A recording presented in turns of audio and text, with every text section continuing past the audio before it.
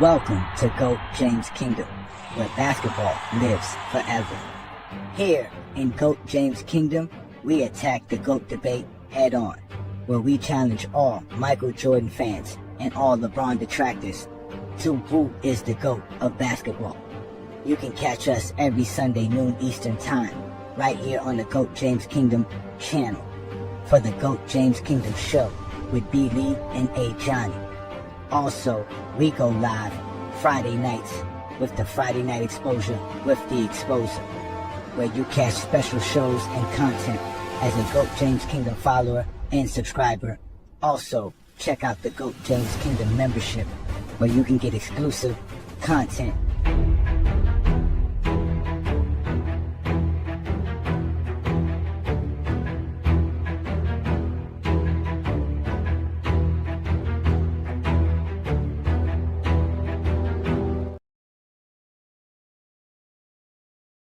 Breaking news this morning, GJK and FYF has taken over TikTok. Last Saturday's live has Zesty Jeffries scrambling.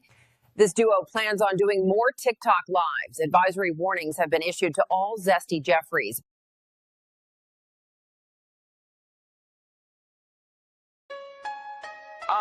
Y'all done messed up.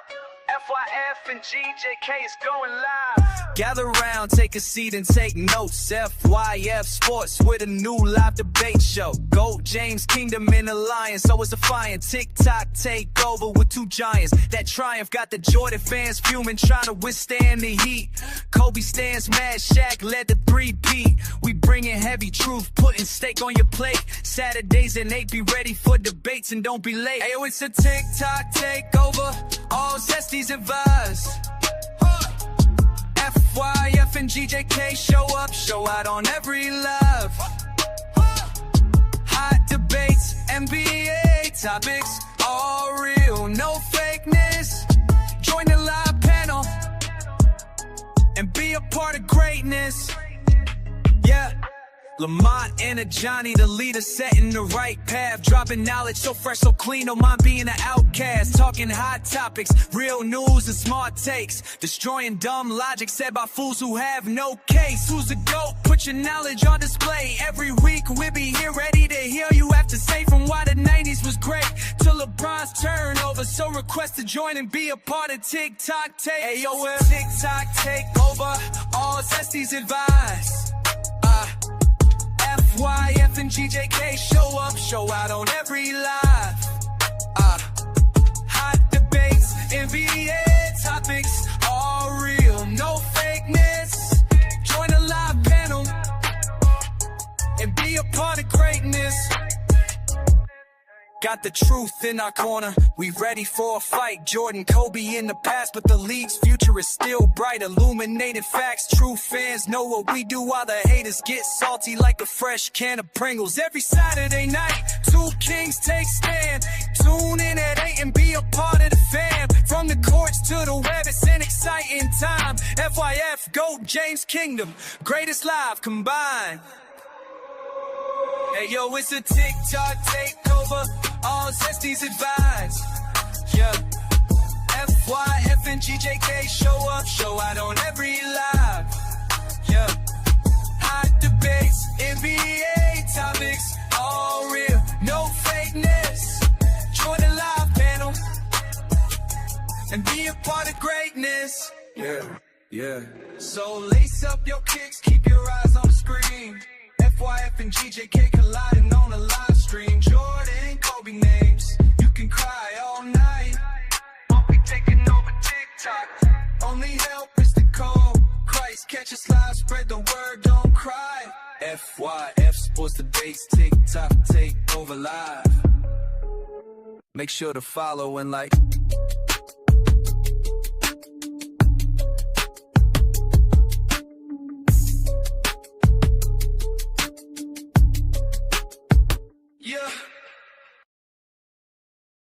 If you ain't gonna be don't get on the internet all tough and Twitter fingers and all that. If you're not gonna stand on, you ain't gonna stand on it. You ain't gonna stand by it. If you see the goddamn, if he see you, he gonna beat your ass. So I'm just like that. But anyway, I don't like guys, getting on. I mean, it's just for money. Don't try to kill kill guys' character and all that just for money, just so you can get up here and get some ratings. You know, if you're gonna be a journalistic and sit here and talk about the game, like y'all talking about the game in its purest form. Y'all debating it. My man right there sitting in that chair, he had all them stats about Jeff Malone, who's from who's my former teammate, and we went to the same high school, same neighborhood. Okay. Jeff Malone, that's my guy. But I was his bet. I mean, I'm talking about he was my bet. Sorry, but I'm just saying, if you could talk about sports where y'all doing it in its purest form, I love that. That's why I said something. I usually just sit here and listen, but I love that. But don't get on here if you're an ex-player, mind you, and sit here and talk about guys, throw guys on the bus, talk about what they did. Come on, man. And certain things are sacred. We don't do that. You can get ratings without doing all that, and you can get ratings without downing guys. I'm sorry. But also, it doesn't mean that just because I played, that means that your opinion doesn't count. It doesn't mean that. All right, so don't think that just because I played and you didn't mean that your opinion don't count. You watch the games just like I do. Shit, what the fuck? So it's not like that. I'm just saying I do have a little bit of inside opinion, a little bit of inside experience, and and that's all that is. That's all it really is. Now we appreciate it. We appreciate it, man. So we got some new guys up here. Shout out to Viz. Viz popped up. Y'all say go James Kingdom, FYF don't talk ball, but obviously we talk basketball here. There's a TikTok takeover. Omar. Yeah. Omar coming, yo. Omar coming, yo. Omar coming. Come on. Get out of here. Omar coming. Put that shit down. Omar coming. Yeah. Come on, let's go. Yeah. Peace and blessings, y'all. Welcome to Friday Night Exposure. It's your boy, Johnny the Exposer. Bringing all the noise, best show on YouTube. The Zesty's light frontin', but y'all know what to do. Just hit that like button. Check out GJK membership, by the way. And check in every Friday, I got a lot to say. Too many lies needing to be exposed. Too many guys needed to be disposed. Stacking up the foes, I know how I treat them. Friday night after Friday night, just another master teaching. Providing stats, accolades, and achievements. Real information that be having Zesty Jeffries tweaking. If they decide they wanna bug out, no worries. That's why we had a 94 dugout. That's what you get. Coming up with nonsense, Zesty Jeffrey logic. It's safe in the comments. Friday night, just tap in. The best show live is happening. We start at 9 o'clock, so be cool. It's Friday, you don't have a job and you don't have shit to do. And I'm challenging it. It is the challenge. I want this 20v1. Shout out to GJK members and FYF. You know what that means? Fuck your feelings for those who can't read. The most dangerous collaboration on the net. Ain't no exaggeration on LeBron is no longer a flex. Shutting down all Zesty Jeffries, they fear the exposure. We go live every Friday, none of them show up. So run and tell them all, GJK is live. And we'll show you an exposed Zesty Jeffrey every time. Y'all know what to do. Hit that like button. Subscribe and become a GJK member where Zesty Jeffrey Cemetery resides. Friday night, just tap in. The best show live is happening. We start at 9 o'clock, so be cool. It's Friday, you don't have a job and you don't have shit to do. Sorry, bro. I'm the type of nigga stand on business, nigga. One man arm and get 50, nigga. Welcome to Goat James Kingdom. Welcome. I am a Johnny the Exposer, and y'all have now been exposed by the Exposer. I appreciate it. Peace and blessings, y'all. Welcome to the Friday Night Exposure with the Exposer. Y'all know who I am, a Johnny the Exposer, the Zesty Jeffrey Nightmare. Hopefully they can wake up from this because, again, I do this every Friday night right here on the GOAT James Kingdom platform. So y'all make sure to hit that like button, hit that subscribe button. Don't be afraid to become a member of the channel and support what we do here in GOAT James Kingdom. Also, shout out to everybody who's watching us on FYF Sports Debate and all the other platforms that we're streaming on at the same time. Again, you guys know to find us on Facebook, Instagram, Like I said, even on TikTok, it's a TikTok takeover. As you clearly see, we're doing big things even on TikTok. So again, support what we do here in GOAT James Kingdom. I'm A. Johnny the Exposer. Thank you for joining me on another beautiful Friday night. As we got a lot of beautiful people in the comments, man. Let's give some shout out to some GOAT James Kingdom members. Shout out to Olo, who became a GJK member. Peace and blessings, brother. I like that. LeBron James. Yes, sir. We definitely doing it. We got Twin Man up in here, Twain Gant, Sante, peace and blessings, man. The usual gangs here. We even got my boy Sharon Wright, peace and blessings, brother.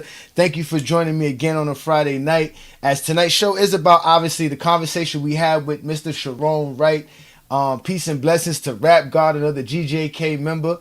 All right, Apocalypse is in the building. Shout out to you.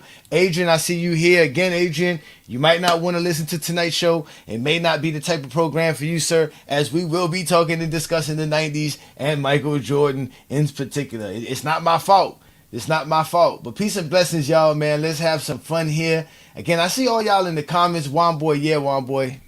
It ain't going to happen, man. It ain't going to happen, man. We got close to it, though, recently. We got very close to it recently.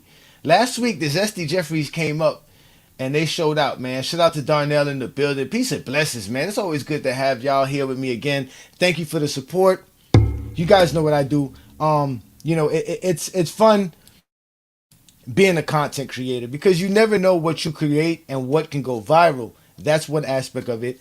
But then the other part is that you're always creating and you're always in a imaginative spirit, in a creative spirit, which is actually good for whether it's little small things like coloring in a coloring book or whatever. But either way, content creation is a special thing, and it's not easy for all of you guys. And the tonight's show is going to be about that because as y'all see, we have showed y'all that Lamont and I are going to be doing TikTok, lives, right? We're going to be doing that every Saturday, right, on TikTok. So y'all make sure to catch that every Saturday, 8 p.m. Eastern on FYF Sports Debate.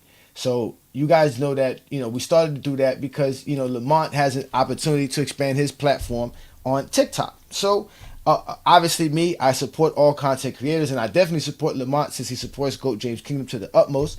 So we help each other out and we're definitely going to be doing more of those TikTok lives.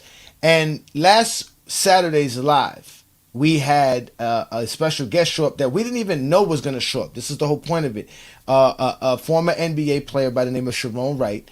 At the time, we didn't know he was an NBA player. He just popped up, hit the link, and hit in TikTok. It's not hitting the link.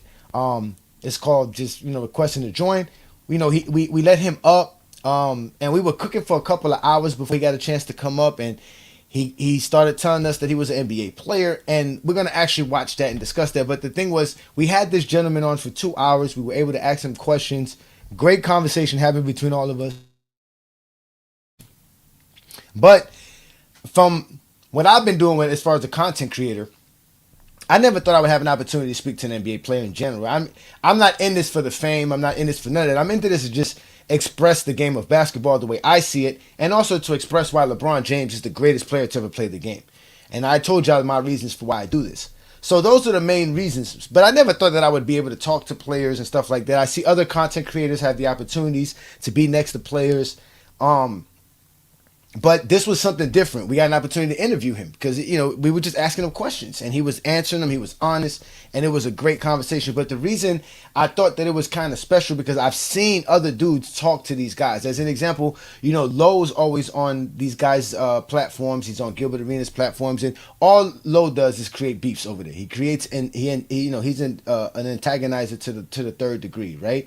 Again, we always talk about how these guys can't talk the game unless they're talking about it in a sense of comparison. So if you have an NBA player, you're going to want to compare him to another NBA player. That's not talking basketball. That's like the PC way of talking basketball. They want to compare players and who's the better player and all this other nonsense. Just bullcrap nonsense instead of just getting good insight and good information about, their lifestyle as NBA players and what they go through from a day-to-day basis on a game-to-game basis and about the game. And that was the great conversation we had with Sharon because, I'm going to say Mr. Sharon. Mr. Sharon was basically honest with us. He was candid about everything. He was real to the core with us. And we could have sat there and fussed and fight about some of the stuff that he said, but we didn't do that, and we had a great conversation. But that's what you see on social media, especially on TikTok. And I got a great example of that. I got actually a great example of that to show y'all how these dudes talk the game of basketball and want to talk the games, especially when they get people like a Sharon Wright, a basketball player, in their midst, and how they want to discuss the game of basketball. So what I'm gonna do is I'm gonna bring y'all up this little conversation right here. This is a funny conversation. If you know who Crunch Time TV is, these are another ticket disciples. These are Cricket TV disciples. These guys are horrible basketball. They can't. They're Kobe fans. To be honest with you, Kobe fans are the worst basketball fans, and it's so sad because Kobe's one of the greatest basketball players. And if you really want to think of the word basketball, Kobe Bryant probably be one of the first things you should think about. But his fans are just the worst. But let's let Richard Jefferson, right, pop up on Crunch's TikTok for them to have a conversation, and let's see how long it takes before Crunch starts disrespecting Richard Jefferson. It is up to Richard Jefferson. Oh my gosh, the greatest poster of all time that they called an offensive foul because they was hating. What up?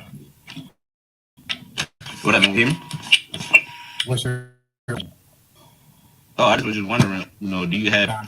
First of all, I'm fucking with you. Kobe Bryant. Listen, I just want to say, who's your favorite? Who's your favorite player? Kobe Bryant and LeBron James are the two best players I've ever seen. Oh, I said, who's your favorite? I said, who's your favorite? All time wise? No, I'm just saying, who's your favorite between the two? Oh, between the two, I would say Kobe. Okay, so he's your favorite player.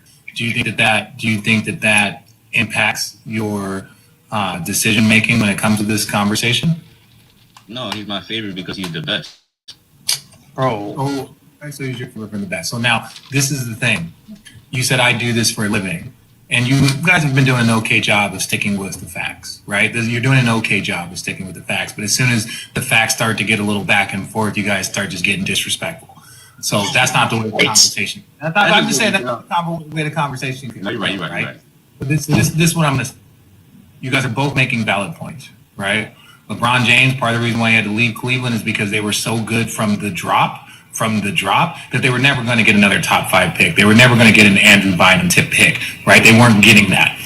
Secondly, Kobe did have the luxury of playing with 3 All-Stars. Don't forget, at one point in time, the Lakers had Van Exel, Eddie Jones, and Shaq. All 4 of them made the All-Star game, right? It's very, very different. So when you're trying to compare those, understanding the situations are different. No different than Charles Barkley into the league with Maurice Lucas, Dr. J, and Moses Malone. Where you go can impact your situation and how you're talked about. But this is my point. Who was the best player in the world for those 3 championships? Exactly. But Richard Jefferson, you said they were the facts, respectfully though. But didn't Shaquille O'Neal say that Kobe was the best player on all 9 planets? No, but you have to understand the NBA culture. You have to understand the NBA culture. Let me explain the NBA culture. Remember when Bron got so much heat for saying that he was the best player, that he thought he was the greatest player of all time? Most of the times, players just elevate each other, right? Like Magic says Kobe's the greatest Laker, right? Even though he didn't win the most championship, doesn't have the most MVPs, not the most herald, not, you know what I'm saying? Like, not the most points. Rich, you got to understand there's different ways that you can look at it, because Kobe Bryant won without Shaq and Magic didn't win without Kareem. What about in the Western Conference playoff? Because if you're talking about the NBA, hold on, because you know this, right? If you're talking about the NBA culture at the time, what about the fact that they used to say that real NBA finals happen in the Western Conference finals, and that's when Kobe was outplaying Shaq? So if you want to look at it that way, you can't. It's not. No. But that's. He wasn't hitting all the time. But I'm saying he wasn't hitting. Whoa. We can't say they are saying. They are saying is not a fact. Okay, they are saying is the fact is he outplayed Shaq when he played against better competition in the West. That's just called. And as a person that played against them in the NBA Finals, I'm just, if you allow me to speak, I'll give you. As a person that played, your team wasn't as good as the Kings, though. You know that your team was not as good as the Kings. What are you talking about? First of all, that's false. If you go back and look at it, we split that first year. Another thing that we weren't going to do, and that I never did in my time with Jersey, is have an epic collapse like they did in Game 7. So before you start talking about like who was better and this and that, We went to 2 straight NBA finals. We won 10 in a row in the conference players. We were tied 2-2 with the San Antonio Spurs. So don't talk about they were better, like Sacramento were those dogs. Like they went game 7 with the champions and y'all got swept. It is what it is, Richard. You're one of my favorite players. No. Okay, so you heard that. Like I said, they can't talk the game without it being a comparison. That's what it is. It's a comparison now. It becomes, who is better? Oh, you're better. That's how they got to talk the game. He changed the whole conversation. He didn't listen to nothing Richard Jefferson had to say. It was 3 minutes into the conversation with Richard Jefferson. He's already debating him and trying to tell him his team wasn't good enough. Like think about that, bro. Like, that's how they talk the game on TikTok. That's how they talk basketball on TikTok. And then they wonder why nobody cares. That's why they're popular on TikTok, because TikTok pushes your content out freely, very easily. And they've actually been very stringent with it recently. Since they got back from being banned and brought back after the new administration, it's been hard to get your stuff to go viral on TikTok anymore. So now you got these dudes on TikTok who just be talking about the game all day long. They stay on these lives. They stay on lives for 5, 6, 7 hours. That's why I don't do TikTok lives. I don't do TikTok lives for those reasons, because I don't have time to sit on TikTok for 5, 6, 7 hours. Like, that don't make no sense. That's how long you want somebody to sit and conversate about basketball. No. And then the worst, it's not recorded. I don't know how he got this one on his YouTube, but majority of that stuff is not recorded. And it's sad, because that's the kind of conversation they had. So when Sharon Wright showed up on Lamont's Live, right, one of the first things y'all going to notice is because we're going to actually go through it, we're going to talk about it and have a good discussion about it. One of the first things we talked about, or at least that he talked about, was they were trying to find out who he was. And I put a halt to that, because I was like, nah, we don't need to know who he was. If he wanted people to know who he was, he would have put his name up. He didn't have his name for a reason. We don't need to know who you are. You say you're an NBA player. When we have this conversation with you, we're going to see. And eventually we got to see, this is a real NBA player. He played in the game. And then he started giving you tidbits on who he was. That's how we found out who he really was. Because he never told us who he was throughout the whole life. He was on there for 2 hours with us plus and never divulged who he was. And I think that was one of the most smart things that I was able to implement in that live. You know what I'm saying? Because like I told him, TikTok is crazy. And if you get anybody up here that wants to sit here and argue with an NBA player, we're not going to get the jewels that we got. And he gave us a lot of jewels, ladies and gentlemen. Oh, yes, did Mr. Wright give us a lot of tools. So shout out to you, man, Sharon. That was great by you, man. You gave us some great stuff, man. So again, welcome to the Friday Night Exposure with The Exposer. Y'all know what to do. Hit that like button. Hit that subscribe button. Again, y'all, it is a TikTok takeover. Lamont and FYF Sports Debate with GOAT James Kingdom is going to take over TikTok every Saturday night. And we're going to have great conversations, and we're going to shut it down. I mean, and even before Sharon Wright showed up, the live was already popping and jumping. We already had a couple of Zesty Jeffries showed up. The GJK City Girl Groupie Posse showed up, ladies and gentlemen. Oh, yes, the GJK City Girl Groupie Posses popped up and tried to take over the live and got shut down instantly. I mean, instantly. Young Miami was well behaved. I mean, the best I've ever seen Young Miami behave ever in my life was on Saturday Night Live with FYF. And mind you, he was talking crap about Lamont. He'd been talking crap about GOAT James Kingdom. Act like he ain't never said nothing. Then he brought his little posse with him, and they thought they were going to take over, then got upset that we shut them down because they didn't know. The one dude didn't even know what points per possession meant, which is weird. It's in the name, points per possession. How hard is that to understand? So we're gonna have this conversation. We're gonna replay this conversation again. You can watch it. It is available on FYF Sports Debates video section on his channel. You'll see it. It'll say former NBA player exposes Jordan, because he did give us some scoop about Michael Jordan. He does have Michael Jordan as his GOAT, so let's end it there. And he says it's by far Michael Jordan's the greatest players to ever lace him up. Those are his exact words. The greatest player to ever lace him up. Those was his exact words. So, with that being said, what I'll do is I'm going to bring it up, man. And again, he is here in the comments. I'll put the link up for you guys shortly so that you can join us and we can have a great conversation. Because I just want to go over a few of the things that we discussed while Sharon Wright was on Lamont's TikTok live. Again, it was one of the. Again, it was epic for me because again, I don't get a chance to sit here and have a conversation with NBA players. You know what I'm saying? So, and I think that, you know, it was a great opportunity to ask questions that we don't get to ask. You know what I'm saying? That stuff that been, you know, on our mind and the top of our brain. So, let's go ahead and see if y'all can hear this. Let's hear the beginning of when Sharon Wright showed up. Now, mind you, he showed up early. He showed up and Lamont was just breaking down Jordan's 1988 games and how he was getting cooked. So let's go ahead and get to it. Yeah, he got that video while playing. Pick your poison. Pick your poison. Hold on. We didn't hear from Atlas. We didn't hear from Six Pick. I want to hear from some of those people. King Ro, where you going, King Ro? Don't go nowhere, King Ro, man. Man, come on.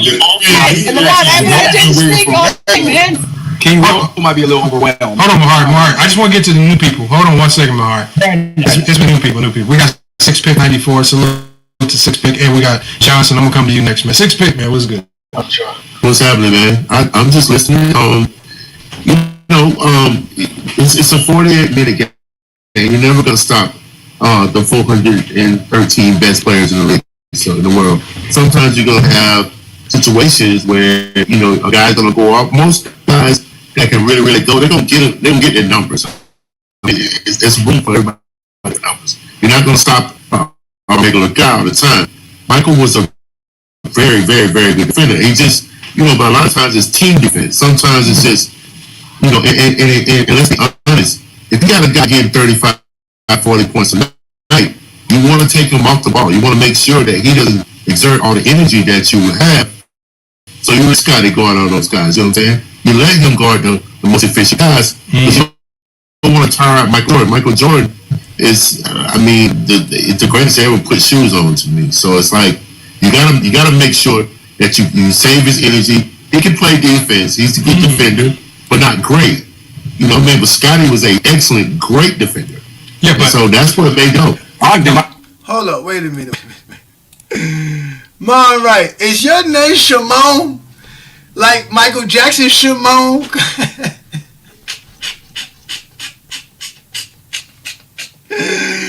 Oh my God, brother, that is hilarious. Shimon, bro, that is hilarious, bro. That's hilarious. Let's get back to tonight's program. I can't be messing with you fools, man. Every Friday night is something special with you dudes, bro. Now, Six Pick, I agree, but the problem is we have to critique his defense on a different level. No, I'm saying we have to look at his defense on a different level, and we have to study it because they said he was DPOY this year. Yeah, that was cap. Yeah. Well, we did it. What? How many times did he do it? The stats that I'm giving you are from the 1988 season. Bro, let the people speak, bro. He's having a conversation with Sick Pick.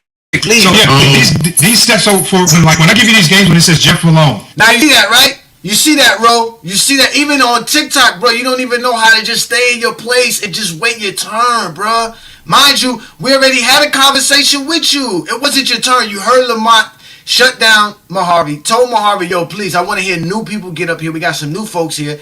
It was Six Pick time to speak with Lamont. And here you go, jumping in. This is what we keep telling y'all, have no show etiquette, bro. Y'all always want to interrupt, be disruptive and disrespectful. That's not going to happen on them TikTok lives. Like it don't happen on a Friday night exposure unless you want to get exposed. 10 of 15 from the field, 26 points. This from 1988.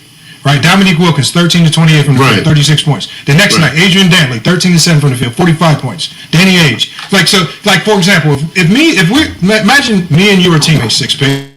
Right. And we playing 82 games. Okay, the first night, my man, and there's a lot of things, like dynamics that go into the game. My man gets 20. Okay, I was getting screamed a lot. Okay, next night, my man gets 25. Okay, we'll give you a pass. A lot of dynamics. Next night, my man gives you 28. Okay, you know what? We'll give it a pass. Next night, my man gets 36. Next night, it's going to get to a point in time where I'm like, hold on, like, man, you ain't doing something, man. Do something on defense. You're the problem. Stop gambling, bro. Stop gambling. I think also stop gambling. Try to beat and gambling on off the court. I think also, gambling is a habit. Hold on, Sick. Let's say for you. Hey, I'm just saying, Sick, it gets to a point where when are y'all gonna come to me in a huddle and practice and say, Lamont, we love your offense, but your man is barbecuing you. You got Craig Elo tonight. You got World Be Free tonight. You got Purvis Short tonight. You got Otis Birds on tonight. Please, Lamont, come on, man. Let's lock in. When do we do that? Lamont. A lot of times, Lamont. I mean,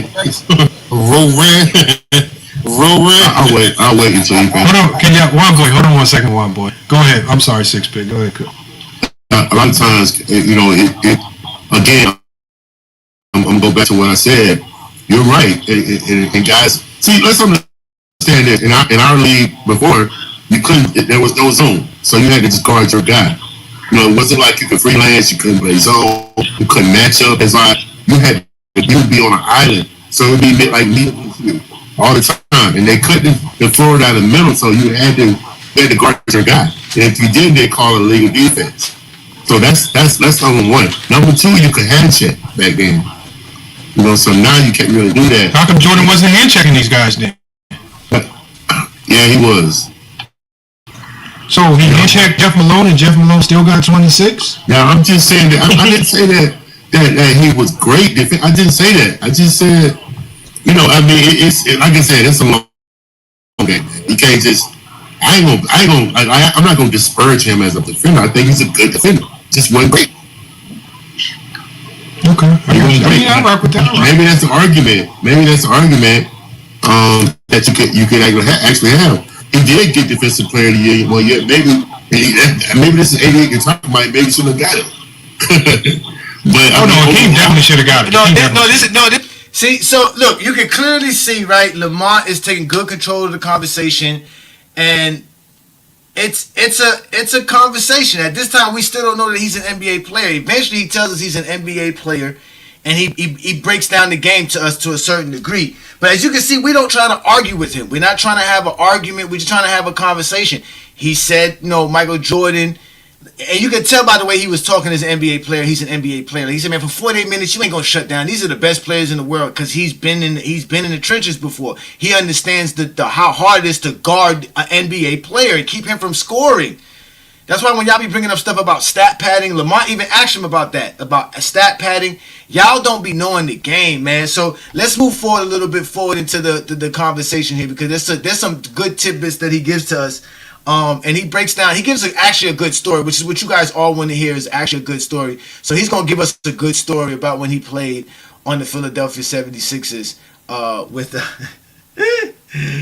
Oh my God, with Stackhouse. This is a funny story here. And back then there was no internet, so you had to kind of have what was called beat writers. Beat writers came in and they would get some quote from you before the game and all that. And so so the guy that was a beat writer for the Sixers, his name was Phil Jasner. He was for the Philadelphia Inquirer. He came in, he says, okay, well, he's talking to Jerry. Jerry's locker is next to mine and Vernon. And he says, well, yeah, is it true you and Michael had some great battles down there and all that? You got the best of them at Carolina. At Carolina, they all play together in the summertime. Mm-hmm. And so he said, he said, he kind of baited Jerry into it because Jerry had a great year, rookie year. Jerry was a competitor. Mm-hmm. So Jerry was like, no, Michael's cool. And he ain't bow down to him. So here comes Max. So Max is a damn spit on the floor, and Max is crazy, man. I mean, he just... You know my Vernon Maxwell? Oh, yeah. Vernon Maxwell? Yeah, Vernon. Oh, yeah. Vernon, we call him Max. Max is shit, man. Fuck that motherfucker. Fuck Scotty. Fuck all them motherfuckers. The hell with them motherfuckers. Eat a dick, motherfucker. This and that. He told the man that, he said, you tell that motherfucker, you gonna kick Michael ass. And then, and Jerry know not to poke the black cat. He know not to do it. Yeah. And I'm looking around. So I've been in the league a couple years. I'm like, oh shit. He goes right over there and tells Michael, Jasper. He tells Michael, Michael like, oh, okay, all right then. We tipped the ball. We warmed up. I'm looking at Michael, and even as I'm in the league a couple years, you still when Michael plays, dog, it's like you see a aura. He's like Jesus, and then you find yourself saying, "Sometimes I dream." Oh yeah. Looking at me, why 6 feet? Why did you do this? Hey man, Oh my God, Six Pick. So Six Pick is out here telling us how much they used to glaze Michael Jordan in the middle of a basketball game, bro. Oh my God. And just for Zesty Jeffrey to be mad and upset and call Sharon Wright a trash ass player because this is helping GOAT James Kingdom get some kind of credibility in his mind state. All because we're out here talking about us having a conversation with Sharon Wright, an NBA player, who was able to give us a great story. This is a great story right here. But again, you get Zesty Jeffries like this. Look, Six Pick. This is the type of people we talk about right here. Look, this man spent $5 to tell us this. He put $5 in our account just to say you a trash ass player. This is the type of stuff that Zesty Jeffries want to do. This is why I didn't let nobody know who you were. When Lamont was like, man, you got to tell us your name. No, we don't need to know your name. Because at that time, people going to start researching and start talking about your play style predicated on box score merchant. And on top of that, you're going to be a box score merchant. You're going to look at his box score to talk about how good of a player Sharon Wright was or not. Instead of just listening to the man. The man got Michael Jordan as his GOAT by far. He don't even want to hear it. He don't even want to hear it. He said it. I don't want to hear nothing. Michael Jordan's the GOAT. But yet you're upset because he was able to hold a conversation with FYF and GOAT James Kingdom. This is why I call you dude zesty as ever, man. I mean zesty as ever. Mad about what? What is you upset for? Like that don't make no sense. Here it is, Sharon Wright, an NBA player that you would say, look, go talk to those players. They told you. We feared Michael Jordan. They were at awe at Michael Jordan. Instead of Sharon Wright out here looking at Michael Jordan ready to bust Michael Jordan's ass, he out here singing this. Sometimes I dream that he is me. Got to see that's how I dream to be. I dream I move. I dream I groove. Like Mike. If I could be like Mike. I want to be like Mike. Like Mike. If I could be like Mike. Be like Mike. Be like Mike. Oh. Be like Mike. Yeah, I try. Just need to fly. Just one day if I could be that way. I dream I move.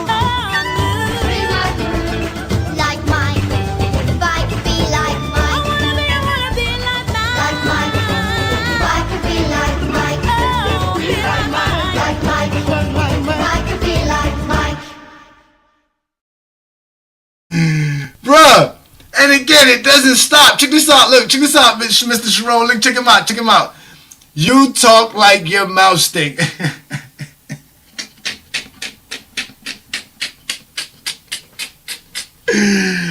This is how upset they be. Look at this. What is you upset about? What is wrong with you, brother? Why are you so upset? Now, if you got more money, brother, just go ahead and keep doing super chats, man. Ain't nobody care how you talking, man. All of this because they mad. Like, they literally mad at A. Johnny, bro. Oh, my God. That's hilarious, right? All right, so let's get back to the conversation, right? So Sharon Wright is explaining to us how there was a basketball game where he says how a sports beat writer basically came as Jerry Stackhouse, asked Jerry Stackhouse about his workouts in North Carolina with Michael Jordan, and if he had anything for Michael Jordan in this game. Stackhouse, understanding that he's only a rookie, he doesn't want to say too much, didn't say too much, didn't back down, but didn't say too much.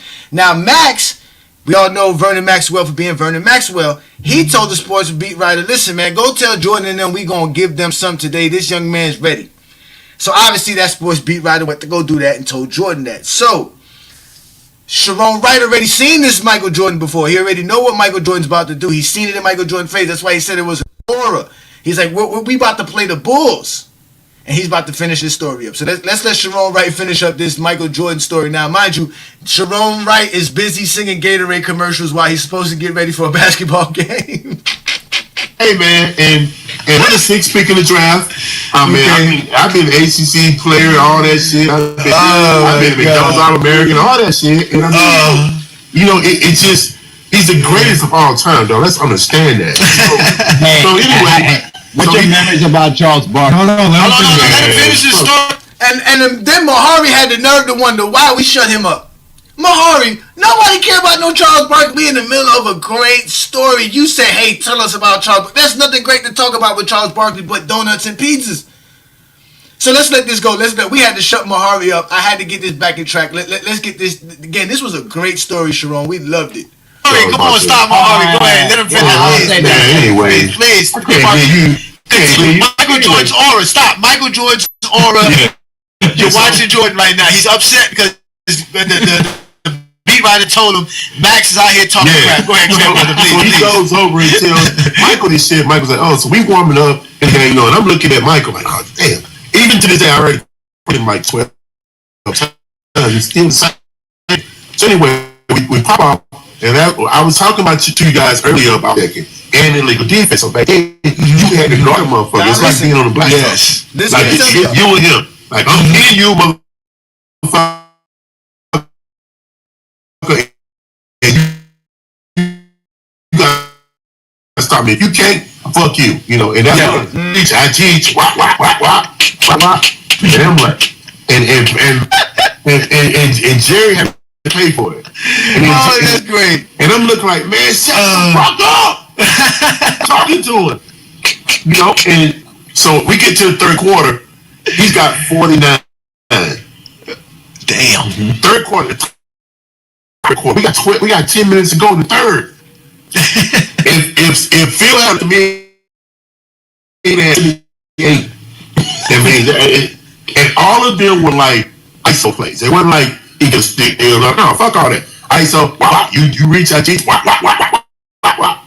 let me just say here, Jerry was an excellent defender. Not good. Jerry was a great, and when he was younger, Jerry was a dog now. And he's still, that's to let you know how good Michael is. And like I said, he took him out with fucking 10 minutes to go in the third. Nigga, you understand that? You be talking shit, man, let me just tell you something, bro. It ain't even close. There's him, and there's 15 miles away those people. And I mean that. So stop all this, who's good, man, look, man, shut the fuck up. Stop it. He's a million times better than everybody who ever put shoes on, and I mean that. Six packs. Let me ask you. See. So you heard him say. I know y'all heard a little bit of lag. Excuse my lag if y'all had a little bit of lag.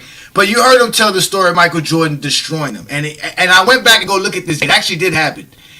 This is the game that happened on January 13th in 1996. Philadelphia versus the Chicago Bulls. It's in Philadelphia, and Michael Jordan put up 48 points in 34 minutes, scoring 18 of 28 from the field, 5 of 7 from the three-point line, 7 of 7 from the free throw line, with 10 rebounds in this ball game, ladies and gentlemen. Michael Jordan balled out and clearly dominated. The Bulls won 120-93. They scored 44 points in the third quarter versus this Philadelphia team. Now, mind you, this wasn't a good Philadelphia team. They were actually 7-26 at the time. So they were a horrible team. We all know they were horrible as they got Allen Iverson the next year. But again, Michael Jordan did go ham on them. And it's all predicated on, like Sharon said, predicated on them just talking crap to Jordan. And that is hilarious, man.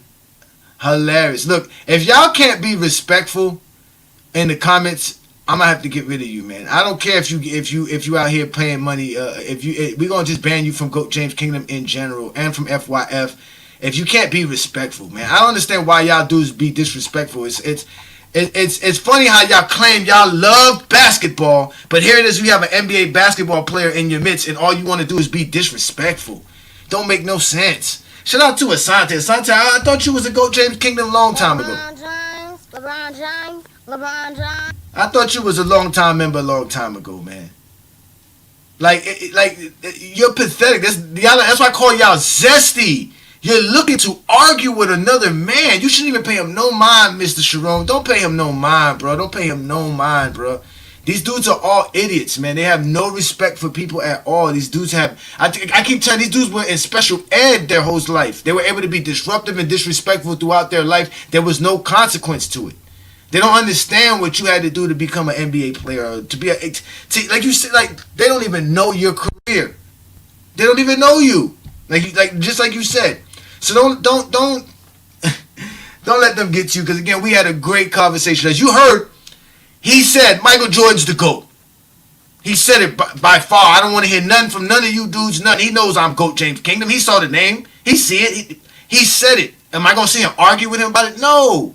Because we're having a conversation. I'm trying to figure out some things that he might be able to help me understand. I'm not interested in proving him wrong on the GOAT debate.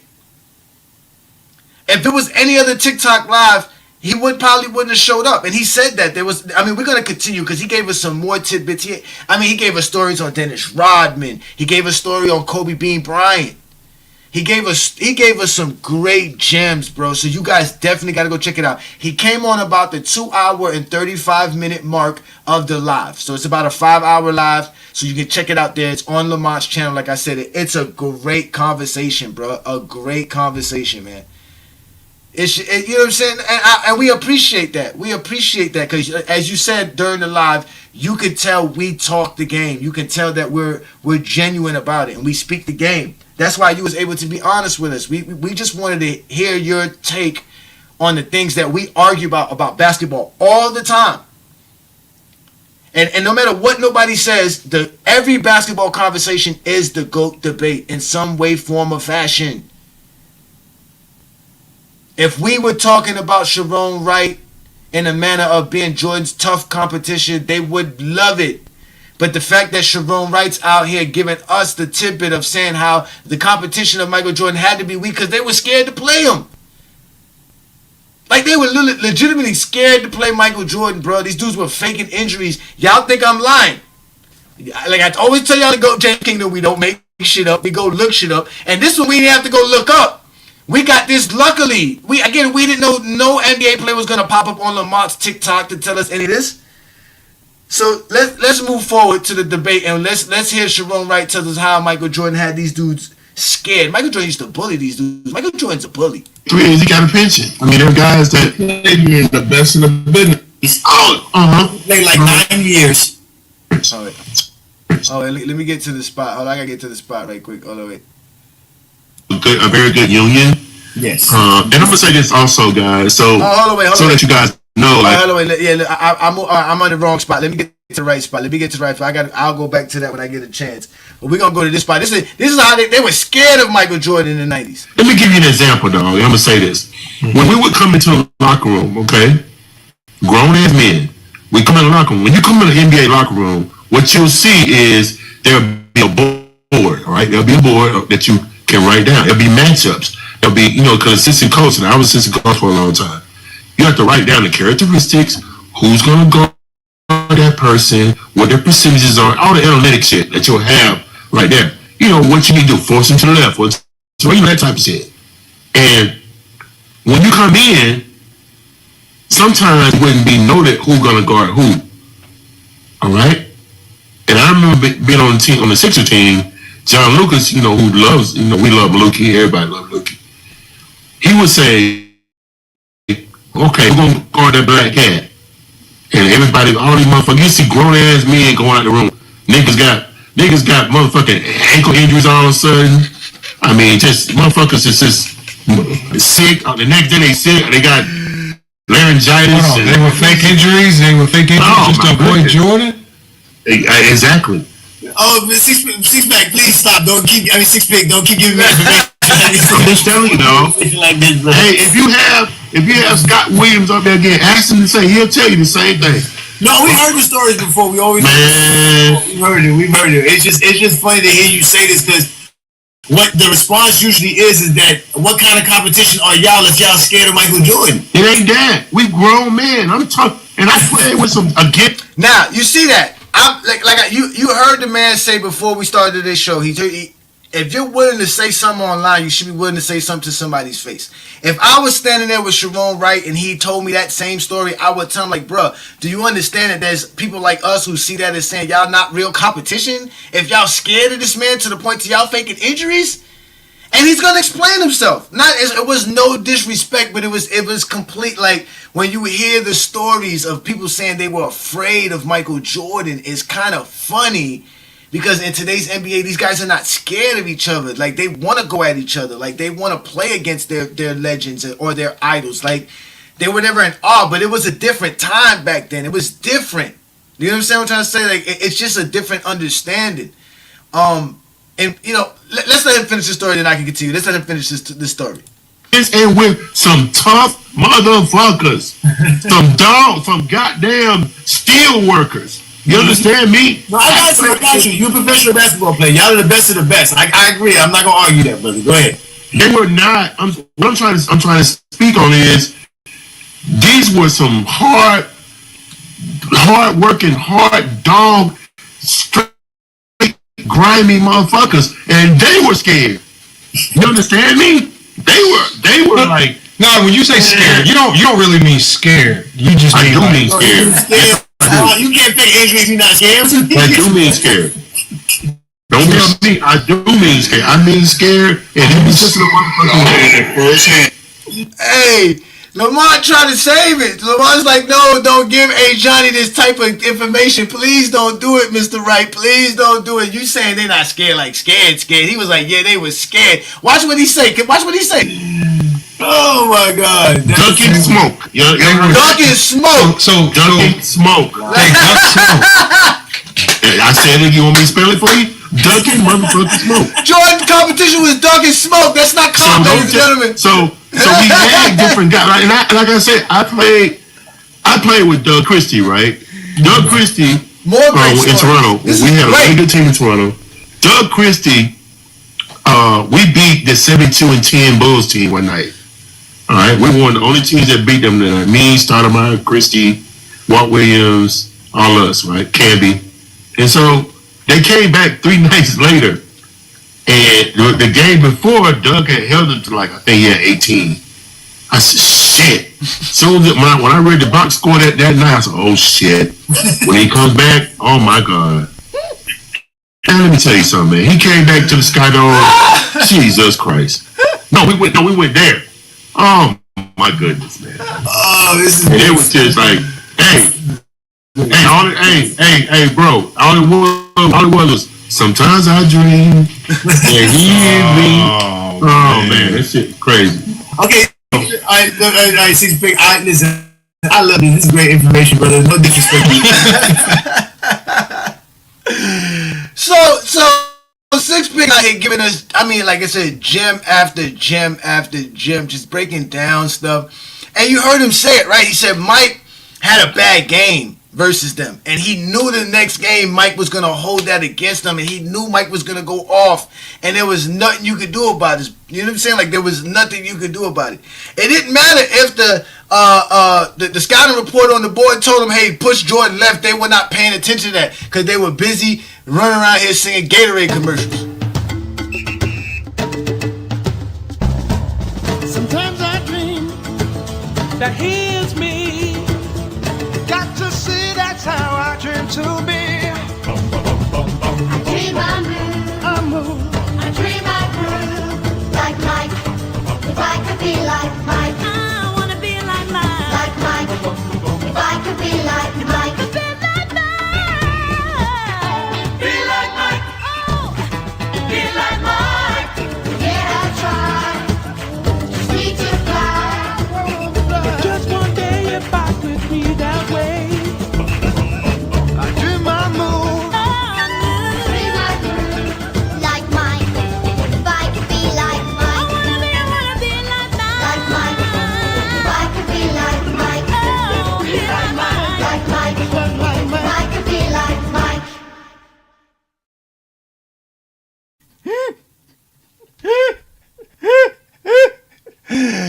Oh my God, bro. That was great, man. Shout out to, again, he gave us a lot of gems, bro. He gave us a lot of gems, man. It was so great to have that conversation with him. I mean, we talked about hand checking. We talked about zone defenses.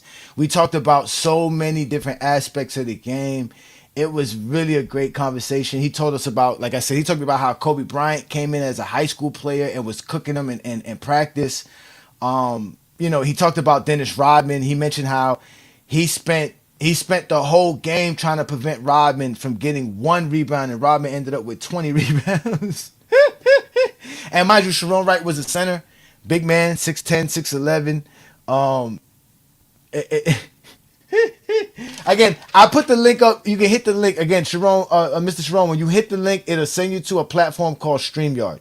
From there, it'll ask you to put your name in. You don't have to put your camera on. You don't have to put nothing. You could just pop up. Once you hit enter, I'll pop you up on the screen here, and we'll have a conversation if you want to pop up. I got my boy Olo. Olo's in the building, a GJK member. Peace and blessings, brother. Thank you for becoming a member. What's good, man? What's good, man? Can you hear me? I can hear you. Go ahead, brother. You know, it's crazy about the guy, respect to the NBA player that was on the TikTok stream, but it's crazy how he mentions the competition, Jordan's competition, I may add, being scared, taking injuries, not wanting to play him, singing, I want to be like Mike and all this bullshit. But we always hear about, I don't know if you remember a time, I think this was like during the time where Jokic was starting to win his first couple MVPs. And during the regular season, everybody was saying that Joel Embiid was ducking Jokic because every time they played against each other, either Jokic would fake an injury or Joel Embiid would fake an injury, according to them. And then you have people saying like Kevin Durant or LeBron James was scared to play against Kevin Durant because every time LeBron James team played against Kevin Durant team, LeBron is hurt or Kevin Durant is hurt. But nobody wants to talk about Jordan's competition faking injuries other than that guy. No, I know I've heard the stories of people saying people fake injuries for Jordan and stuff like that. I mean, Eddie Johnson has a famous story where he was hanging out with Jordan late night and they called the coach the next day, but this was a preseason game. So he was like, man, we're not going to play. And Jordan went ham in the preseason game. Again, like he said, everything is one-on-one, man. So if you can't guard Jordan, how you gonna stop him? Like nobody, you know what I'm saying? Like there wasn't too many people who can guard Jordan one-on-one. He was that good in that era. That's why he was so good. But that's why he was able to dominate because he was able to just play one-on-one majority of the time. Right. Like today's players would dominate in that era because of that. LeBron James has not seen one-on-one basketball for over 20 years. Probably he's ever. barely seen it. He barely see it because in high school he doesn't see it in high school. No, they play a lot you of see what I'm saying? So exactly. So when he joins the NBA, you see what I'm saying? Shout out to you, man, Mr. Wright. Thank you again so much. I don't know if you're still watching, but it was a pleasure, man. Hopefully you didn't feel disrespected by anybody in the comments or definitely anything by us.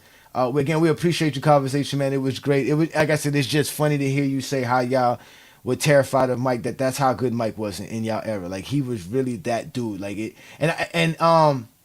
Again, I will put the link. If you look in the chat, you'll see it say join the exposer. It'll have a link. I don't know if you're on your phone because I think if you're on your phone, I don't know if you can hit the link on your phone. I think you have to do it from a desktop. How did you guys get on from your phone? Is it the link is in the chat, right? Yep. Okay, yeah, the link should be in the chat. It should pop up. It should be a blue link, and as you see it, it should say join the exposer. Hit that link. It'll send you to another platform. That platform will allow you to put your name in, whatever name you want to put in, and once you hit enter the backstage, I'll be able to bring you up. It'll show you being here. So if you want to show up here, we appreciate it, Mr. Wright. We'll have a great conversation again, man. It was a great conversation. Like I said, we talked so much about more than just Michael Jordan. He talked about eventually we got other guys to ask him questions. Roe tried to ask him about Glenn Robinson and Grant Hill. Again, it was just a great conversation. You were there, Juan Boy. How did you experience the conversation we had with Mr. Sharon Wright? Hello? We hear, brother. We hear you. Peace and blessings. Sharon Wright just joined us. What's good? Peace and blessings, brother. What's up, my guy?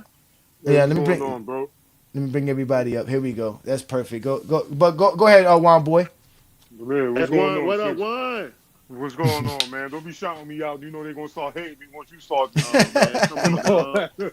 Hey, Juan, I made some new friends, man. That's my boy right there. Shit. Yeah, but just like I was telling Johnny, man, when you came up on Saturday, it was, not only was it good for us to, get a personal experience from a former player. It was just good to speak with you as a basketball fan, man. And yeah, you respectful. too. You It too, was, bro. you know what I'm You too. saying? Like, and we also, I ain't tell you, Johnny, you know, we had, you went live the other night. I actually sent them the link when we was going live, but I guess he was getting ready for the Yeah. show on Sunday. But Now, I was you just was, on his live before it popped up tonight. No, He was but just live tonight no, with I'm his talking peoples. But me and no, Juan we was talking on. He about, was no, on we my talking live. about We on had just Sunday live. morning before you went live on I saw Sunday. that too. I double tapped on that when I saw that. Actually, I Yeah. sent you a request on IG as well, Six Pick. So you can Oh, definitely, okay. Okay. yeah, if you get a chance on Instagram. I But will. yeah, I yeah, will. like I said, we support all content creators, especially like I said, a basketball player that like of your ilk. You said you're a fan first, even though you was an For NBA player. sure. Like you said, you're a fan. You're a fan of the game. You still watch it, and like you said in the comments, you didn't hate on LeBron, and that we always No, hell appreciate. no. Yeah, exactly. And we don't like hating on players. Trust me, we make fun of Jordan, saying Jordan can't go left and things like that. But at the end of the day, we always talk about how great you were, and that's all that matters, man. You did a lot for the game, as far as being Michael Jordan or LeBron James. There's so much that they both did to the game that we just gotta appreciate both of them. So, but If again, it is I a always war. say, It's a war, if though. I I tell people all the time, it is a war. I don't care what nobody say. There's two sides of this, though. There is definitely a fine line. yeah, if I always say, I always say, even to guys that I play with, I always say that if I want to come back as a ball player, I want to come back as LeBron James. Number one, because I mean the physical stature, okay, Mm-hmm. he's won 4 championships. I mean, some motherfuckers don't ever win one ever. I mean, you win four, and they always talk about. You can tell casual fans because they always come up where he got beat in those 8 of them or 6 of them. Man, shut your ass up. You know how hard it is to get to the NBA. Shut your ass up. You're a casual fan. Sit down, eat your popcorn, and sit in your chair and watch the game. You didn't do shit in it. You played in the 4-H club league. Shut the fuck up. Like that's and LeBron James is one of the one or two top players of all time. Shut your ass up. You can try to nitpick shit. You can try to sit around and say he didn't do this and he didn't do that. Meanwhile, you work at Walmart talking shit. Shut up. All right. So I would want to be LeBron James. 6'8", 270 pounds, can do everything, has done everything. He's a billionaire, by the way. Okay. And here's me. Let me just say this to you right quick. John, I think I already told you this. I'm an Mm-hmm. amputee and I have kidney disease. Okay. In 2020, my mother died. When I became an amputee, I had no insurance. What did LeBron do? Carmelo, um, um, Chris Paul, and Dwayne Wade. You know what they did? They lobbied Mm-hmm. so that all former players got United Healthcare free. Now I go to the doctor free, copay free, surgery free, medicine free. Okay, that's what LeBron did for me. So I mean, he gets so much flack and shit. I mean, what are we doing here? We in a Yeah. society, the internet has made people feel like they can say anything they want. You can't. You Damn, you can't. When, said when it. someone's great, shut the hell up and marvel at that. I love Michael Jordan because he gave me 95 every time we played. So, and I seen him do that. I didn't mean that people were scared. I just mean that you duck smoke Yeah. the same way you duck smoke when you're on the blacktop. Have you ever seen somebody duck smoke on the blacktop? No, Yes. We see it I all the was gonna time. I was gonna say that. I was gonna say that it reminds me of going to certain basketball courts, and we all know that there was either one or two players when they showed up. You was like, "Damn, this dude's here today.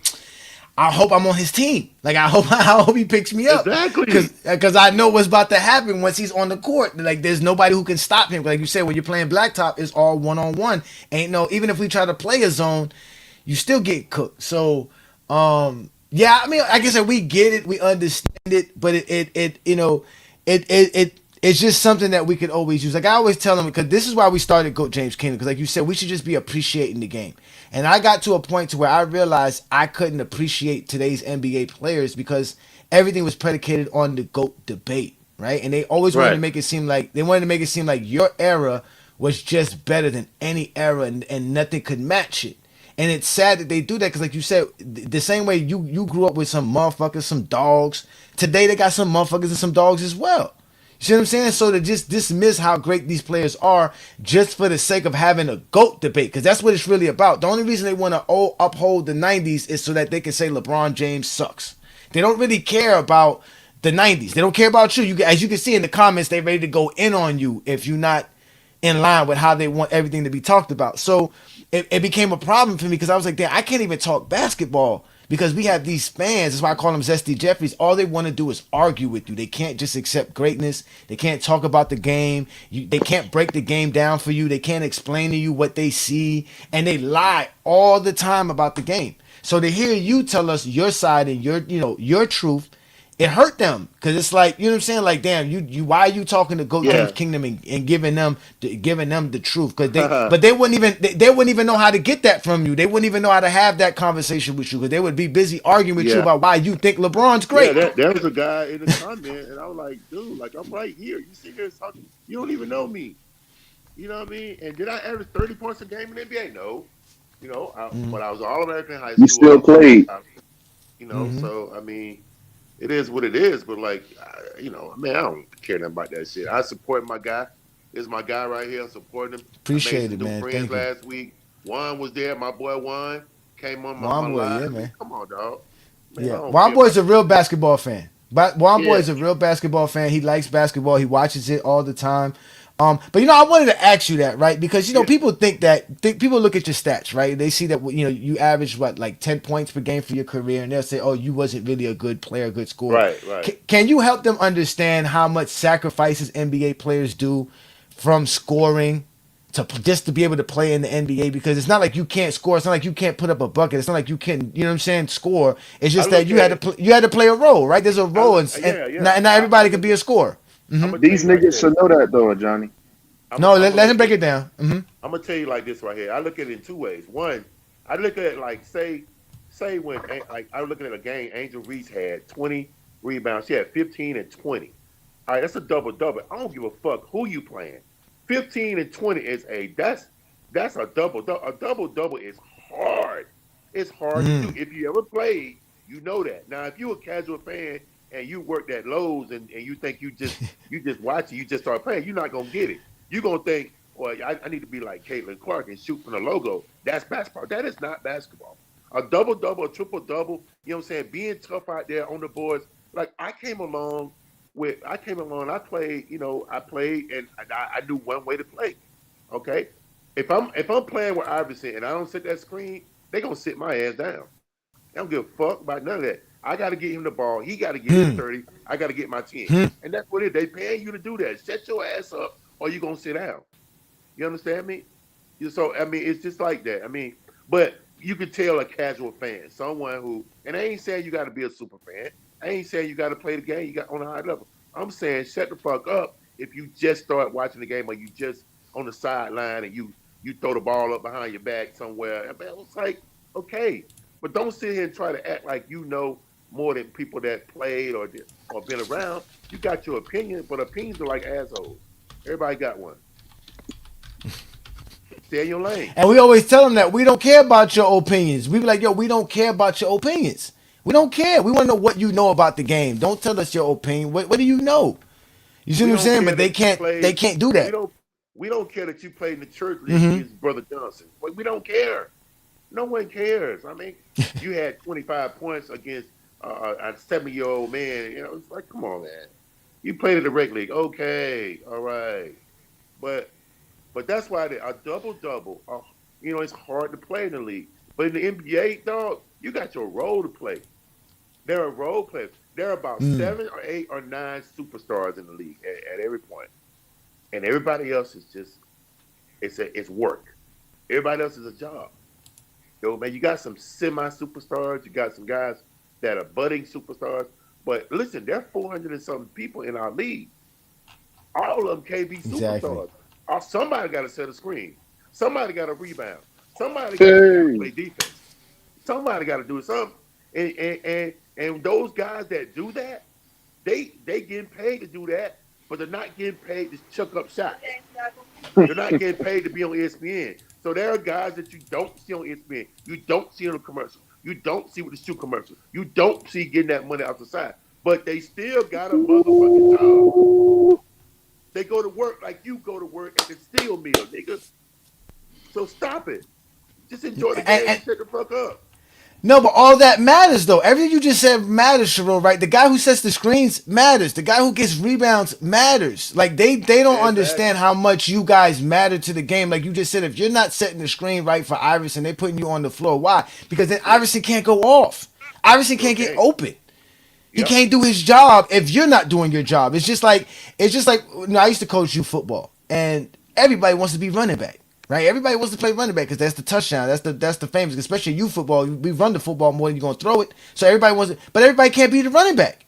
We need somebody to play offensive line. You need somebody to block, right? Or nothing's gonna work, right? Nothing's gonna work. So you can't say, oh, well, the quarterback's the most important guy. No, and at the end of the day, the offensive line is important. The center quarterback exchange is important. So the little tidbits of the game they don't like to talk about. They'll legitimately tell you your rebounds don't mean nothing compared to somebody scoring. You see what I'm saying? And that's what they don't get. They don't understand that your screens are important. They don't understand how many screens you set on a night-to-night basis. To get your scores open. Because like I tell you, Iverson's not getting open on his own without a basketball. They're talking about off-ball gravity. If you ain't running through no screens, you ain't got no gravity.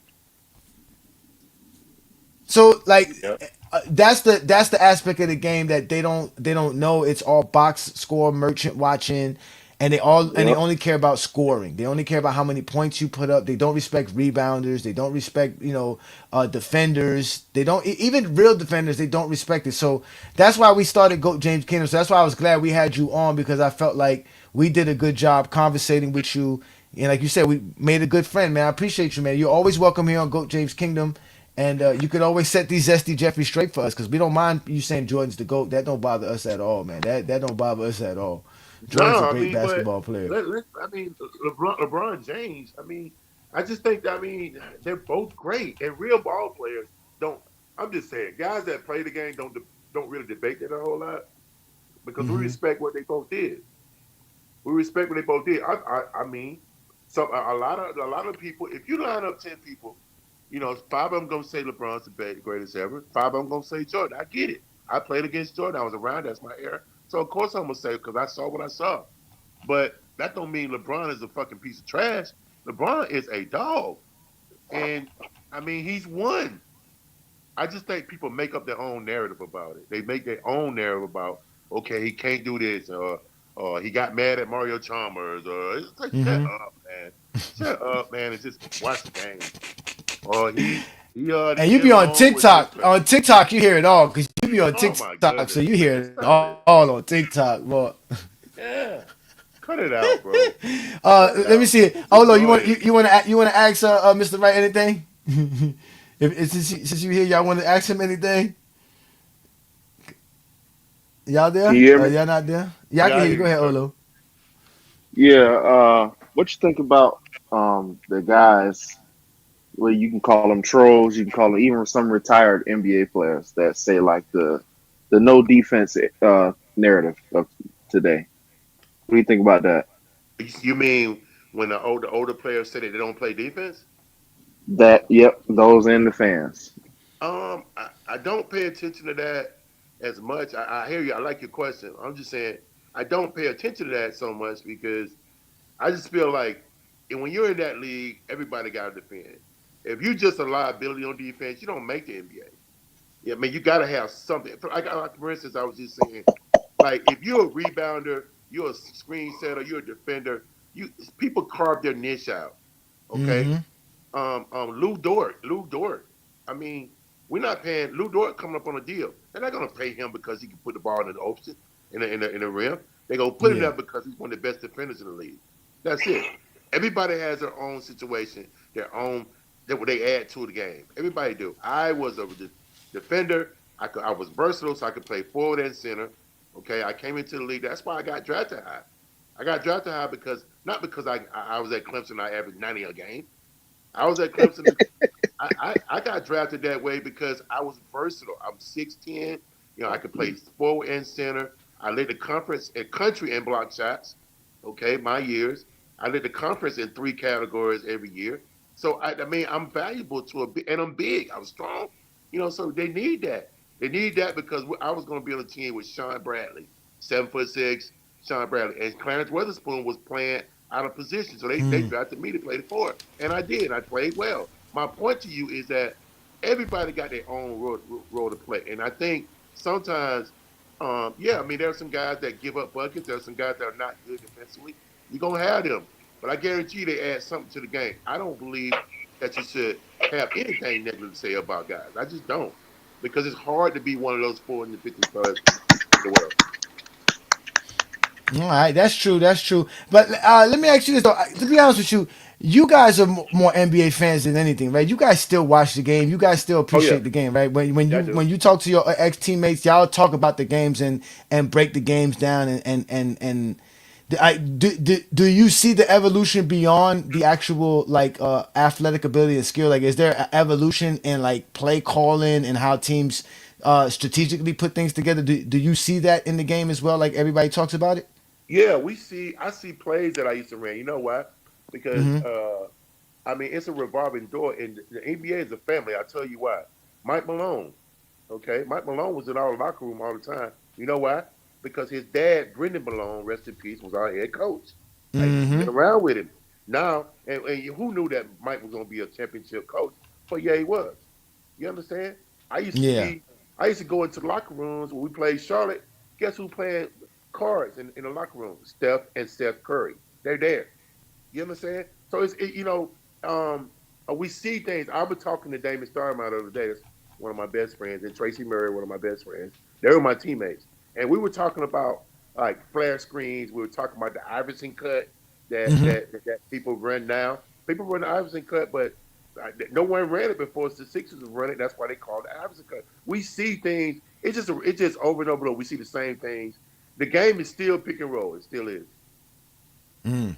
Yeah, it's still a lot of pick and roll, and it was like that back in the days. And I gotta tell people they still run a lot of plays. A lot of people act like it's all isolations, 5 out offense.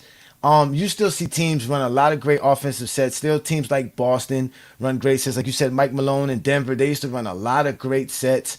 And it's also easier to do that when you have great playmakers like a Joker, right? Like guys like Derek White and Jason Tatum who are willing passers. It kind of helps out to be able to see how they run those. Even in Miami, because I'm a big time Miami Heat fan. We run a lot of different sets. People don't understand that, and people only know the triangle. They always tell you it's the triangle. Even recently, I know how you say you don't like these NBA players talking, and they had Tracy McGrady and Gilbert Arenas show, and they were talking about Kobe Bryant and Tracy and the opportunities to win championships. And then they brought up the conversation about the triangle offense and if LeBron played in the triangle offense. And they Right. make it seem like there's no other offenses ran in basketball. LeBron could not play in the triangle. That's hilarious. Okay, here you go. This is one of the best Zesty Jeffries we got here. So Brandon Katz, you've been very patient. Go ahead, get your take in. Yeah, no, I was going to say I listened to Sharon and others, and I think that what many people miss, and it's interesting, like Johnny, when you talk about how the Jordan people don't talk basketball, to me the LeBron people don't talk basketball. They talk narratives, because what's interesting is LeBron James got pushed out of high school. LeBron was on the cover of Sports Illustrated as a teenager. When LeBron came out of high school, he got drafted. He was already being pushed as one of the best players of all time. And so the media has pushed LeBron, and they pushed the idea that LeBron is an incredible and generational talent, a great player his whole career. When Michael Jordan got drafted, he wasn't even the first or second pick. He was the third pick. And one thing that people forget about Jordan is Michael Jordan didn't win anything at North Carolina his last 2 years. He won the title his first year. He didn't win anything the next 2 years. And so everything that Michael Jordan got, both as a player and as a reputation wise, he earned. Michael Jordan was not in any GOAT conversation until he three-peated in the early 90s. And the big difference between Jordan and LeBron, like you brought up the triangle. Okay. And this is LeBron's biggest weakness. It's why LeBron will never be the GOAT over Jordan. He will never be the GOAT over Jordan, because LeBron James is not a complete player. He's never been a consistent shooter for most of his prime. He couldn't even shoot most of his first 10 years in the NBA outside of 20 feet, but he also can't play off the ball at a high level. And so if you look at, like, a great example is if you look at what happened to Chris Bosh when he went to Miami and Kevin Love when he went to Cleveland. Kevin Love was a first-team All-NBA player in Minnesota. He plays with LeBron. He gets reduced to a corner three-point shooter. Kevin Love had to lose weight to shoot threes in the corner because LeBron could not play in a system like the triangle. So Kevin Love went from first-team All-NBA to corner three-point shooter. Chris Bosh was a top 15 player in Toronto. Chris Bosh got reduced to basically a corner three-point shooter in Miami because LeBron couldn't play in a system. He couldn't play at a high enough level off the ball. With Michael Jordan, Scottie Pippen was elite. B.J. Armstrong, Horace Grant. One of the reasons why the Bulls were able to win 55 games in 1994 is the Bulls had a system. They had the triangle that Michael Jordan could play in because Jordan could play off the ball. He could play in a system unlike LeBron. And that system made all the Bulls role players, Paxson, Kerr, Bushler, Cartwright, Longley. It made all the Bulls stars and role players better. LeBron can't do that. And the other thing is when you guys talk about the triangle a lot. The Bulls ran the triangle. It worked. They did not run it in the fourth quarter. In the fourth quarter, the Bulls were an ISO offense and Jordan took over. And where Michael Jordan really separates himself, when Michael Jordan really separates himself for LeBron, is LeBron's weakness is shooting. So when the tempo slows the final 5 minutes and it becomes a half-court game, LeBron frequently has to defer to other players to close, like Kyrie, like Dwayne Wade. Scottie Pippen was a top 50 player of all time, but Scottie's weakness was shooting. He wasn't a closer. And Jordan closed. Jordan had the killer. He was an alpha. He had killer instinct. He could shoot. He could play off the ball. Jordan is the best clutch scorer and the best closer. He's not just the best closer in the NBA. He's the best closer in professional sports. And that's where he separates himself from LeBron. I got to agree with that.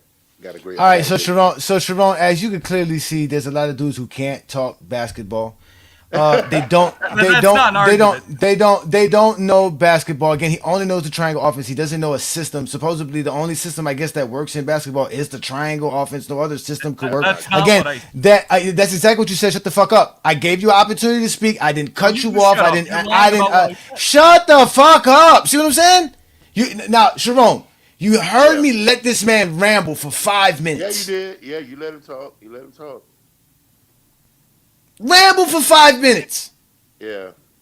And now I'm having a conversation with you. I'm not even addressing him. Because he just proved my point by why the triangle offense is not why you win. Why would you break out of the triangle offense for Jordan to go ISO in the fourth quarter? But you agree that's what happened. Because Jordan wasn't good in the triangle offense. The triangle offense helped Jordan win. Because Jordan needed the triangle offense to win. LeBron don't need the triangle offense to win. LeBron wins without the triangle offense because LeBron James can play in any system. It's a different style. Let's understand this also. LeBron James is 6'8", 270. And Michael Jordan was 6'5", 6'6". They're different guys. They play different positions. All right, they defend differently because their stature, their girth is different. They're not girth. I'm sorry, that's no homo. But like their size is different. They guard different guys. They're two different guys. They're two different. I mean, if you're gonna make a comparison, LeBron is more like Magic Johnson than anything. No, but this is Magic Johnson than anything. Yeah, they always say that, but he's Magic Johnson and Jordan. To be honest with you, Sharon, he's both of them. He's Mike and Magic.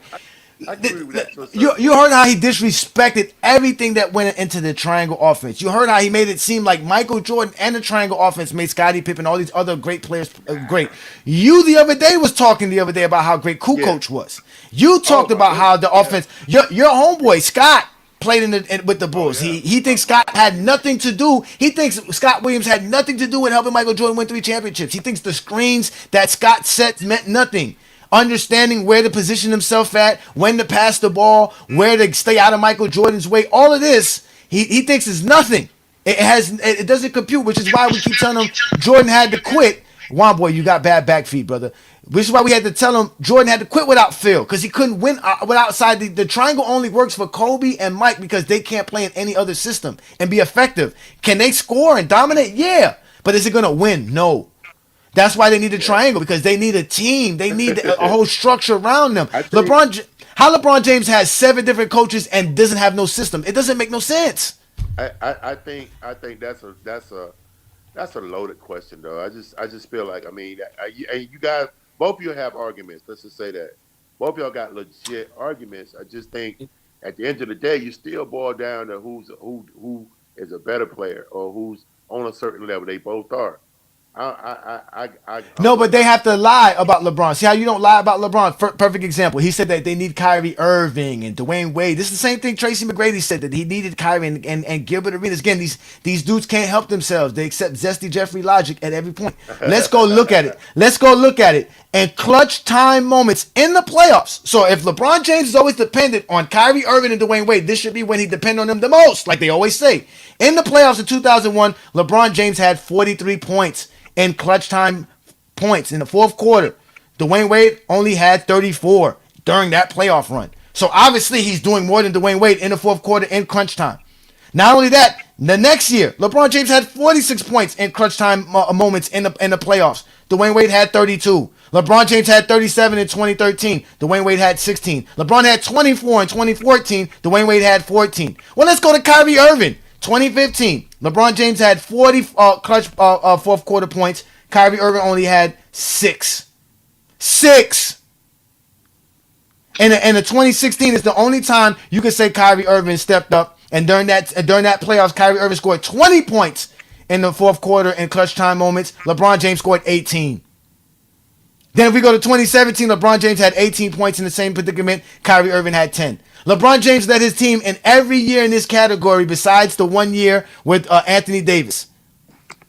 And in the regular season. So it's all a lie that LeBron James is not clutch or can't finish games in the fourth quarter and needs other. Those are all lies. He can't shoot, can't do it. Those are all lies. That's why they get mad when I say all you had to do was push Jordan left. And Jordan couldn't do a lot of things. Like you said, Jordan was a dominant ISO player. He was ISO. But when he had to move the ball and everybody else, that's how they were winning, because they would move the ball throughout the game, keep the game close enough so that way, at the end, you could give Jordan the ball so he can take 10, 12 shots in the fourth quarter, and he's going to make 5 or 6 of them. And the Bulls, and he's not to mention, he's going to go to the free throw line 5 times. So again, they don't want to compute that, but they want to sit here and come up here and lie when the numbers say that they're liars. The film says that they're liars. So yeah, Michael Jordan played in a triangle system, but that's not the only basketball system that exists. Plenty of other systems are winning systems, and it is the only system that Jordan could win with. LeBron James didn't need it to win. LeBron James won in 4 different systems. Yeah. And LeBron James has more finals losses than any player in NBA history. You see what I'm saying? Who cares about that? Nobody cares about finals losses. We have Sharon right here who said he would rather be in the finals than lose in the first round. He played in the NBA. I'm comparing LeBron to Jordan, not someone else. Again, nobody cares what you have to say here, Brandon. Again, if you really want to have a conversation with somebody about what happens when you show up on GOAT James Kingdom, I got a perfect place for you to call. Have you been exposed by the exposer? Then you may be eligible for emotional damage compensation. Call 1-800-ZESTY now. Hey guys, I got his bounce. Appreciate you, Mr. Wright. Hey, Juan, I hate you. I see you, man. We'll see you on TikTok, brother. We'll see you. Appreciate you. Hey, thanks for having me on, bro. Hey. No, always, brother. It's always great, man. Keep doing what you're doing. I love it, man. To everybody in the comments, man, hey, love y'all, man. Hey, man, be good to yourself. God grant me the serenity to accept the things I cannot change, the courage to change the things I can, and the wisdom to know the difference. Good night, guys. Peace. Amen. Appreciate you, brother. Have a great night. Yep. Salute. All right, let the Zesties back up. Go ahead, Atlas. What's your take for tonight's, brother? When I came in, I was hearing Brandon, yap as usual about LeBron and his teammates and the roster around him. He specifically Ty said LeBron was too tired to take the fight. Brandon, you have to let people talk, man. Go ahead. Ty Lue said Kyrie had to take the shot. No, LeBron gave him the shot. LeBron told him, take that shot. Go to Kyrie, because I've been doing everything else. I've been doing everything. Scoring, rebounding, assisting, blocking shots, steals, stunting down Stephen Curry. I'm doing everything on the basketball court. I'm exhausted right now. Yes, don't give it to me because I don't have enough energy to do anything right now. Give it to Kyrie, and if Kyrie can get this basket off, we're good. That's called being a good basketball player, you idiot. Go ahead, Atlas. Yeah, he made the point that LeBron is turning like these all-NBA caliber players into lesser than versions of themselves. He's turned them to spot-up shooters. That's objectively wrong, right? Exactly. Kevin Love, before joining the Cleveland Cavaliers, averaged the same amount of three-point attempts in Minnesota as he did with Cleveland. Chris Bosh averaged less than one more three-point attempt Sorry, if I said free throw attempt for Kevin Love, I meant 3-point attempt. But Chris Bosh averaged less than one more 3-point attempt with LeBron than he did without LeBron. So he didn't turn them into spot up shooters. That's Exactly. objectively wrong. Facts. And mind you, we just had Sharon right up here explain how certain players get paid to do a certain thing. They didn't bring Chris Bosh to Miami to be the leading scorer and average 25 points per game. They didn't bring Kevin Love to the Cleveland Cavaliers to average 25 points per game. That's not his job. His job is to do other things. Set screens, rebounds, hit the spot up three-pointer. That's what we need you to do. That's why he won a championship. And he won more in his career with LeBron James than he won with anybody else because he is able to play a role that's winning basketball because LeBron James plays winning basketball anywhere he goes. But also, I don't think they really know Kevin Love's game in Minnesota. Remember, when he got there, he was also playing with Rick. I think he was playing with Ricky Rubio. Kevin Love was shooting a lot of spot-up threes in Minnesota before he even got to Cleveland. He was. You know what I'm saying? So they don't even know his game. They be lying. They just be liars. I don't know what they think Kevin Love was doing if he was all post work and jump shots and mid-range jumpers. No, that he was definitely shooting spot-up threes in Minnesota. He was the best player on the team. That's why he got a lot more look. Yeah, and the players that they quote to make it seem like LeBron is making it worse. One, they're going from first options to third options, but also like they themselves have came out and said that LeBron made them better. He made them a better player. He made them he led them to more success than they would have gotten without him. You're just denying facts at this point. Yeah, because they don't know basketball. Like I said, they don't know basketball. They just sit here and make up narratives, and they don't think people are going to go do their research to go find out the truth. Also, like that's their problem. Like when they put a lot of emphasis on Bosh, like this guy had Vince Carter as a rookie, and this guy only played in 11 playoff games before he went to Miami. So he's not like Chris Bosh is this top 10 player that's making deep playoff runs before he got to Miami. I don't know how you're top 10 without any of them or those type of achievements before you play with other great players. They can't name anything he did, but outside of averaging 25 and 10 and making some All-Star appearances, because he had no playoff success before he went to Miami at all. And that team that he lost to, in the first round in 07, LeBron knocked him out of there. Vince and Jason Kidd on the Nets. Yep. Same year. He should have dominated that series. They didn't really have a good front court. Mickey Moore and Chris this, and he should have dominated that matchup. And he had a rookie Bayani. I mean, peace and blessings. What's good, Lamont? Let's let Lamont in, and then we'll let Viz back up. What's good? Remember when I had that conversation on TikTok? And I forgot who I was talking with. Hold on, I had to turn off my other thing. But remember I had that conversation when I was asking the guy about did they just fall in love with Jordan scoring? And Brandon came up here and said that LeBron made players like Kevin Love and Bosh lesser players, right? Mm-hmm. But he only is referring to them as lesser players because their points per game went down. Facts. But he's not taking into consideration all the other things. Hold on Kevin one second, Love was Brandon. two-time second. Hold on one second, Brandon. Hold on. No, what I'm saying is this. Obviously, when you're playing on a loaded team, there's Kevin Love was all NBA twice. When you play for a team, y'all, especially a winning team, you have to sacrifice. If you're not willing to sacrifice, it won't be a winning team. Somebody's gonna have to bite the bullet on stats. Somebody's gonna have to bite the bullet on something. Everybody needs a role. And Kevin Love and Chris Bosh both signed those contracts and agreed to buy into a role. That's why that's one of the reasons why they won. But you guys can't correlate how good they were in those roles. They won two titles in 4 years with the best because you team in guys the NBA. only think that. Hold on one second, Brandon. I think people like Brandon only thinks that you can only be good if you score so many points per game. Like He's not going to look at Chris Bosh's defense. He's not going to look at Chris Bosh's rebounding. He's not going to look at his screen setting. He's not going to look at how he made the offense function. He only thinks that Chris Bosh played worse because his points per game and his offensive numbers were down. This is what I mean. Where Jordan fans, they only can correlate greatness through scoring. They don't know how to tell if you're a good or bad basketball player if you don't have the scoring. They don't know how to decipher it. And that's one of the biggest problems. They care so much about. This is why they have a hard time trying to understand Bill Russell or anybody that's defensively great.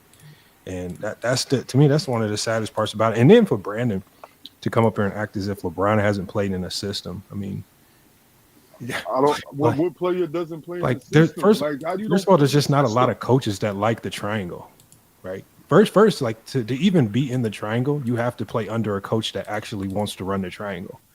Right? If Ty Lue's not a triangle coach, is LeBron supposed to come in and be like, yeah, I'm forcing you, Ty Lue, to run the triangle because Jordan won under the triangle? No, he's going to run the offense that Ty Lue has. He's going to run the offense that Mike Brown has and all these other coaches. Like, these are all systems. Like, I don't get why like people think the triangle is the only winning system in basketball. There's been a whole bunch of because it's the only winning system that Jordan could win in. That's why they think of that. They only know it because that's the only system Jordan and Kobe could ever win in. It's the only one that works for them because they can't play system basketball. They only could play ISO basketball. So if you don't have a system to help them be effective, they're useless in the game of basketball because ISO basketball is not going to get you enough. ISO basketball didn't work for Charles Barkley. ISO basketball didn't work for Patrick Ewing. ISO basketball didn't work for Karl Malone. None of that stuff worked for anybody else. Exactly. Jordan had the team because of a system. When Jordan had the team, ISO ball didn't work in 88, 89, and 90. Because, again, you have to be able to play team basketball. Bird didn't have a problem playing team basketball. Bird could play in any system. Magic Johnson could play in any system. They played multiple systems while Magic Johnson was there. They were playing multiple systems. That's why he didn't like West Paul, because West Paul used to slow him down. But he could still play in it. Okay, hold on. I want to ask Lamont a question. So when you say that a third option has to make significant sacrifices, okay? We saw Robert Parrish was the third option in Boston. He was very good. He was a critical player. He was a Hall of Fame player in Boston. We saw James Worthy as the third option in LA, cooked Hall of Fame player. When Chris Bosh and Kevin Love played with LeBron, they were reduced to role players. Because LeBron cannot play in a cohesive system, he can't play off the ball. So shut up. How does it change from? I gotta shut you up. Where did James Worthy play great? No. Where did James Worthy play great? Where as a third option? When? James Worthy was great from his first year in LA. And when was his third option? What was his average? What was he doing as a third option? I don't care what his. See, and it's ironic because. Well, that's what you have to say that because you can't just say he did something great, but they don't know what he did. That's what I'm saying. All you do is lie. I have to mute you because when I give you 5 minutes to speak, you don't let nobody address you. So I'm going to address you right now. What did James Worthy do as a third option? What was his numbers? What was his accolades? Anything? Give me anything. Anything. What I'm saying is that when the Lakers were winning. What you're saying is not answering my question. You said the Lakers. I need you to answer James Worthy. What was his stats? What was his accolades when he was a third option? What I'm saying is that when the Lakers... Shut the fuck up. Go ahead, continue, Lamont. Let me go look up these numbers since he's a fucking liar. So, for example, he alluded to Robert Parrish, okay? Let's just use Robert Parrish as an example, okay? Mm-hmm. Robert Parrish, as a third option with the Celtics, averaged almost the same amount of points per game as Chris Bosh. Like, the numbers are very similar. Like, he never scored over 20 points per game. Right? He was only averaging around 17 to 18 points per game. He was. This is what role players do, right? James Worthy as well, third year. And you know what? That's what his role was. And maybe if he would have stayed with the Golden State Warriors and he didn't demand a trade to go to Boston, maybe he would have had a more individual style career where he could have scored more points. But he signed up for that role. He wanted to be a winner. He went into that system knowing what that role was.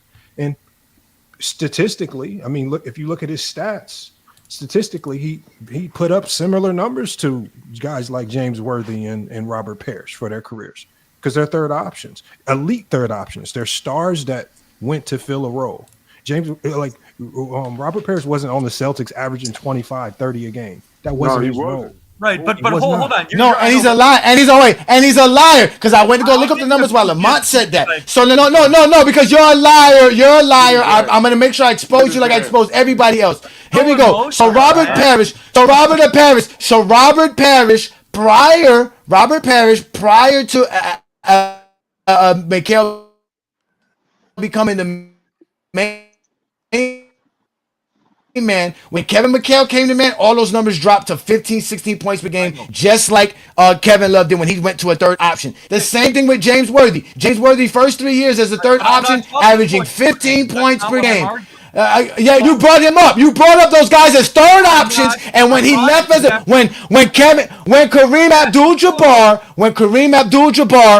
Abdul-Jabbar faded into the third option, and James Worthy stepped up as the first option and second option, then his numbers went up.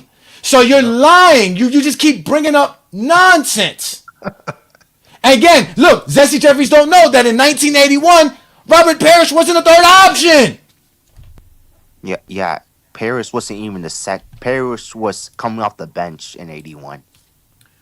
So again, stop making up lies on GOAT James Kingdom on a Friday night, because I have nothing but energy on a Friday night to expose you guys every Friday night with your bullshit. You and Lamont are both missing my point. I'm not talking Okay, about... no. You brought up James Worthy and Robert Parrish, Brandon. I'm not... I gotta mute you because, hold on, if you're going to bring up Robert Parrish and James Worthy. No, I'm not statistically, hold on, Brandon. I want you to answer one question.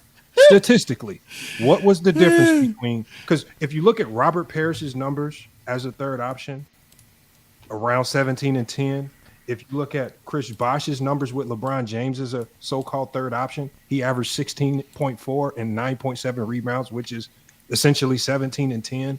What is the difference in their numbers that makes you say that Chris Bosh was diminished into some unknown, irrelevant role player, but Robert Parrish and his 17 and 10 made him look like one of the greatest players in NBA history? Like, they literally had the same numbers, like almost identical, which is crazy, even down to the field goal percentage.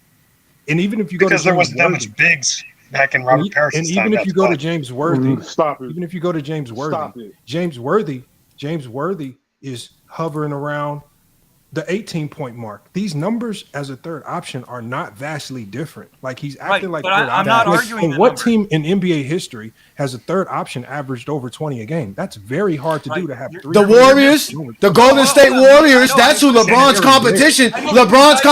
That's who. That's who. San Antonio Spurs. What San Antonio Spurs player had a third option as a 20-point scorer? What team was that? Okay, you're That was with Ginobili. No, no, wrong, false, sir. Continue. Okay, wait. So Thank you're you. both. I know you're both completely missing my point. And ironically, you're going to point. How about the Houston Rockets back in 94, 95? Hold on. I'm going back and forth. What made what Chris Bosh did more diminished than Robert Parrish? I know. Here's my answer to your question. Okay, you're going to points per game, which is what you accused me of. No, doing. I'm going to All-Star. I know. You But hold brought on. points per game up. Hold on. But you're missing my point. You said My they point- relegated I know, Chris hold Bosh on. to a What I'm point saying is shooter. Parrish. You were talking about I know. offense. Hold on. Yeah, I'm you was answering talking your about question. scoring. I'm answering your question. Parrish and Worthy did not have to change their game to play with Bird and Magic. Bosh How and do you Love know got that? reduced to He role did. players. Robert They had to Parrish's change role their from the game Warriors to the completely. Celtics was It's very not different. about points per game. You're comparing stats. Robert from different Parrish's years, role as which a is starter casual with the take. Warriors was very Bosh and different. Love Exactly, had he's to- lying. That's what imagine him saying that. Yeah, he's a liar. He brought up guys. He don't know roles. He don't know systems. He don't know nothing. You don't know nothing. Did you know that Robert Parrish, when he won Rookie of the Being Year, a casual he was and looked at as citing points potentially per being game. one of the top three I'm centers in talking the about league? the way they play. Parrish and Worthy didn't have to change how they played. Hold on. Magic Robert could play in Parrish his took a system backseat. because Jordan could play in his system. He had to quiet his Chris game. Bosh He and couldn't Kevin be the Love offensive had force to that he stand in the was. corner, Lamont. Kevin Love had Chris Oh Bosh my averaging God, man! me It's the Chris same Bosh- thing with Cartwright. Cartwright had to change his game. Scottie Pippen had to change his game. Horace Grant had to change his game. All these guys had to change their games to play alongside Michael Jordan, man. Herm, don't be disrespectful, Herm. I brought you up here so y'all can. We're trying to have a conversation. conversation, bro. Come on, y'all. Don't be disruffled, bro. This is the whole point of today's show. Changed his game, and he's averaging 17 and 10. Like exactly. He's just taking less shots. He's not standing in the corner averaging 17. No, Lamont. They want. Wait. Lamont. They want these dudes to post up and take shots. That's what they want. They want these dudes to post up and take shots when nobody was posting up to take shots when Jordan was playing. Who's gonna tell Jordan, don't take your shot, Jordan, so we can give it to Cartwright and Horace Grant? Who was gonna do that? Why do you want to give Chris Bosh and Kevin Love more shots than LeBron? You're not a good basketball fan. You're not a good coach. That's why you will never be a good coach. You're literally saying LeBron, don't dominate, go to Kevin Love. You can't have a conversation. No, I am, because you're dumb, bro. You're dumb.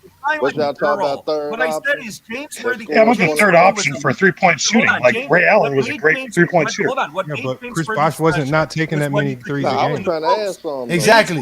James Worthy did not have to change his game to play with Magic, and what made Robert Parrish Nobody had to change their game. Nobody had to change their game. His volume just. Did Ray Allen change his game?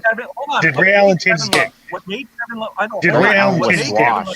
Ray Allen was washed. I don't know why you think about. No, that's still high. Chris Bosh and Kevin Love did not change. Come on, man. Volume went down. Let me finish. I'll go back and forth. What made Kevin Love special in Minnesota was his post game.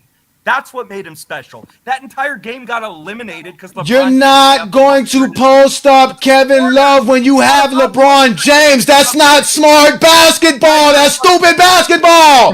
Shut the hell up. That's like saying, well, Cartwright's game is posting up, so we should stop running the triangle so we could post up with Cartwright.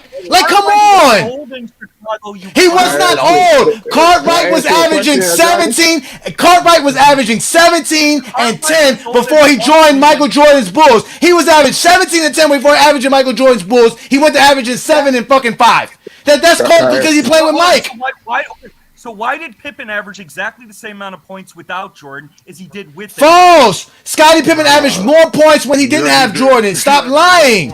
He averaged more points. No, he averaged more points than that. He averaged 22 points per game without Michael Jordan. He averaged 19 with Jordan. 21 with them. You're lying now. Again. No, he averaged less than that. He did not average 21 with Jordan. Still, I'm saying you're just lying. That's why we're going to send you to the... Let's let Viz ask my question. Viz, go ahead, ask... I don't really care about this topic. I just want to... What you mean you don't care about this topic? Then you have to wait. No, well, I was going to ask you a question, but I'm saying I was on mute because, y'all was letting y'all have it. But you said one thing that made me say something. So just because Love game was predicated on his post game. He was an elite post player. So you saying just because God. Let's go look at these numbers. Let's go. Relax. Because y'all are liars. Because you was a motherfucking liar. When I go look up these numbers, I guarantee you none of his fucking game's going to be on the post. I guarantee it. I fucking guarantee it. Brother, like y'all just be lying. I'm not even. How about lying? You don't even know what I'm about to ask you. He's gonna put himself in a trap. Go ahead. I'm asking y'all a question. On Minnesota, his game was he had more post play in Minnesota, right? Can we agree to that? No, he didn't. No. Just get to your point. He wasn't a post player. No. Got nothing to do with that. Just get to your point, Viz. What's the point you're trying to make? Okay. I mean, if we say he's not a post player, it don't matter. All right, Viz. I'm gonna help you, Viz. I'm gonna help you, Viz. I'm gonna help you, Viz. I'm gonna fucking help you, Viz. He took wait. No. I'm gonna answer your fucking question. I need you to help me. I'm gonna let you. Because you lied. Here we go. I didn't even say If he took 18 shots per game and 6 of them were 3-pointers, how many times did he go to the post? Brother. God, dog. Brother, I was asking you, was he a post player in Minnesota? I'm asking you a question as if I don't know. Y'all said no. I said okay, then there's no need for me to go on. That's all I asked. My point was, said, go. Hold on. You said that because Cash was saying that it took away his post game, and you said, why would you post up if you're playing with LeBron? You don't need to post up. So I wanted to ask, will that apply to Shaq? If let's say, if hypothetically, if he played with Shaq, wouldn't you need to post up Shaq? If LeBron played with Shaq? Shaq would not. Lamont, let me get. Shaq would not work in a zone defense. That's why zone defense was created to help stop Shaq. No, I'm saying with LeBron. Playing with LeBron, would that work? And against LeBron is against the zone. Nigga, stop acting stupid. It's the zone. I'm asking you a question. LeBron never played one-on-one basketball for his 4 It's impossible. He will cook you every time. You have to play zone versus LeBron James. Not because he can't shoot, because he can fucking pass. Go ahead, Lamont. No, Brother, I was going to tell you Oh this. my god! Hold on, Herm. This is what I'm going to tell y'all right now.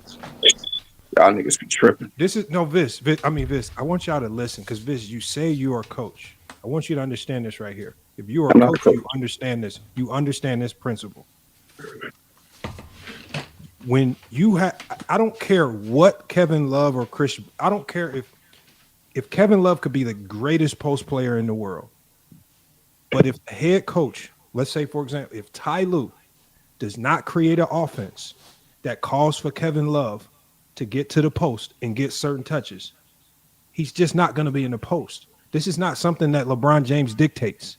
This is not something that Kevin Love dictates. This is not something that D-Wade dictates. This is something that the coaching staff and the offense that they implement dictates. The coaching staff is going to look at the team. They're going to say, okay, what is going to give us our best ability to score the basketball and win? And they're going to build an offense around that.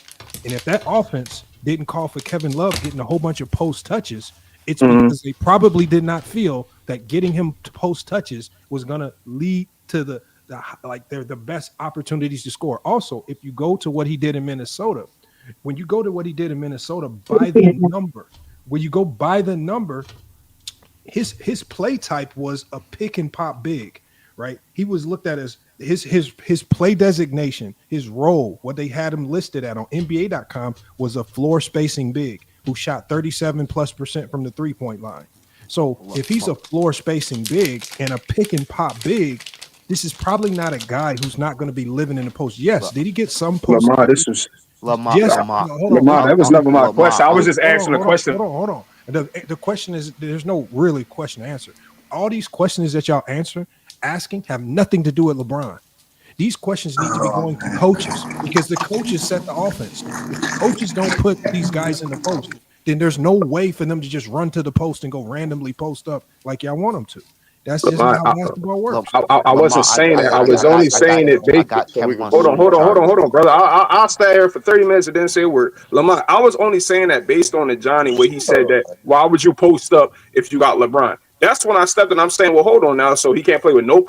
The impression that I get when I hear that is that LeBron can't play with no post up player. No, what we're saying is LeBron. First of all, like if LeBron James, we all know that if LeBron James played with a prime Shaquille O'Neal, of course. Okay, that's all I was asking. That's not what they said. That's all I asked, brother. Y'all didn't say nothing yet for me to go off. That's all. Hold on, y'all. All y'all do is ramble and just create dysfunction and try to because your points are going into the garbage can. Again. At the end of the day, when you have LeBron, who was a top 5 player in the league, when you have D-Wade, that's a top 5 player in the league, Kevin Love and Chris Bosh, whatever they do best is going to have to be put on the back burner because I'm going to have to build an offense out that caters to my 2 best players, which is D-Wade and LeBron James. The unfortunate, and in a 24-second shot clock game where you don't have that much time to score, unfortunately, you don't create much of your offense built around your third option. It just does not happen in a shot clock game. As much as y'all want these third options to go out and score 30, the game is just not designed that way.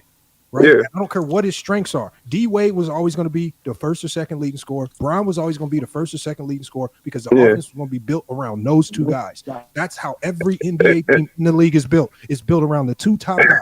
The third option has to pick up the pieces where they can. Yeah, and Lamar, a lot of LeBron fans always like the bad third options, like people like we could say like D'Angelo Russell, and I always used to tell them like, what do y'all expect? Or even Westbrook, for instance, like what do y'all expect the third option to get? The third option is probably coming from. They didn't bash him. Fans, they definitely bashed Westbrook. I'm a big Westbrook fan. I've seen it. But anyway, back to what I was saying. Hold on, Lamont. Dumb. I didn't bash Russell Westbrook. So he lying, Lamont. He lying. Let me tell you why he lying because this is how they say we bash him. They say we bash him when they throw those guys in our face and say, "Well, LeBron should win." I'm not saying y'all. When we say, no, you said LeBron fans. That's including me. I'm the leader. I'm the number one guy. Again, it doesn't matter. What you're saying is predicated on the lie that Westbrook and LeBron should be winning championships together. That's it. That's all it is, brother. Well, Why you put why? words in my mouth? Okay, so where do we? All right, so where do we disrespect? Any LeBron fan disrespect I was talking about Westbrook? the third. Listen. I was piggybacking off of what Lamont said about the When third you option bring because up I agree Russell 100. Westbrook, percent the problem even with Russell Westbrook is Russell Westbrook, because of the injuries with AD and LeBron, he never had an opportunity to even be to come in and be the third option. So when I talk about the Lakers, when Johnny talks about the Lakers, yes, Westbrook had his flaws, but he never had an opportunity to come in and do what Bosh or Kevin Love did because of health issues. He was always forced into some weird role that he wasn't brought in to do. So he never really fit like a perfect puzzle piece. he was And never so going to again, fit though. when we say it didn't work, just because we say it did not work in LA, it's not bashing Russ. It just didn't work. It just didn't I didn't work. say y'all did though, Lamont. I'm saying other Okay, you just LeBron said fans. I said other Why? LeBron fans, Okay, not Viz. y'all Okay, guys, Viz. not you, not Viz. why Lamont are you Lane, telling me not a about Johnny. why, I'm saying All right, Viz, why would I we care had enough about of what you. another We're LeBron gonna fan? move on. Let's move on to the next person, please. Let's get Johnny, Scott up here so we can get Herman there. Go ahead, Olo. Go ahead, Erlo. I was gonna ask Viz this question before you kick him off or whatever. I'm So not kicking him Viz, off. I'm just talking. He's just gonna argue to argue. These niggas don't know basketball. They just want to argue to argue. arguing Johnny, though. hold on, Johnny. I'm gonna cook all this. I'm gonna cook all this. So Viz, you said that some LeBron fans were slandering or bashing Westbrook as a third option when he was on the I Lakers, said correct? all his third options, not just Westbrook, brother. I gave you a I No, few think, but examples, but go ahead, go. but you named Westbrook. I, I'm just gonna cook my Yes, I I think, Westbrook did. for you. Yes. I think for the Okay, most so part, why would you hush? Okay, hey, so why did the LeBron it's on fans that shit. that you were alluding to bash Westbrook? Can you explain why? Why you think that they said those things that they said about Westbrook when he was on with the Lakers? I seen them do it to Chris Bosh, and he's a regular casual No, LeBron. no, no, no. Nobody I on didn't this ask panel. you. Okay, I I didn't ask seen them do the same thing to Chris Bosh, the Not what same he thing asked to you Kevin about. Love, the same you. I thing to didn't ask Westbrook you. did. That's not what he asked. You see why I didn't want you to do this, Olo? You see what I'm saying, Olo? I don't know. Don't ask him no questions. Viz, you had your chance. Shut the fuck up. Scott, please go so we can let Herman after you. Go ahead, Scott. Go ahead, Scott. Please. I just looked up the numbers right now. I'm like, I do research, not off opinions and feelings. So I looked at Kevin Love's shot chart for 2013-2014. He took 423 shots at the rim, less than 5 feet. But when I combined his 24 feet and 25 to 29 feet, he took 583 shots from the field. He was a solid post player, but that wasn't his game. He was more like uh, a a person put on the front, a perimeter guy. So the reason why he didn't work because one, he couldn't play defense, a terrible defender. Two, he was not a good playmaker or passer. And number three, he was never this dominant post. You guys overuse the term dominant post player. And also saying LeBron can't work with a post player when I seen him work with AD when AD had one of his no the best playoff performances in his career with LeBron. Yeah, that's the bunk right there. And number two, if we go to Kyrie stats, because the Jordan fans love the stats, so don't call me the stats guy. He shot before this is before LeBron. I'm trying to get it right now. Hold on. Bear with me.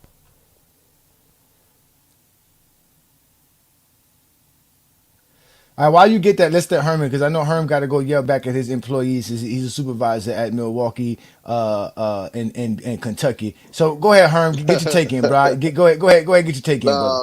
No, but I just believe, salute to everybody. I just believe that guys got the wrong thought process when it comes to how players change their games and how they had to adapt. They're supposed to change and adapt to the franchise, guys, to the best player. At the end of the day, with guys talented as LeBron, as Jordan, as any other great you can come up with, gotta adapt your game because that's just how great those players are. So why in the hell people are complaining about, well, Chris Bosh had to change his game and Horace Grant had to do this and Bill Cartwright numbers went down when he. I mean, you supposed to. You playing with all time greats like them because at the end of the day, those guys gonna bring you home. Those guys are gonna come through when you need it. So yeah, if you gotta dumb down your role, if you gotta change your game a little bit, if you gotta use a different skill that you typically use, and that's what's needed to help you succeed with that talented, all-time great player. That's what needs to get done. So that it always happens throughout the history of basketball. So why people making a big deal about this shit? So what? Kevin Love was primarily turned into a spot-up shooter. So what? You playing with LeBron? You supposed to. If you playing with Thank somebody you, that man. great, you know what I'm saying? So same thing with Bill Cartwright. You ain't finna get that 17 and 10 in the fight, but we need you to do the smaller things. Yeah, we gonna need you to hit that elbow jumper here and there, but you ain't gonna get as many touches in that post though. We just need you to do the small things. So that's just how I always been. So y'all chill out with that shit. Stop trying to argue just to argue, but just understand the game, how the game always been. Simple as that. And also, I believe Kevin Love won the 3-point contest. What 3-point contest winner isn't a great spot up shooter?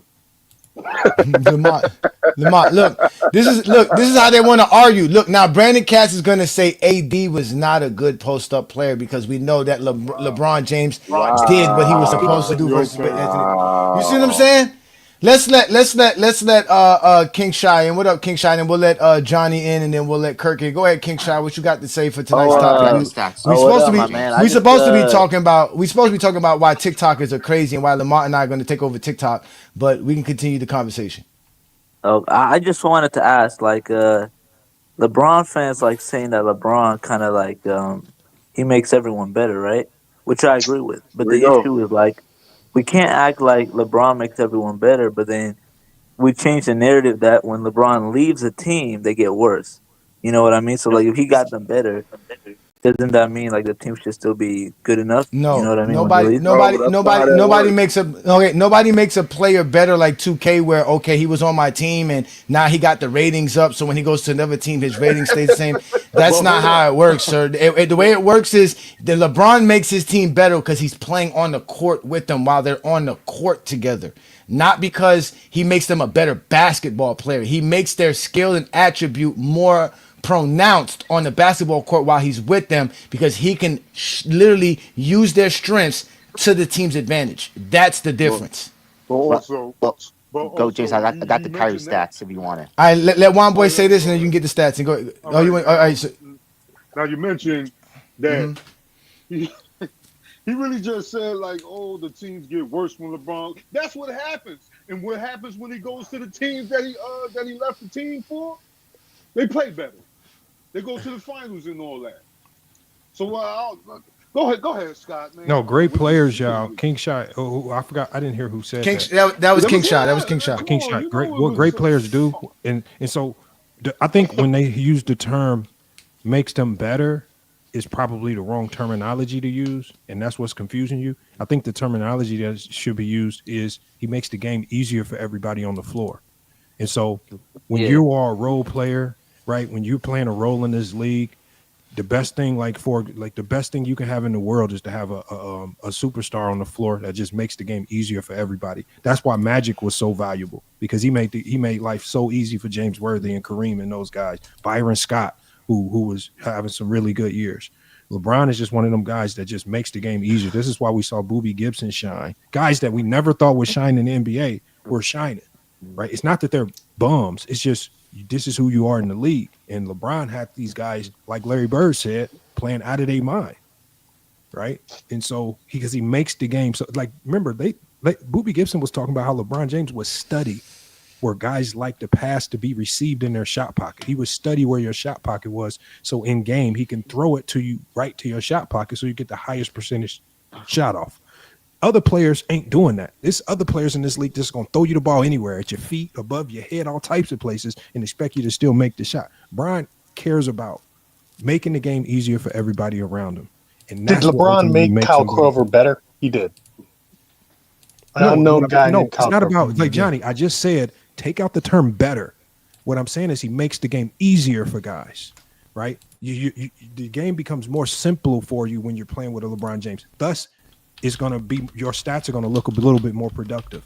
So if you think more productive stats equal better player, you can have that. But LeBron makes it easier, and that's been proven. LeBron does make the game easier for a lot of the role guys around. It makes life easier. Did Michael Jordan make Ron Harper better? No. Ron Harper had an injury. Because they're He two actually different was types better of players. with the Cavs. Because they're two different types of players. So when you're talking about a player that's a facilitator, it's his job to make the game easier for everybody else. When you're just talking about an all-out onslaught scorer like Michael Jordan, his job is to go score by any means necessary. Yes, the scoring can make their job easier on the defensive end, but offensively, they still got to be able to get into their bag. And so they're two different players. And y'all expect LeBron to do the scoring that Jordan does, but y'all never expect Jordan to do the playmaking that LeBron does. See, and so that's just where LeBron shines. That's where LeBron shines. That's no, but hold on. Before you interrupt, Johnny. See, look, you messed up. See, you messed up right there, Johnny. Because see, this is what we were saying when I was talking to Sharon right here, Lamont, about how they don't know how to explain the game. Because in reality, Jordan did make the game easier for Ron Harper. Why do you think Ron Harper became almost an all defensive type of player while he was in Chicago? Because that was his role. That was his job, his responsibility. He didn't have to worry about putting up 20 points per game like he did in Cleveland. He didn't have to worry about exerting offensive energy, finding out how he was going to get a shot, when he was going to get a shot. He understood that, hey, he would get a shot when he get it. It didn't matter. At the end of the day, I got to play defense. I got a lot of energy on defense. I can focus on that. So he made the game easier for Ron Harper. That's why Ron Harper loved Jordan. I didn't have to score 20 points per game to win a championship. All I had to do was play solid defense. And he was one of the best defenders in the NBA at that time. Because of that. So, yes, Jordan made the game easy for other players because, yeah, Jordan took the load of scoring from players. I'm going to score as much points and shoot all day long. So, yeah, Jordan made the game easy. Did he make players better? That's a different discussion. Again, the reason we say LeBron James makes players better is because they could actually use their skill and talent on the basketball court. LeBron James, just like Bill Russell, doesn't affect your players. He can play with a Kyrie Irving. Kyrie Irving doesn't have to lose points playing alongside LeBron James. Dwayne Wade doesn't have to lose points playing alongside LeBron James. Scotty had to lose points. A lot of players had to lose points playing alongside Michael Jordan. LeBron James can play with anybody. Jordan can't. He can't play alongside anyone. He needs, just like Kobe. Kobe needs rebounders. You need to put Kobe. You need to put defenders and rebounders around Michael Jordan and Kobe, because all they can really do for you at an effective level is shoot the basketball. So go ahead, Johnny. You may respond.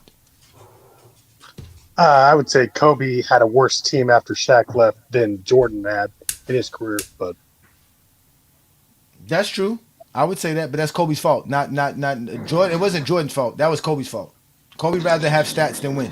No, but my thing ain't Johnny though. My thing Go ahead, is why we can't why the role players, why the other players don't need to change their game for all out great players like those guys we're talking about. So that's my thing though. There's nothing wrong with guys' numbers going down or they go to a specific role just for the betterment of the team. Because at the end of the day, you need that all-time great player to lead you to the promised land. So if I got to become a spot-up shooter just to be on the court with Bron, hell, I'm gonna work on my catch and shoot. I'm gonna work on spotting up and shooting that motherfucker just so I can be on the court with Bron, just so we can win games. So if I got to change my game a little, this is what I got to do. So guys got to understand that this been part of the game for years. So anytime you with an all-time great, you're gonna have to make those adjustments to your game if you wanna be in that situation. So yeah, Sharon Wright just said that. Yeah, Sharon just said exactly what you just said, Herm. He said when he got drafted, he wasn't drafted to be no scorer. He wasn't drafted to do nothing else. His job was, listen, we got a center in Bradley. We got Witherspoon, right? We need somebody to play the power forward position. You're a great rebounder. You're a solid dude defender. You can stretch the floor because you can hit the jumper. So we're going to draft you. And that's what they paid him to do. They didn't ask him to do no more, no less. Not because he can't do no more, no less. That's his role. That's what they needed him to do. He needs to set screen for Iverson. We need you to set screens for Iverson. Like he said, if I don't set the right screens for Iverson, I'm not getting on the floor. Somebody has to set a screen for Iverson. Somebody has to do it. Somebody has to block for Barry Sanders. Somebody has to block for Tom Brady. Somebody has to run a route. Somebody has to catch the ball. Like at the end of the day, every ad. That's why I tell you guys, if you just look at the points per game, you are losing out on basketball. There's a way to score in basketball. So y'all that's why FYF and GOAT James Keenum is taking over TikTok, because that's the last destination. We already took over YouTube. It's a wrap for all year. Y'all already know all those YouTubers running from us. The Hungry Man, the Grand Wizard of the Ku Klux Klan ain't never stepping up on GOAT James Kingdom. Zesty Fitness and Rants. What? They are Zesty running. Fitness and Rants. They're in their own. They're in their own circle with their own people. They're never outside. They don't stay. They're never outside. What about Dreamers Pro? Dreamers Pro. Creepers another Pro, dude. Creepers Pro Yeah. doesn't do lives. We're talking about Yeah. guys who actually do lives. Yeah. Meltdown Sports, same thing. None of them are capable of doing what Rated R? FYF and Old GJK. angry old head or whatever Rated that dude's name. Dookie and them already got exposed for not being able to talk basketball when Goat James Kingdom Johnny appears. Ingle Hoops is Let's like part of the Ku Klux Klan. Yeah, yeah, angry old hoops. his name Yeah, angry old hoops. his name is Hungry Man, and he's the Ku Hungry Man. Klux Klan Grand Wizard. Yes. He Anybody is? anybody who approves him walking around in blackface on YouTube every day has a problem with Goat James Kingdom. That's the facts. So let's let Kirk in here. I was on the show, so I won't be on the show, and that's crazy. Nah, that's no. I mean, Scott, I don't know if you're white, if you're black, but a white man I'm wearing I'm black. I'm black. And okay, the okay. fact So that's- Scott, your ancestors are telling you this. Any white man wearing an afro making fun of a black man for a living is completely blackface. okay. That's minstrel shows. Go look it up. Go look it up in history. Just go look it up. That's what they make fun of Drake for. That's what they do all the time. They are ruthless, wicked individuals when it comes to this. They have no again HBCUs today. HBCUs are being threatened for some reason. I don't know why. Because white men have a problem with black men standing up for themselves. Huh? Go ahead. Okay. The fact, I can't believe I have to say this, but the fact he calls another man the B word, even though he doesn't know him personally, but he is part of the Ku Klux Klan, which lynched, murdered, tortured, killed. Well, hold on, wait. I didn't say I call him the Grand Wizard because that's what he would be on YouTube. I really don't know if he's a part of the Ku Klux Klan. Okay. Because I know you're young, so I got to make sure I tell that to you. But again, the reason I say that is because he wears an afro while he makes fun of a black man. Instead of just being a normal basketball fan and talking the game of basketball, he has to pretend he's cool in some way by wearing I don't know why he wears an afro. I don't know why he does it. It's very disrespectful. It's again. That's who they are, though. They're Zesty Jeffries. They have no life. It's LeBron funny James too is their life. because Sports and Fitness Rants is black too. Like that's what I don't understand. I don't know. I think Sports Fitness and Rants is a mixed. But if he is black, it is what it is. I mean, Young Miami goes over there. He's as black as they get. But again, just because you have black skin, that doesn't mean you carry the true code of being a black man. So let's let Kirk in. Kirk, if you got something to say, brother, we're all ears because we did take a complete left out of the conversation because we were talking about Mr. Hungry Man. That's the best. So what's the topic? Can you give me the full topic, bro? My bad. Today's topic was we do TikTok lives. Lamont and I are going to be doing TikTok lives every Saturday night, right? And we had Sharon Wright pop up, and he's an ex-former player, and we didn't know he was a player, and then he told us he was a player in the middle of the conversation, and we ended up having a great conversation with him. If you're interested in it, it's on FYF Sports Debates channel, and the Tonight Show is just basically about how we're going to take over TikTok. We're going to change everything about what's going on TikTok.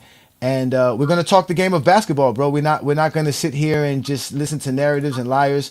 He helped us understand stuff like how great Michael Jordan was in the '90s. He talked about stat padding. We talked about hand checking. He talked about the mental health of players and how some players just go through things. Like he said, like they're normal human beings, just like you and I. Sometimes we have a great day at work. Sometimes we don't. Really has nothing to do with us. I mean, he broke down a lot. He broke down how LeBron James helped all the NBA players. LeBron James, CP3, Dwayne Wade, and Carmelo basically fought the NBA and the Players Association to make sure that every player who ever played in the NBA has guaranteed medical insurance for life. That's crazy.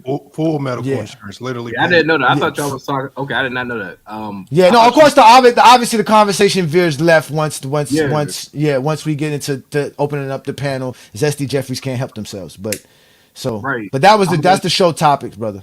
Okay, I understand that. Okay, so I kind of want to talk about the MJ and the LeBron debate. If you don't mind me talking about that. That's what Goat James Kingdom is made for. Go ahead. Okay, so mind you, I'm not a LeBron basher, bro. Okay. So I hear there's like a lot of LeBron bashes for some reason. I can understand like he's done certain things, but you gotta still appreciate what he's done for the game. But I don't have LeBron over Jordan, and it's not even because the typical stuff. I just think that, and I do want to talk about LeBron making his teammates better, quote unquote. Not saying he hasn't made no one better, but I feel like LeBron is the type player to make to make your overall team better, if that makes any sense. I don't know if anyone said that or if y'all know what I mean. I think he makes your team better. Like when he leaves the team, obviously the team's like bad. Like I feel like the team that LeBron goes to is like orchestrated around LeBron, which is why I think he makes your overall team. Now the players that he plays with, I feel like the players that LeBron has played with, other like the players that he's played with after his first like years in Cleveland, I feel like they're already established players like D Wade, Chris Bosh, all those other players around him. Even in Cleveland, like Kyrie and Kevin Love, they was already established players. But the players that he played with before them, I feel like he made some players better. I'm not going to sit here and say LeBron has not made a player better. I feel like people don't give LeBron credit for anything LeBron's done, because a lot of people say that LeBron, how could those championships in Miami are valid? And I said, well, you got to look at what he did in Cleveland before he went to Miami. He led his team to the finals, and he was already a 2-time MVP before he went to Miami. I tell that to people all the time. That's how you can judge someone's greatness. I don't think people can separate what LeBron has done in Miami, even though you really can't, from what he's done before he got to Miami. I think LeBron was already a great player before he went to Miami. That's why people are so upset that he left. But like LeBron and Jordan debate, I just feel like Jordan has done like what LeBron has done in less time. That's number one. That's how I feel. Number two, I think that Jordan, like just the 2 3-peats alone that we haven't even seen from any player since Bill Russell, honestly. It's just his dominance was like just a little more dominant than LeBron. But I think LeBron doesn't get enough credit for what he's done, though. I'll say that. I'm not saying LeBron's not top 5, because I think LeBron's top 5. I just have Jordan over him. And plus Jordan, he was the first one of the first guards to win multiple championships without a center too. That's pretty much why I think Jordan has done things that the NBA has never seen. So is LeBron, but I think Jordan he's just done more. Like Isaiah Thomas, he did win championships without a center too, for real, like a dominant center. But Jordan, he took it to the next level, and we haven't seen that from a shooting guard ever since. I ain't gonna lie, because we talk about Kobe, right? Kobe won a championship next to the most dominant center that we've ever seen. Most of us. So that's why we're not saying Kobe didn't win those championships. Like obviously he was there. I'm not saying he was a Robin, but I ain't gonna lie to you, bro. He played with a dominant center. Jordan didn't play with a dominant center. That's the difference between Kobe and Jordan. I don't think people understand that. Jordan didn't play with a Shaq. Kobe played with a Shaq, and then he won 2 championships. Obviously like him being the best player for sure. But we got to understand, like before that trade, that Paul Gasol trade, Kobe would I ain't gonna lie to you, bro. Like it wasn't looking too good for the Lakers.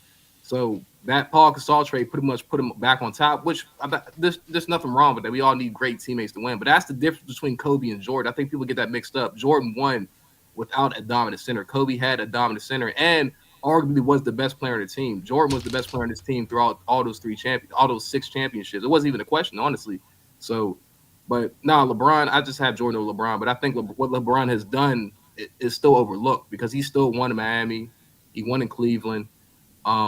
He won in LA. Now, the bubble, we could talk. That's a whole different conversation, but he still got it done. I really don't honestly count the bubble. But, I mean, he still, accomplished a lot. And, you can't take away, his back-to-back MVPs, Miami, because one was almost unanimous, just like Steph. So, I just think his dominance, alone, it's just you know what I mean? You can't really you can't argue LeBron's dominance, but I got Jordan over LeBron for sure. That's just how I feel, y'all. So winning is dominance to you? Hold on before you answer that question. See, look at this, Lamont. You see, it says this guy is talking, right? This is again, ladies and gentlemen. This show is made to allow you guys a chance to speak. Kurt was very, very respectful. He waited his turn. I gave him an opportunity to speak, and I'm gonna let him speak. Brandon, you just butt in the middle of a conversation. You don't wait till somebody addresses you. You don't do none of that. Kurt was very respectful, so why wouldn't I be just as respectful? And King Solomon, you should also pay attention to this as well. Why wouldn't I give him the opportunity to speak? He said, hey, what's the topic? That was his first question. What's the topic, guys? He wanted to make sure he was going to talk about the topic. Then when we told him, hey, what the topic was, and he saw it was off, he said, hey, if you don't mind, can I talk about what y'all were talking about? We let him get his take off. And now Lamont asked him a question, and I'm going to address him afterwards. So the question was again, say the question again, Lamont, to make sure? I said, based on what he said, when he's talking about Jordan's dominance, and he said, I'm assuming what he meant by what Jordan did in less time was I mean, he won more championships in less time. It's not gonna. So No, it's more than that. You know, it's more I than was gonna say, championships. I was definitely gonna say it was more than that, but Yeah, I'm gonna let but you go. but but go, no, but go ahead, Kirk. Go ahead, answer that because Okay, so obviously the it's more thing than is, championships. right, Uh-huh. right. I mean, people going crazy me on the comments. I don't know why. I just spoke what I don't Welcome to know. Go James Kingdom. Welcome to the Friday Night Exposure I with see, the but Exposer, you know sir. what's crazy? Like I got like I ain't gonna lie, bro. Like I think a lot. Like, I got like a lot of my information, bro, from like different people. So I hear people out. But I will say this: what like, of course, winning matters. That's number one. But with Jordan, I'm talking about like statistically, because what Jordan did in those last years, we gotta understand. Jordan is the he has the highest average for a score all time, right next to Wilt is 30 points per game. So that's what I'm talking about. He did that in less time. He actually he actually was shooting over 50% from his career before he went to the Wizards. But you know, that's he there. That, you know what I'm saying? He shot 49% for his career. So he's done a lot of things in less time. He won more MVPs in less time. More scoring titles. I mean, he's a scorer, obviously, but LeBron's a scorer too. Like a lot of people don't understand that. LeBron's a better scorer than Carmelo. I keep trying to tell y'all that LeBron's actually a scorer. He's a scorer, but uh, he's I mean, I don't know like hand by hand, but LeBron like Jordan just has done just more, just in no, less. and I got you. So That's what how I I'm feel. saying is, Yeah. what makes it more valuable? So for example, what makes if you do something in 10 years and I do something in 15 years, what makes you doing it in 10 years and what makes it more That's valuable? fair. Okay, so this is what makes it more valuable to me. I think that what Jordan has done, which makes it more valuable, is because LeBron has still have yet to reach some of his accolades. He played in more time. That's why I'm. So if Jordan didn't Boom, have boom, LeBron's accolades, boom, right, and he's done it in boom. less time, then wouldn't matter. But Jordan has more than LeBron, and he's done it in less time. That's what I'm saying. So it wouldn't. Okay, This all wouldn't but Okay, if, matter. hold on, Lamar. I'm gonna segue. What I gotta say, I'm gonna segue because I want to respond to what he was saying, right? And I'm Mhm. gonna, at the end, it's gonna be able to segue in right into for Lamont to be able to go in and address it. Because all right, let's first just start off with the first Cleveland stint. A lot of people, All right. like you said, misunderstand what he did because people don't understand his first year there. He gets there with Carlos Boozer, Ricky Davis, Darius Miles. They lose those guys that next season, and the Cavaliers go above 500 and win 42 games. That's when I went on Dookie and them show and I told them like, yo, the Cavaliers of '05 overachieved because they were able to win 42 games and was one game away from making the playoffs with just LeBron James while That's losing crazy. Carlos Boozer, Darius Miles, and Ricky Davis, right? So I didn't they know didn't that. even yeah, so like you have that, and you know what happened in '06 and '06 he had a great season, then go on and so forth and so on. And also in Miami, when you brought up the Heat and they talk about him, whether he failed or not in Miami. In reality, LeBron James succeeded in Miami. When you look at the teams in NBA history who had 3 All-Stars on the team and the amount of championships they won, he is just as successful as Larry Bird and Magic Johnson was with their 3-star studded lineups. You see what I'm trying to say? So even Right. the Miami Heat was a successful team with the amount of championships they won. Now segue into this whole thing about the shorter time and more achievements. Yeah, I yeah. come to just realize here, Lamont, that's why the LeBron James and Jordan debate is so important to Jordan fans is because it is the only debate that forces them to create a narrative. It's very easy to say why Jordan's better than everybody else, than Wilt, Kareem, Bill Russell, Magic, Bird, Kobe. These things he could explain it where anybody can kind of understand it. But for LeBron, it requires more of a creative narrative because like he said, yeah, okay, that's cool, let's just say Jordan did achieve more in less time, but that doesn't make Jordan the GOAT then, because if that is a criteria that we apply across the board, it no longer fits. He loses to Bill Russell. Bill Russell did actually achieve more than Jordan in less time. That's a fair point. So That's a fair point. so Lamont, segue into that. What value are you placing on that? Because you have the reason that Okay. does have value is because you can use it against LeBron. Because Right. LeBron is so great and so universal in what he does. You guys need something more than what you use for everybody else. LeBron is really your like it's not just LeBron is the nightmare for Zesty Jeffries. He really threatens the idea of Jordan because it's like we have to think of different ways, whether it's you, Kirk, coming with the less achievements, I mean more achievements in less time, or it's the 6-0. It has to be something creative and tailor made. Lamont will tell you this from people's criteria, tailor made to go against LeBron James. now what I was gonna say was Mm-hmm. And similar to what you were saying, I Mhm. believe is people's way of trying to counter longevity, right? Okay. Because then they try to make they try to make your accomplishments in a condensed amount of time. Because we heard Sharon Wright talk about longevity. You Mm-hmm. know, Oh, we talked about that him, as well. Yeah. Mm-hmm. and when he talked about longevity, he talked about how hard it is to always come back year after year and be great.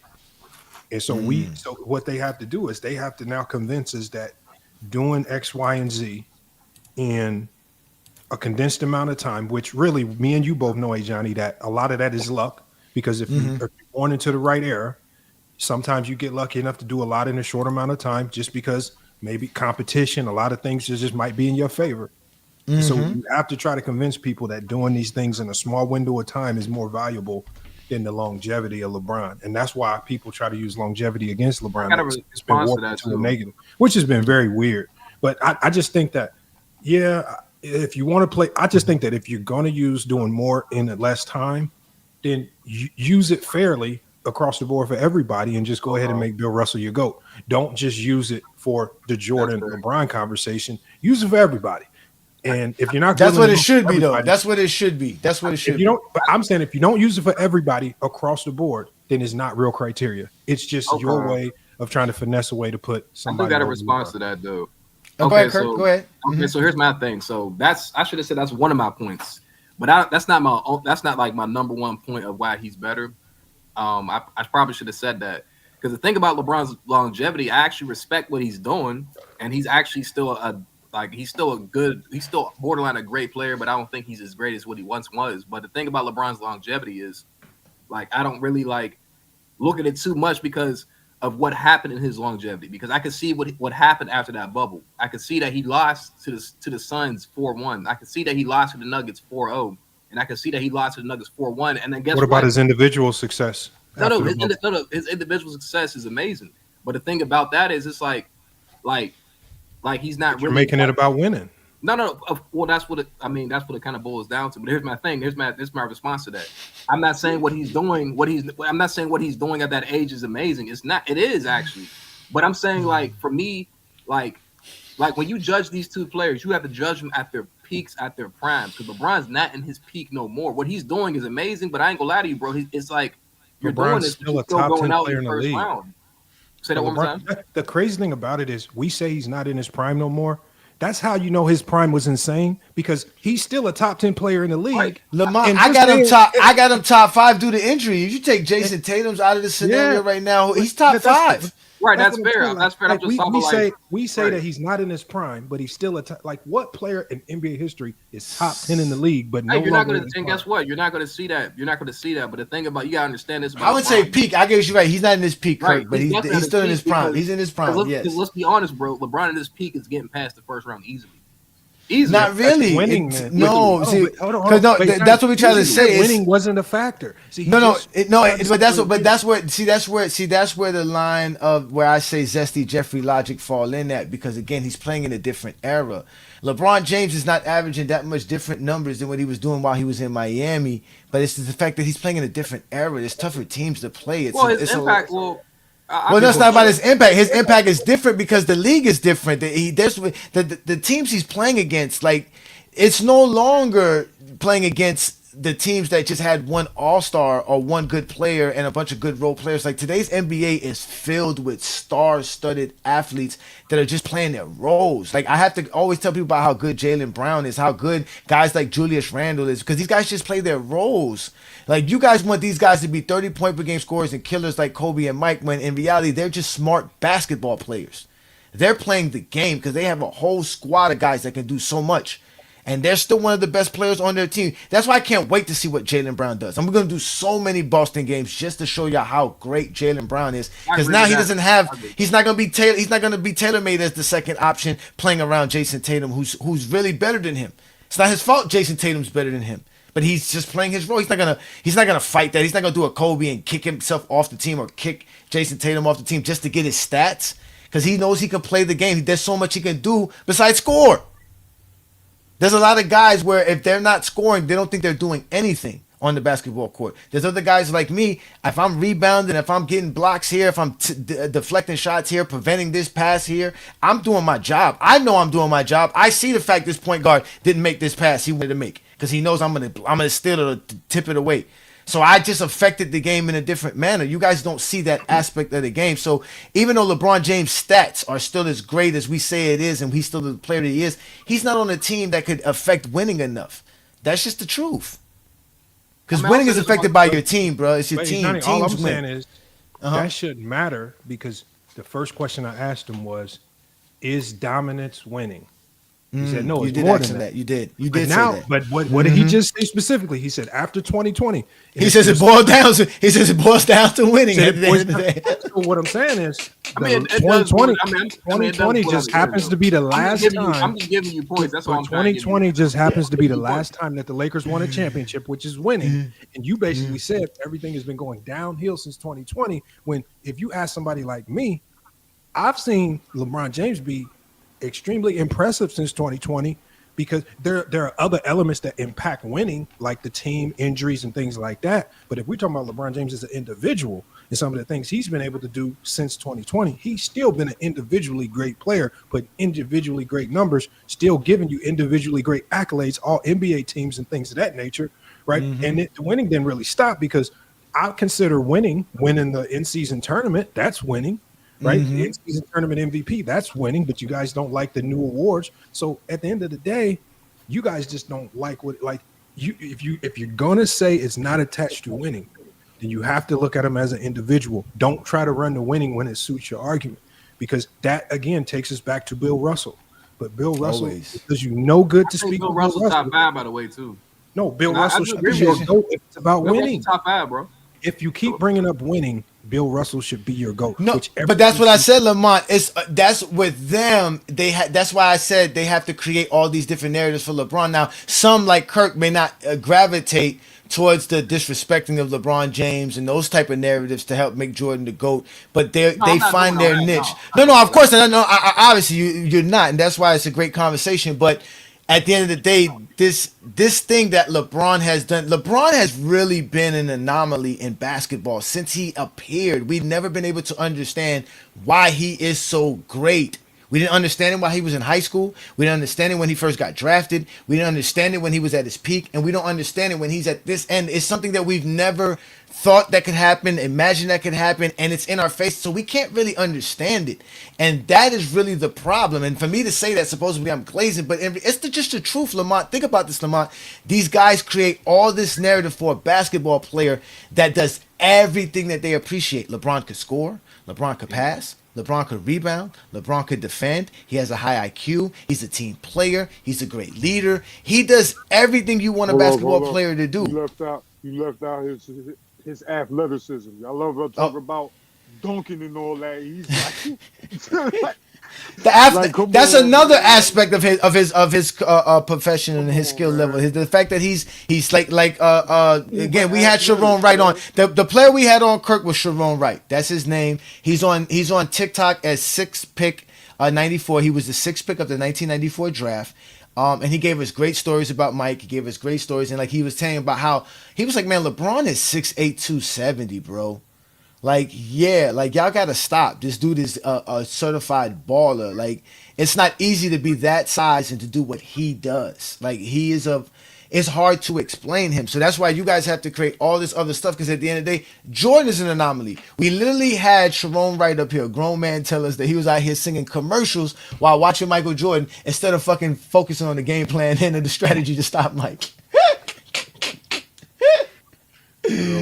Oh, I mean, that's hilarious, bro. It's Look, I'm being honest hilarious. with y'all. I think you can't stop neither one of them because they're all-time greats. You can't stop an all-time great. But the thing about LeBron is because I see what y'all saying. I'm not trying to. That's what I'm trying to say. I'm not using one argument to make my point about Jordan being over LeBron. I'm not trying to use one argument. No, we're not trying to argue. First of all, you can have Jordan as your GOAT. We don't care about that. Like Lamont says, we don't argue rankings. I hear that. We want to hear your logic. You broke down your logic to us. You gave us your explanations why, which was good. You did it. You explained yourself well. But at the end of the day, your logic really doesn't fit with what you really want. And we get it. It's just best to say, just like Sharon Wright said, man, Jordan's the GOAT. I don't care what y'all got to say. I don't care. He's just the GOAT. Like, I don't need to explain it. I saw it. Like, for him, he saw it. Your I mean, logic bro, Jordan had the orange aura when he saw Jordan walk I'm next to him. 27, bro. I mean, I like to give multiple points. I don't like. How are you 27 and have Jordan as the GOAT? How? I watch a lot of from Michael Jordan. I watch a lot of. You did not watch a lot of Jordans. You watched a lot of Jordan highlights. You did not watch a lot of Jordan games. No, not a lot of Jordan games, bro. I ain't gonna lie. If you started watching Jordan games, the actual games, and forget just the Jordan games, go watch the games of that era, you would completely see something different. So of course you're just gonna see highlights. You're only gonna see the high. If I show you highlights of Draymond Green, you gonna think Draymond Green's one of the greatest players that ever played the game. I don't know about that. No. If you see some Gerald Green highlights, I've had players trick me like that big time with the I won't even highlights. say I've never seen a Jordan game. It's not even that, bro. I just No, I'm quite sure you've seen some games. I'm just saying, but look at the games. Because we do it. We look at the games all that time. It's a different. Today's NBA is just better, man. Like, I've been watching basketball for a long time. I'm 44, just to let you know, Kurt. I'm 44, and I've been watching basketball since '91. All right, so I was there when Jordan did the hand reverse and the Magic and Jordan legacy and all that other stuff going on. So yeah, and I was still young then. It's not like I say I knew basketball, but I do remember the whole aura.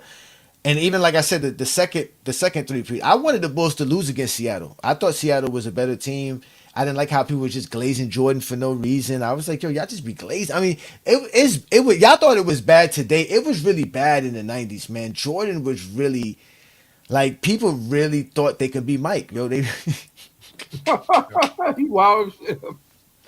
No, I'm shit, bro. Yo,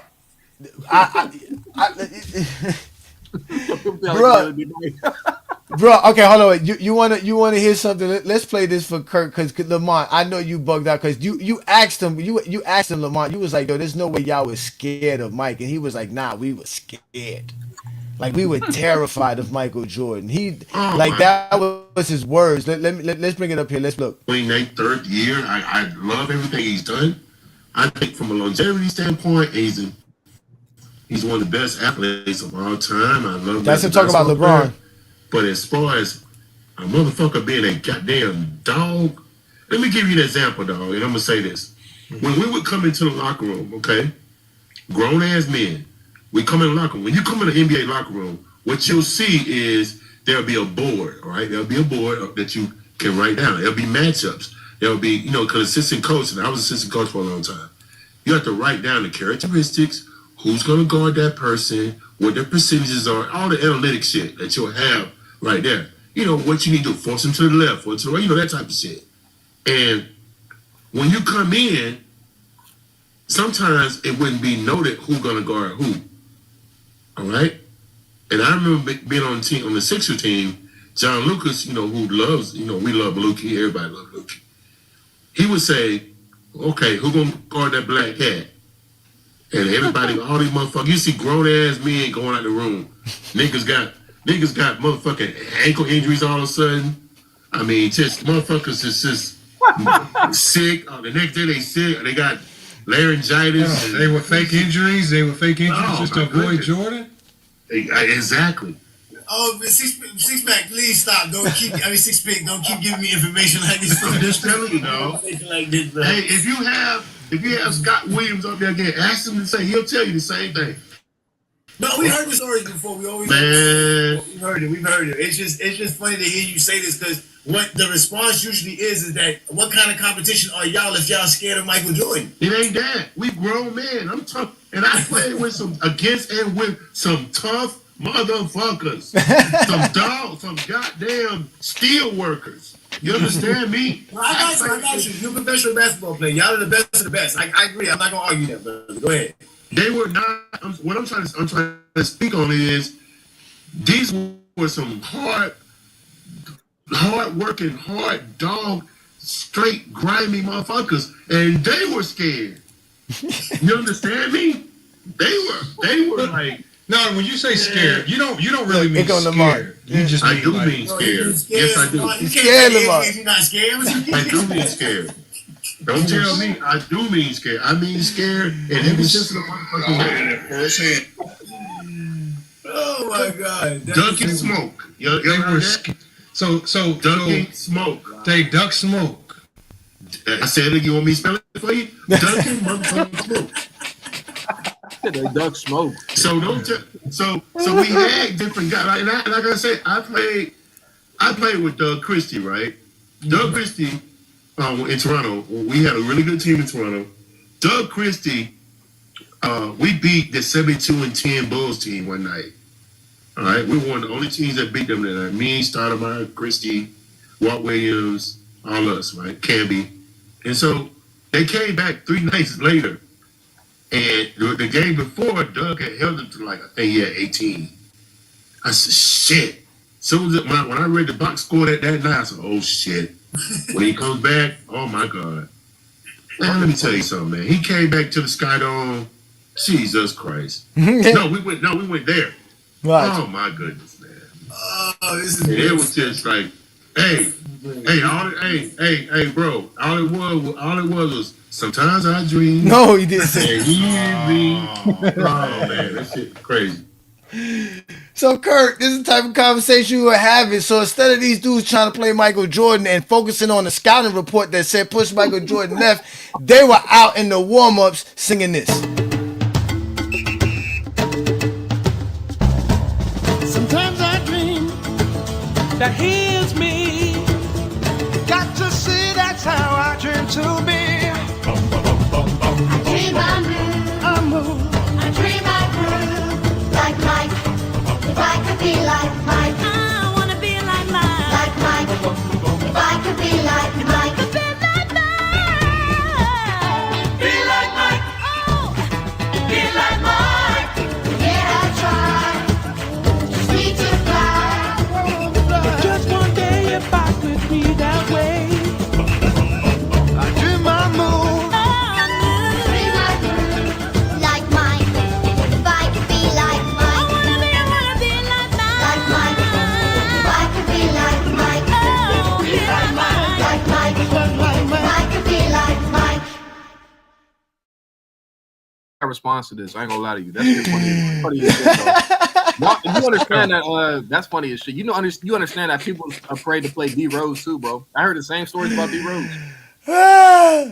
Bro, Patrick Perkins said the same shit about LeBron. He said he swear. This man said he hoped LeBron sprained his knee at home, not like at practice or at warm up. He was like, man, LeBron James fall down the steps. I don't care. Don't show up to a game 7.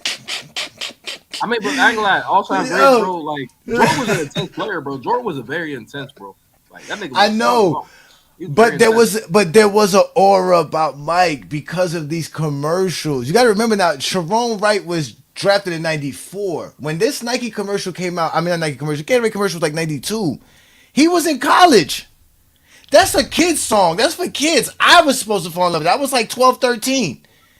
But for somebody who to be 19, 20 years old,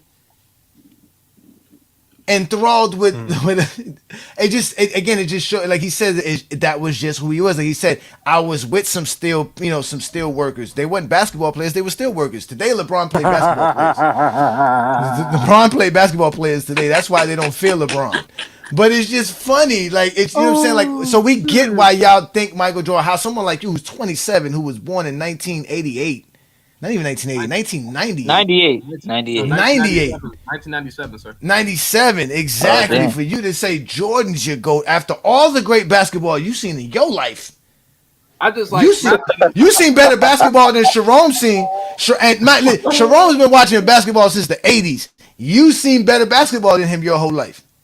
I just like, I don't know, bro. I respect like players that came before players. Now that's why I'm saying like, that's why I came on this channel and said I'm glad you do, man. Disrespecting LeBron at all. You know I'm not. No, I got you. Y'all live on.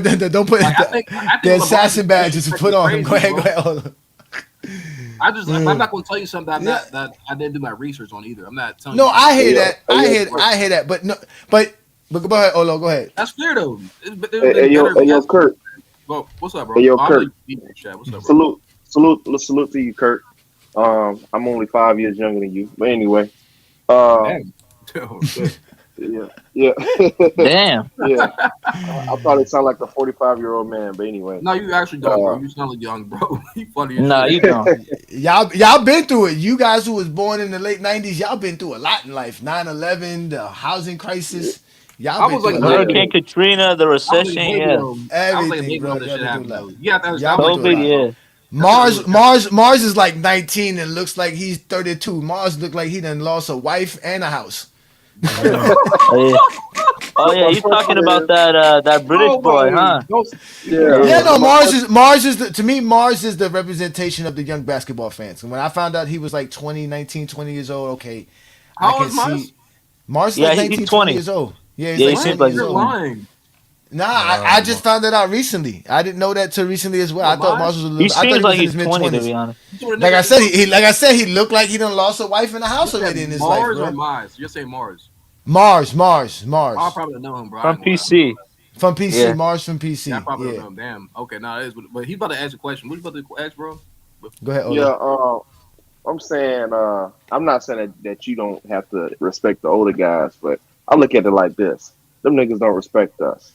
We see Exactly.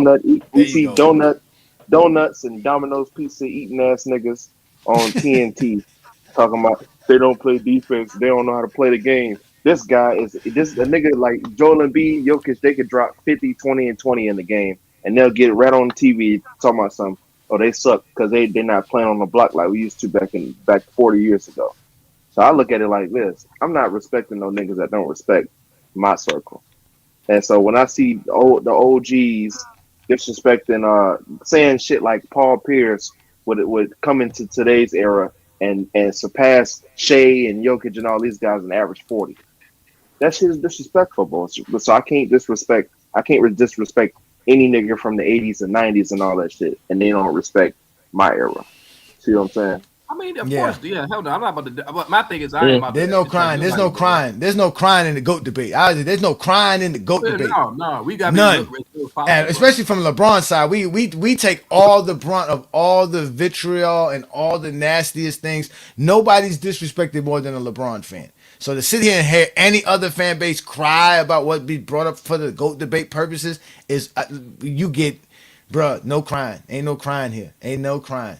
No crying I at mean, all. but here's my thing though, bro. Before this Hmm. guy go, bro, I'm just more like this. Like we can all be fans, bro. But at the end of the day, I put whoever I like aside. We can talk about real basketball. That's all I'm here to talk about. I'm not here to talk about LeBron's my favorite player or MJ because MJ's not my favorite player.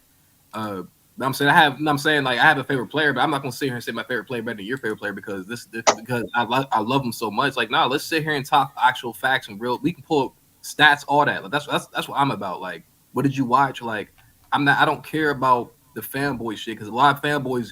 I'm glad like they be acting gay, bro. Like no homo. I'm just being honest, bro. This shit get real.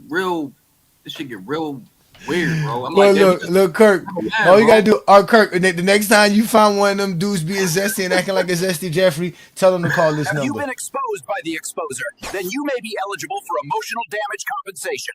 Call 1-800-ZESTY now. He funny as shit. That's all I'm saying. Bro. A lot of people get emotional about their player, like especially Kobe fans, bro. Oh my gosh. Oh my god. They're the They're worst. They're bad. probably worse than I Jordan said, fans, in damn, my like, opinion. we cannot have a conversation with you. Well, Kobe was the best player on those three piece. I said, no, the fuck he was not, bro. Like, stop They saying like that. to point Oh, out but Kobe's that's what. bad. Kobe's Yeah, but bad. that's it. That's But why. that's what tonight's show was about because I also played at the beginning of today's program, a live between Crunch Time on TikTok with Richard Jefferson. So Crunch Time had a live once where he was having debate about LeBron and Kobe, and Richard Jefferson decided to pop up and hit the link or and show up. So What?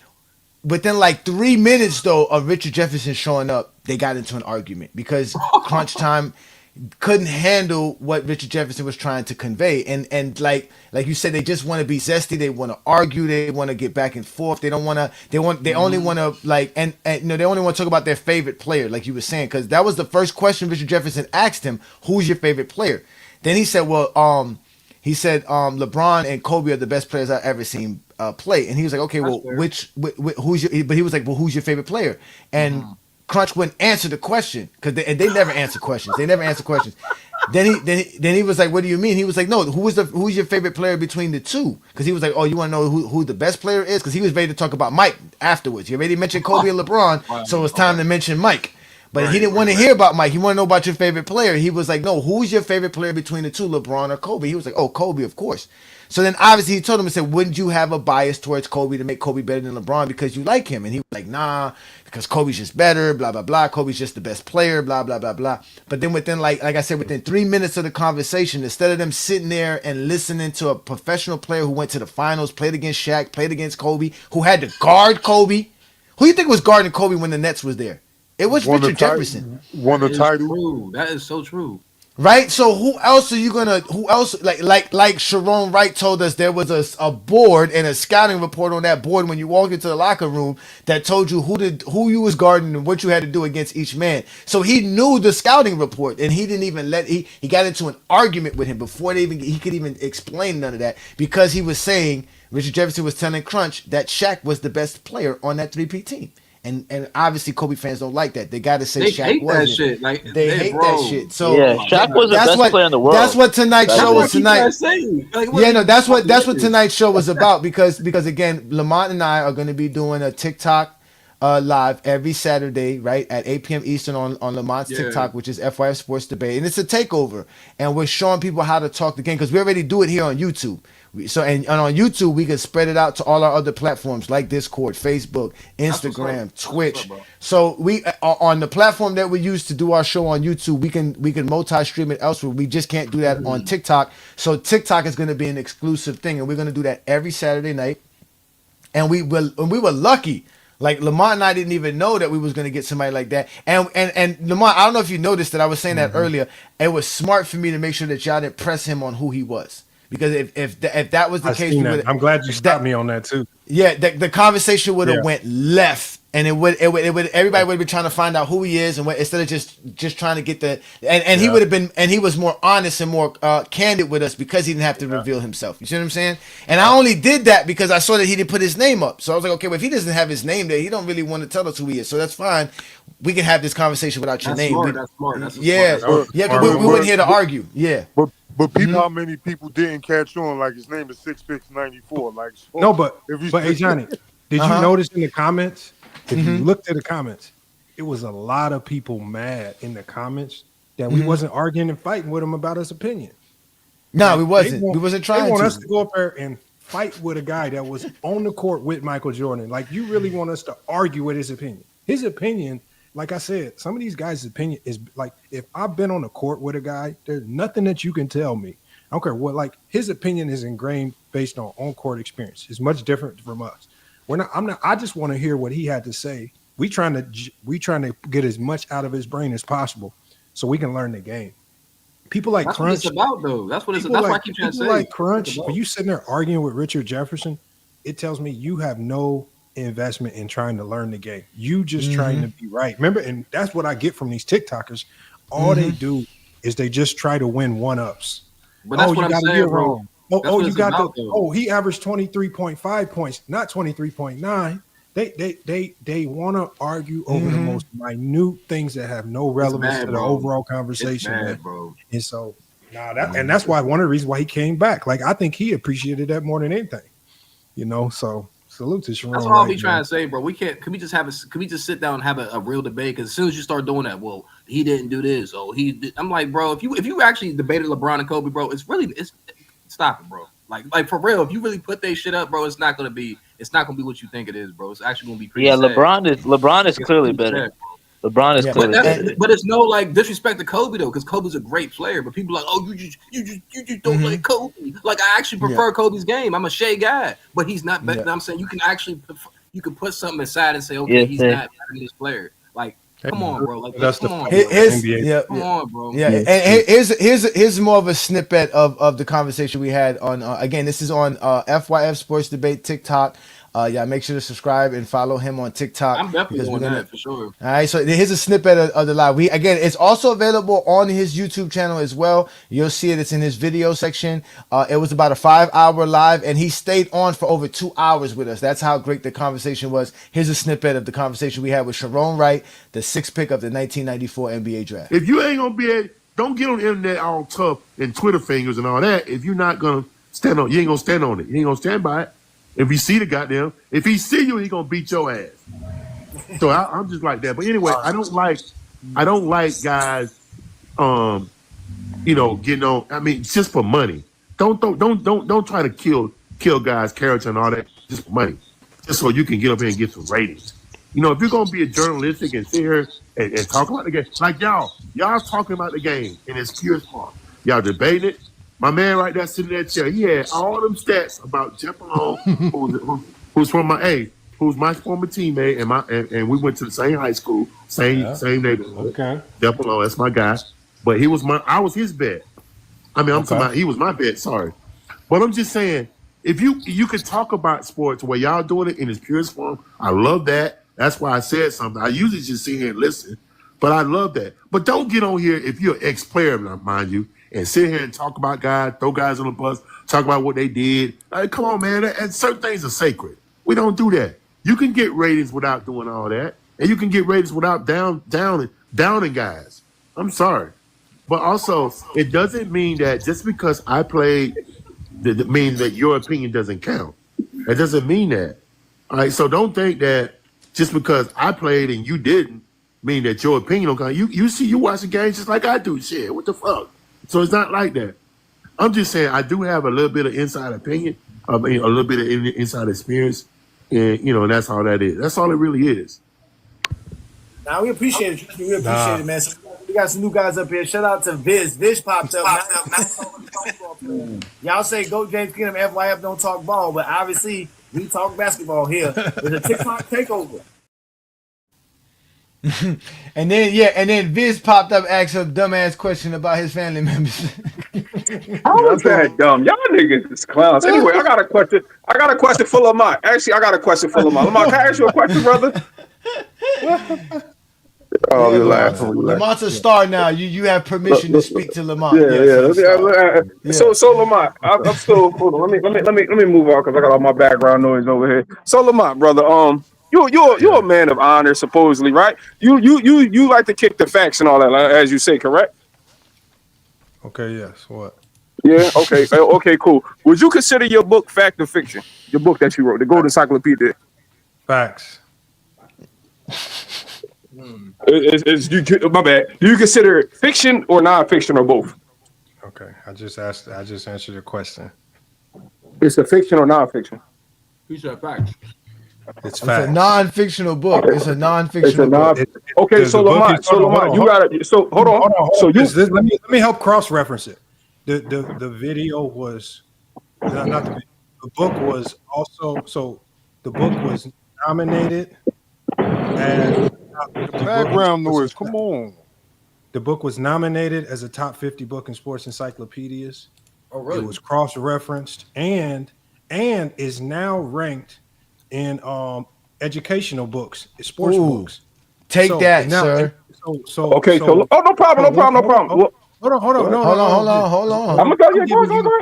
So what Amazon does is, y'all, to get into educational books, they fact check your book. They cross-reference it. So now when you go to my book on Amazon, the hard copy book, it has a logo by it because now it's been fact checked. So it's not just me putting things out. So now it's in the educational section. So if you want, that's why I say it's an educational reference. So if you want to learn, you go to that book, and that's why we're getting so many sales. Okay, so Lamont, like we spoke in behind the scenes, you know what I pointed out, a plethora of inaccuracies and false information that you have in this book that you're selling to people. Correct? What's the inaccuracy?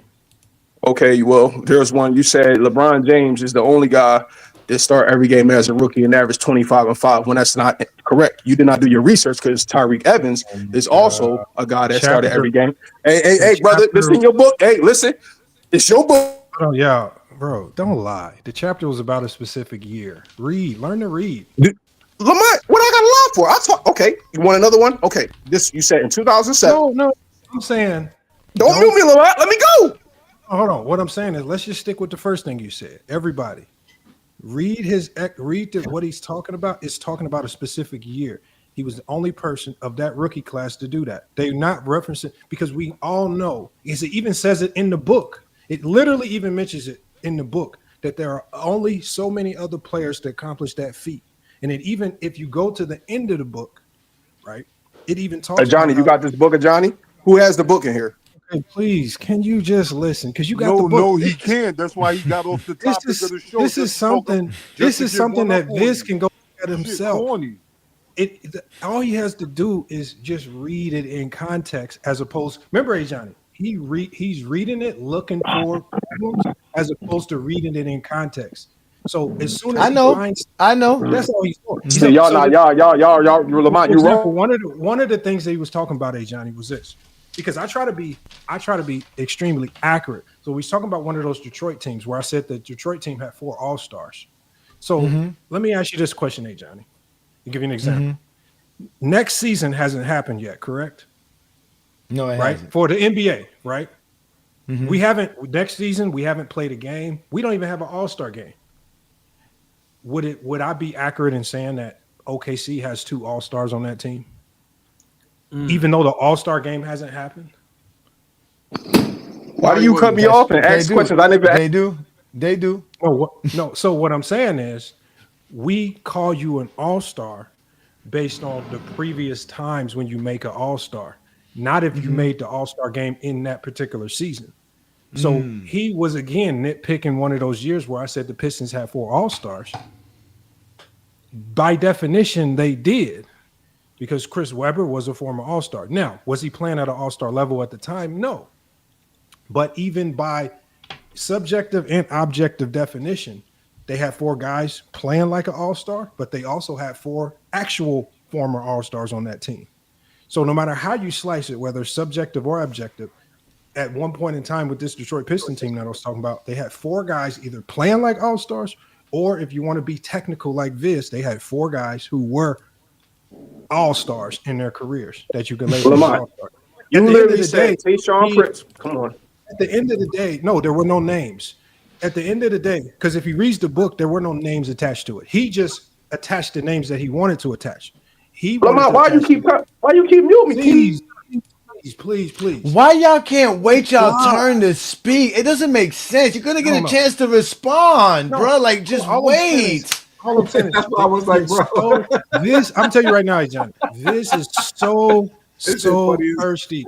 He is so thirsty to be right that he just misses the most obvious things.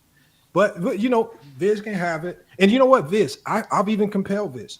Do videos on it. Do as many videos as you want on it. Give the book as much free promo as you want. Do whatever you got to do to build up a bigger reputation in this country. I'm not gonna be mad at the slightest. But I think it's sad because you know the one thing that tells me about Viz's knowledge of the game is Viz said something in the comments. He said sports and fitness rants cooked you, Johnny. When? First of all, but let's just stop right here. He said that a couple shows ago. Anybody with a brain knows that sports and fitness rants has never made any intelligent basketball discourse in his entire life. But Viz will say he cooked you because Viz is just okay. Thirsty Can we get back on the topic that I asked though? No. We are on the topic. But you know, everybody. Lamont, you're trying to overtalk me because you don't want me to say what I got to say. So you're trying to, for one, boy. Everybody that's saying, if y'all never read the book, y'all cannot come at me. I actually read the book, brother. So if y'all haven't read the book, hold on. Don't come at me because Lamont, you have a lot of inaccuracies in your book. You also said in your book that Orlando Woolrich was an all-star. Orlando Woolrich was never an all-star, brother. You in your book. Hold on, no, Lamont. Let me finish. You in your book. You said context. You never said nothing about context in your book. Wait, Viz. Viz, I'll send you $100 if you read one page of Lamont's book right now for us. You didn't even buy his book, so you shut up. You didn't even support. Wait, hold on, wait. Why did you not answer the yes or no to that simple question? I will give you $100. So you support him. There's no need for me to. I don't need your money, brother. How do you know Lamont? I don't support Lamont because I'm not sitting here trying to find inaccuracies in his book. Brother, y'all trying to argue me? Y'all arguing with me about what this man wrote in a book. He is passing off inaccuracies, a lot of false information, and a lot of bullshit that he How do we know you actually read the book? How do we know that you even read the book? How do you know you even read the book? How do we know this? Lamont knows I know. He know I know. I got the book. He know. I got the book. How do you know? You can have the book and never read it. You have the book and never read it. You said it multiple times. You didn't even buy the book, so why you arguing with I somebody? know I have not bought the book yet. Still haven't bought it yet. Okay, Right. hey, Wombo, I talk to Lamont on a consistent Hey, basis. Johnny, I'm gonna read. Lamont don't need. I mean, Wombo don't need no books. He watch basketball. This is gonna try to be disruptive. So I have the book right here. We're gonna read about Orlando Woolridge. And so let's I want read it. y'all to tell me. Since you can't read, I want the intelligent people. I feel like I'm in fifth grade right Hold now. on. I want y'all to tell me is it if I said that Orlando Woolridge. Hold on one second, Kirk. Hold on one second. I'm reading from the book. And now y'all can get this book. So I'm gonna read it from you. It says right here in the 1980s, Orlando Woolridge briefly shined alongside young Michael Jordan, showing flashes of an all-star caliber player in Chicago. Drafted 6th overall in 1981, Woolridge quickly established himself as a high-flying scorer, averaging over 20 points per game in multiple seasons and dazzling crowds with his dunk contest appearances. For a short time, he gave the Bulls a second explosive option next to Jordan, even appearing in the 1985 All-Star Weekend. But while Jordan's rise transformed him into the league's ultimate force, Woolridge's impact never fully reached that same tier. His game leaned heavily on scoring and athleticism. Unlike Jordan, he did not elevate his teams to playoff success or carry them in clutch moments. Still, during those years, fans got a glimpse of what could have been. One powerful 1-2 punch of Jordan's dominance paired with Woolridge's all-star flashes. A partnership that burned brightly but faded just as Jordan's legend was beginning to take shape. Now, to the intelligent people on the panel, did I call Orlando Woolridge an all-star? You just said he sold flashes, man. He's an all-star caliber. Lamont, Lamont, you're not being honest, Lamont. First of all, hold on, wait, Viz. Hold on. We're gonna let Viz get in, but it was my fault, Lamar. I should have never asked Zesty Jeffrey to read because we know damn sure Zesty Jeffries can't read. Yo, Kurt, you said you're Kurt. Book it, Johnny. Kurt, obviously you got the book and you still can't read the motherfucker. You still can't read it. Lamar should make a dummy encyclopedia for people like you. Listen. One boy. I'll send you a free link to download the book right now. And you can read it to the people. All right, one boy. We don't even gotta do all that, Lamont. Hey, Lamont. No, one boy. Is he's trying to be disruptive. One boy, put your email in the private chat. I'll send you a free book right now, just so one boy can cross-reference. Since Viz, all of a sudden has a learning disability, he no longer can read. We'll let one boy. One boy is good. One boy is really good at cross-referencing. I ain't gonna lie. I want to hear his Let's let him go. Go ahead, Viz. Go ahead, Viz. While one boy do that, go ahead, Viz. You can respond. Nobody let Viz go. Go ahead, Viz.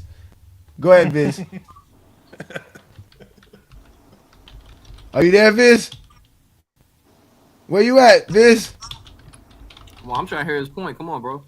Yo. Come on, huh? He's about to come on, I think. Come on, bro. I want to hear the point.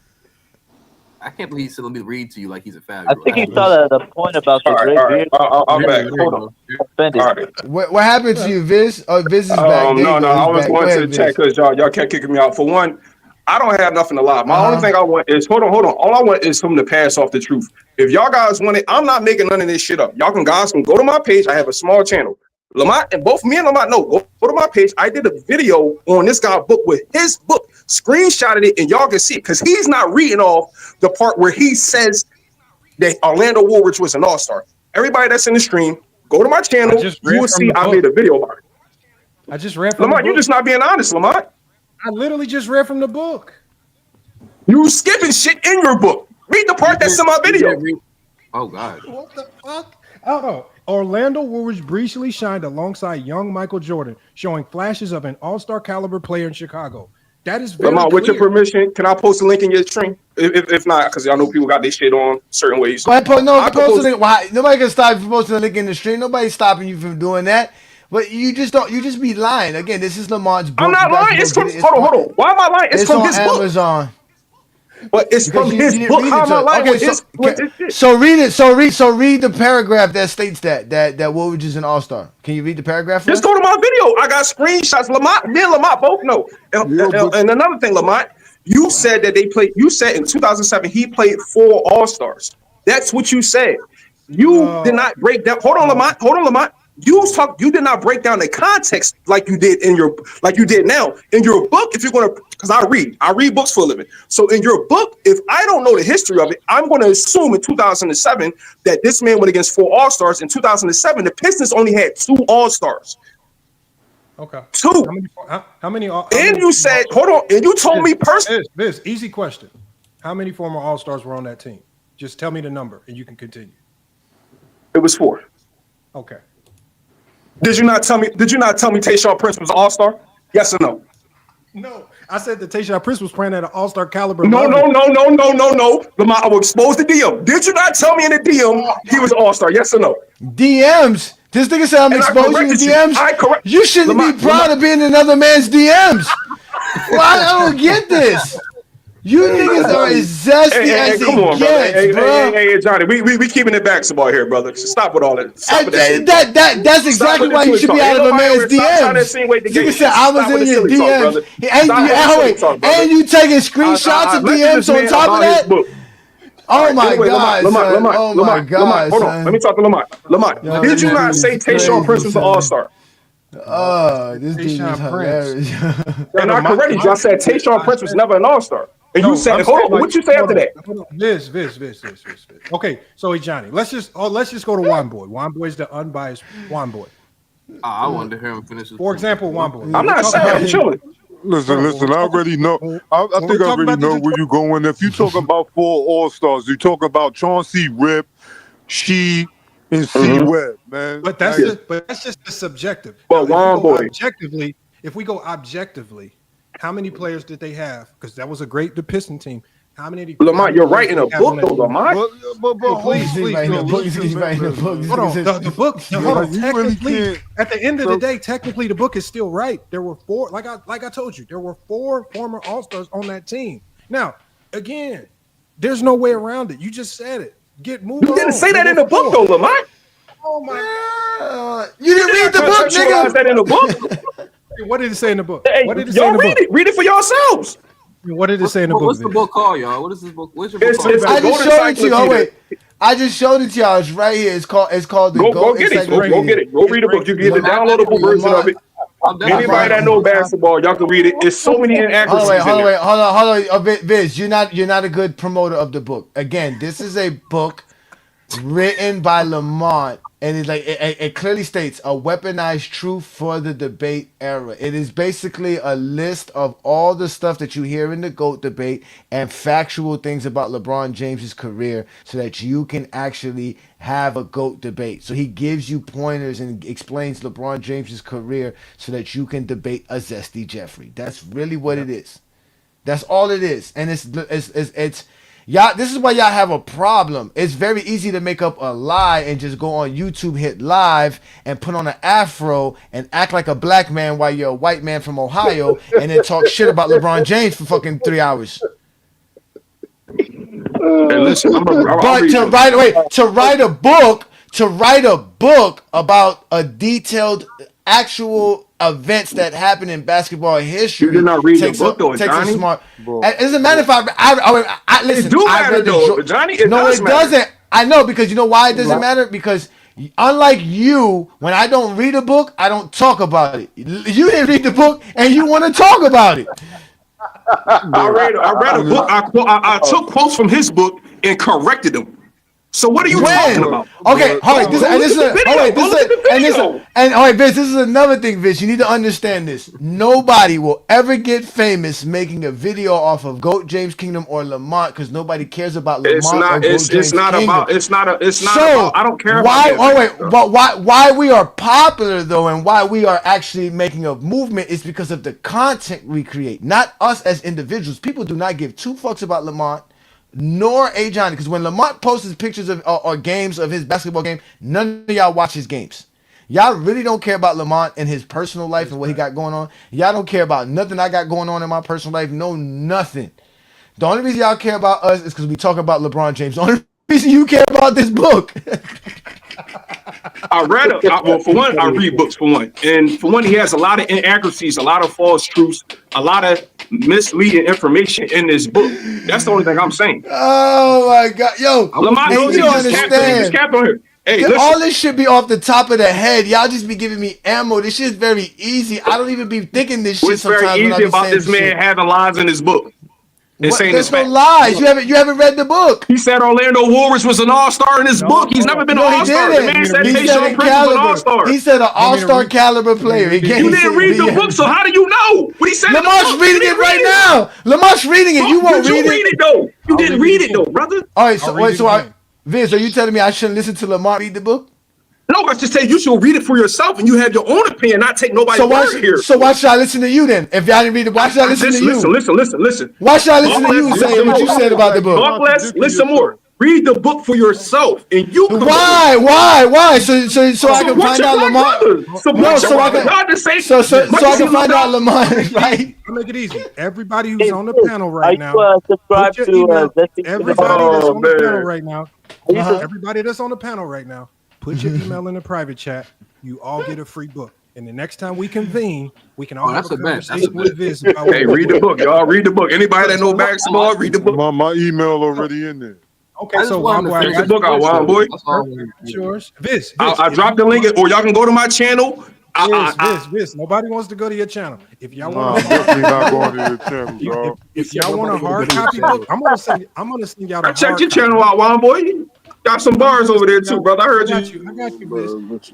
I'm gonna send y'all the hard copy book, right? I'm gonna send y'all the premium edition, the one that's stamped as an educational I love you resource. for that. So look, y'all, look, I'm on, and you know what? I might autograph it for you just in case we blow up, man. It might be worth something, man. Oh my God! Lamar, don't send me the book. I gotta purchase it. I will purchase. I always said I gotta purchase it, but I just find it funny that his argument though, Lamar, is that since I didn't read it, I can't argue against it. I can't say that. I want you to finish you speaking on something you don't know about, brother.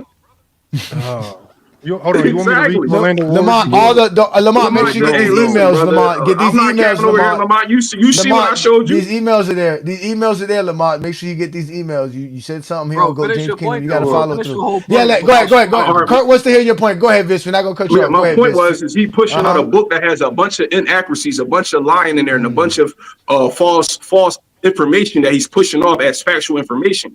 He's gonna push that off the kids that don't know nothing, that don't know the history of the sport, and they're gonna take it as fact without them doing research. And for somebody that's like Lamont, that's supposed to be a guy that's right down the middle, I don't think that's good on his behalf, because he's supposed to be this non-biased guy, and he's pushing off information. Hold on, and he's pushing off of information that's not accurate. That's the only thing I'm saying. Okay, hold on. Okay, so hold on. Let me read another excerpt for y'all. I'm gonna read one more excerpt. Hey, go ahead, Lamar. Go ahead, Lamar. Just read the book for yourselves. I ain't got nothing to say. Just read the book. Hold on. I'm gonna give everybody a book. Okay, we're gonna read another because remember, Viz literally just said this is not in the book. All right, y'all. So I want y'all to look. Remember, he just said this is not in the book. So I told y'all every section has a section in the back that you can correlate to. Let me read this to you guys. In 2007, the Detroit Pistons rode out a lineup of 4 former All-Stars: Chauncey Billups, Rip Hamilton, Rasheed Wallace, and newly added Chris Webber, making them the East's most experienced and battle-tested team. But despite that firepower, they ran into 22-year-old LeBron James in the Eastern Conference Finals, where his legendary 48-point game 5 performance, scoring 25 straight down the stretch, dismantled Detroit's veteran core and signaled a shift in power from the Pistons dynasty to the rise of LeBron's Cavaliers. Now, he says that wasn't in the book. I just read it. This is something that you all can read. Viz, there's the context for you if you actually read the whole book. That's why I say. What is that insinuating, Lamont? What does that insinuate, Lamont? That he played 4 All-Stars that year, correct? Let's just read it one more time. Let's read it one more time. Let's read it one more time. In 2007, Detroit Pistons rode out a lineup featuring 4. It literally says featuring 4 former All-Stars: Chauncey Billups, Rip Hamilton, Rasheed Wallace, and newly added Chris Webber, making them the East's most experienced and battle-tested team. What does that say, you guys? I'm not gonna lie. That's okay. I ain't gonna lie. Let me respond to that. That doesn't sound like he's saying this. He's just basically saying that team's experience as hell, though. Now I can see if he said that 4 All-Stars, but he said his former All-Stars. That's not to me. That's one thing. Okay, they named them all. To me, yeah, I'm brother. He's making the point that their experience. He's basically saying their experience. That's what it sounds like to me. I'm not gonna lie. It doesn't sound like he's capping about that. And what about the Tyreek Evans thing, Lamont? I want to hear. Okay, what about Tyreek Evans? I mean, not the Tyreek Evans. Listen, read the book. Only thing I gotta say, y'all read the book for No, yourselves. give me Y'all the come up next with your one. own Give me the opinion. Don't next take my one. opinion. Don't take my opinion. Give me the next one. We can read it together. I can read it to you right now. Together. Yes, we live right now. It's Friday night, CJ. You know that. It be Come live. on, CJ, Yes. come up here, bro. Viz, come on with the next one, Viz. You said Yo, time. Okay, Viz, the one about because I have to get off. I'll have to get off the StreamYard to check my notes. The one about LeBron was the only guy to Check your start. notes. Yeah, the screenshots that I got, brother. Like I yeah. You got you Hey, got Juan boy, but you why had you the always at book. me, Juan boy? Why you always at me? Because I No, proud you one time, brother. because first of You all, saw with these niggas on. You dick ride these niggas on everything, brother. God damn, you be dick riding, brother. Now you I mad at actually Juan fuck boy. with you, but you be dick riding, my nigga. Anyway, Now you mad at Lamont, Juan boy. you be dick I just riding, side my with the guy. dudes that just Now want he to mad have at Juan boy. Hey, Brother, you I'm got not mad at Juan boy. He just be at me on everything. Like I just be out here just we tripping. would have Kirk came on here. No, nobody Tell King came. John I got him. Tell Nobody King tonight. John I got him too. Nobody tonight came up here more disruptive than you and Brandon Katz. How am I being disrupted? I asked Lamont a question. Because you, I questioned first him of on all, his you book. came How is up that here. You disrupting? I didn't can't. say nothing about the topic of the show. None of that shit. That is about the topic of the show. Y'all saying y'all taking over it. Hey guys, Okay, all right, when you got your chance to speak, all right. Listen, when you the got thing your about chance you to said speak, He doesn't want to listen. You got to listen. Go ahead, Juan boy. You when you got your chance to speak, you immediately went at Lamont. You did the same thing to me when I said what I said about Pau Gasol. You just looked to have a reason to want to argue with a nigga and just be right for one time. And the Juan one boy. time when we checked you talking Go about, ahead. oh, Ray Allen had 50-point game in 2010. No, it was 2009. We left that shit alone, bro. I said I was wrong and I stood on business. Did I not? That's respect. That's I said I was wrong. I said, okay, I stand corrected. No, he didn't. You Kirk, said don't. Paul Gasol was the Kirk, best don't power fall forward, for it, nigga. Kirk. Just listening to Kirk, don't fall I for it, showed Kirk. up late. I showed up Kirk, at Kirk, 9:09. Nigga, I was listening to that. Kirk, That comment Kirk, you ever seen like a 15-year-old with dementia? They usually in special ed classes. That was Viz, man. Dementia. These niggas don't I never remember didn't what come they up here said to the day argue, before, dog. bro. You came up here exactly to argue. Why would you bring up Lamar's book that no one All here right, for read? one, I think Lamont pushed narratives, so I'm going to question him on things. If What y'all narrative consider did I that push? argument, so be How he pushing a it. narrative in a I book have nobody read? How he pushing narratives I in a book read none of the us book. That's read? what I'm trying to tell you. I read the book. We That's know what I'm you trying didn't to read tell the book, nigga. You can't Lamont, read, no, nigga. hey, listen. We know you can't Lamont, read. we talk behind the scenes, right? So he know what I know. How'd you read the book? Okay, hold on. What other section do you want me to read he for the probably people? read the book. I ain't gonna lie. He probably read the book. No, Well, Viz, okay, you read wait, it. no. I guarantee you. Wait. Name one chapter. Name one chapter. Name one chapter. Just name one chapter. What was one chapter title? A title of a chapter. One chapter You don't title, got the book, please. so don't talk to me. You don't got the book. Why So you don't can't talk. never answer the book? You See, don't you can got the always book. lie about the See, book, but he can't name a chapter title, nigga. Can you name? All right, can you name a chapter? God damn, Can you name a man. chapter? We Can didn't you name a claim to chapter? read In a book that Nobody I claimed to read, read the if I book read but a you. book, I can tell you a Come chapter on. in the book that I read. Come on. Like there's a chapter in the book for the Jordan rules called February of 1991, and it All you explains do is talk Jordan. about Jordan. Yeah, of course, because I read up on Jordan. Unlike you read up on shit that we don't even know if you're reading up on. But I'm reading, right? So here we go. Hey, Lamont, I found out. Lamont, I found out. Wait, no. I found out Jordan. Remember, I said in 1991, right? I found out Jordan was so upset. He was like, "Why can't I have better players on my team?" This is an excerpt from a book that I read. You told me, did I read the book? I got an excerpt from a book that I read. You have no excerpt. You lied. The excerpt you brought up, Lamont read. You can't read it. You can't tell us a chapter. You can't tell us nothing. Again, February 1991 is actually the actual chapter name. And it talks about Michael Jordan in February complaining to the team about why Scottie Pippen and them is still on the team.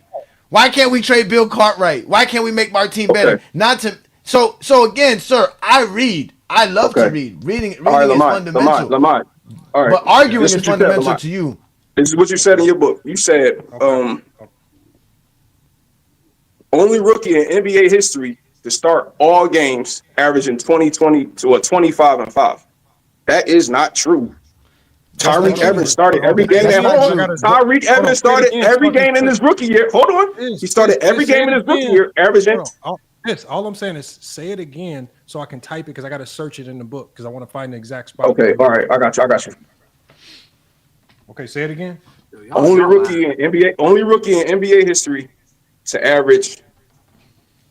Well, the only rookie in NBA, because I gotta keep flipping on other He screens. can't read. Nigga can't read. The nigga can't read. The nigga can't read. Brother. In order for me to stay, listen. I gotta keep doing that because I'm not on the app. I'm on the website of StreamYard, brother. Only rookie in NBA history. Do you have the Only rookie in copy of the NBA book? history to average 25 and 5 while starting every game. No, That's what you said right there. Nigga don't got the book. He lying. Let that man finish. Come on. Is that not If is that I cool? had a book, like, Okay, so listen, let's right? hold on. Let's listen, read it from. right, Hold on, I got it right here. Hold on, let me read it. I got the book. So we're gonna enlighten the people. So we're gonna read. So again, we preface it. Hold on. Okay, so it says right here in 2003-2004 season, LeBron James became the only rookie in NBA history to average 20. Only rookie in NBA history to average 20 points, 5 rebounds, and 5 assists per game. At just 19-year-olds, he put up 20.9 points, 5.5 rebounds, and 5.9 assists, instantly proving he can impact every aspect of the game. Can you quote the part that I have, Lamont, that I sent Let you? me Can you finish. quote the part that's from your book? No other rookie in the 2003-2004 season was able to accomplish this. However, other legends like Michael Jordan and lesser known players like Tyreek Evans have accomplished this feat. It was specifically talking about the 2003-2004 Wow. season. Wait a minute. So you found out. So wait a minute. Hold on. No. So you found out that Tyreek Evans did it because Lamont told you. You didn't even go do that own research. I'm looking from his book. Listen. I don't, Lamont. You probably looking from the digital version I got. You only rookie in NBA history. How you got a special book that nobody else? He got the Chat GPT. He got the Chat GPT version. I'm so confused right What now. I got to lie for? It's from his book. What you mean? Well, I didn't write this shit. Only rookie in NBA history to average 25 and 5 while starting every game. That's what your book say. Oh my god, bro, this guy. That's what your book say, Lamont. We gotta read this book. Am I lying, Lamont? We gotta Okay, read so there's Oh, another this section guy's about this as Hold well. on, Let me Lamont. read Hold on. So they're not looking at me like I'm stupid. Am I lying, it. Lamont? I'm just gonna read the book. I'm just gonna read the book. You answer the question yes or no. Am I lying? Yes, you are. You haven't read the book. Shut up. If I say I got a book, I'm going to the book. If I say Hold on. If I say But brother, y'all not going to make me look. But y'all not going to make me look stupid, Lamont. Yes or no? Did you not say that? What I just quoted is that not in the book? I could go show. Oh, chill, wild boy. Hold on. Because let me have this right here.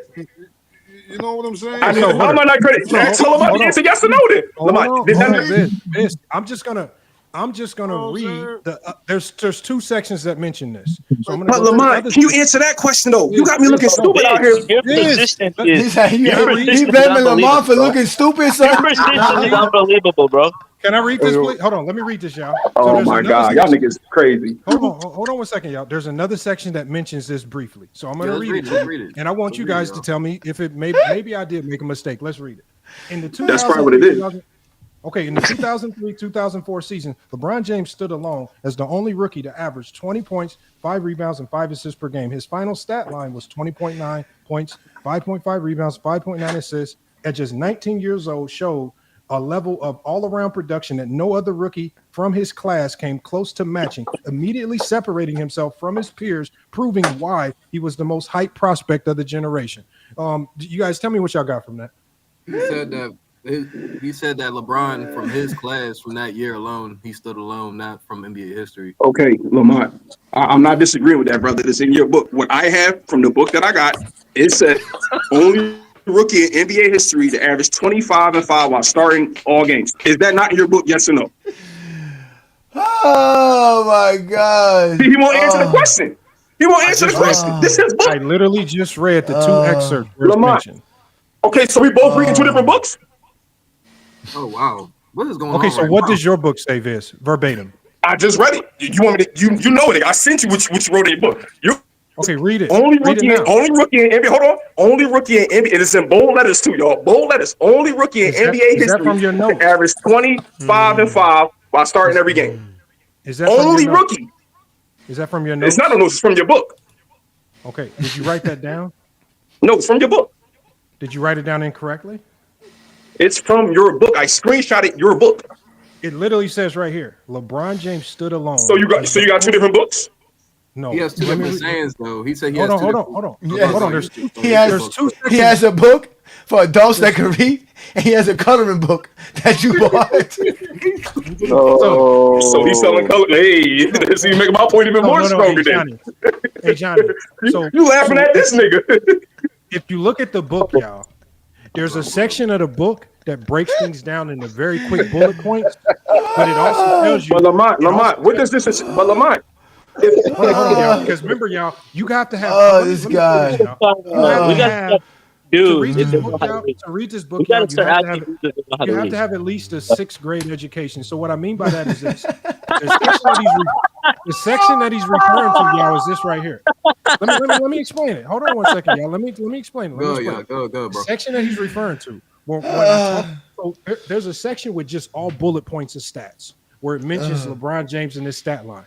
What you have to do then is next to that, it tells you where you go and correlate what those stats mean. And so when you correlate it, it literally prefaces these 2 sections and it talks about what these stats mean. So it says in index 1 in 2003, 2004, LeBron James, it was the first excerpt that I read, y'all, where it says that he was one of 3 rookies in NBA history to do it. But then in the second section, it talks about in the 2003-04 section, what I just read to you guys, how he stood alone as the only rookie in the 2003-2004 season to have that stat line. And that's what gave everybody an indication that he was going to be a great player going forward. So again, there are bullet point stats. You have to take those reference markers and go read what the book says. You don't just look at the bullet points and say the bullet points are the facts. You have to read the context behind each stat because there's a story behind each stat. So again, it's a very simple book to follow. You need a 6th grade education to follow. It's not very hard. Vis just has to stop. I compel Vis to put your email in the chat. I'll send you the hard copy. It might be easier to follow because the letters are bigger. I got you. I'm not gonna lie, bro. Wait, Viz, before you go, Viz, this shot is for you, bro. Cause No. What you drinking on, bro? What you drinking on, brother? I'm a black man. Only Hennessy going my shots, Hennessy, bro. Salute. Hey, Lamont. Show him the picture, then, Lamont, from your book. My bust script, man. This shit loud as hell, though. I'm not gonna lie. Show them, Lamont. Show him. Wait, Kurt. Exactly. Nigga capping. Nigga's captain of. Kurt, this is only crazy because we let people like Brandon Katz and Biz up. Like these I just want the truth, brother. You don't want the truth. Tell them out to show y'all. Everybody on the panel right now, you guys can read it yourself. I'm sending you. I'm definitely gonna read it, bro. Because show Lamont. Show them this is your book, Lamont. I cannot share my screen on the phone. Lying ass nigga, dog. Send it to a Johnny then. Send that screenshot to a Johnny from your book. He probably got something missed. I wouldn't say he's lying, but he probably got something missed. Like he probably misread it. So who wants to pick? Go to my video. All I gotta do is go to my channel. Go to the video. You can be honest, Kurt. Everything about your adult life tells you this nigga's a lie. This nigga's a lie. Everything that you know about life. I'm too grown, man. I'm a father. Nobody got time to lie, no grown ass, man. You know about life says, damn, this nigga really lying. Like, this is bad for him. Okay, you got any other sections? Hold on, Vis. You said there were a lot of mistakes. What's the next mistake? Lamont, you don't even want to answer this shit, Lamont, because you know you capping right now. You know on your fucking soul you bullshitting right now. You know you is. Show the screenshot then. This is your book. Show me. You scared to. What is the next mistake? He drunk? This nigga is lying to y'all. Now I'm lying. It's the Lamont, book that so you don't got that in your book, Lamont? But I just quoted. Oh my God. Lamont, this is your book, Lamont. It's not. I didn't write this shit. You wrote it. You said the only player in bold letters. It's in bold letters. You sitting over here capping. Yes. Hey, look, I'm gonna let y'all know. Wait, before we go with Lamont, we're gonna keep promoting your book, Lamont. Just give me a second. Listen, guys. No, I want to move on. No, won't let it go. No, we're gonna keep promoting your book because we really got nothing else to talk about. I do have the book. I just wanna let Goat James Kingdom members like Juan Boy and Olo know, guys who are Goat James Kingdom. Listen, when we start doing the play-by-plays, people like Vis and Brandon Katz will not be coming up here. We're gonna have real basketball talk. Just give it. I don't mind talking real basketball. No, you can't talk basketball. You can't even read, nigga. Y'all push lies. Stop pushing lies, then, nigga. Come on, man. All y'all do is push lies all day and hate on niggas. Damn, these niggas be lying, bro. You can't count, can't read. Hey, Kurt. See, Kurt, you didn't come from my era. See, there was a point in time in my era, right? I don't know if this happened when y'all was born in the 2000s. Can't read. Niggas grown men. Listen, In my era, there was a class of students that went to lunch before everybody else. They went to PE before everybody else. They got released 15 minutes earlier before everybody else. Okay, Vince was one of those students because because you cannot have them with normal individuals. Imagine the lunchroom with 20 Visses. Your lunchroom would never be organized. You would never get lunch. Imagine your PE with 20 Visses. Imagine school starting and everybody got to get to class and there's 20 Visses running through the hallways.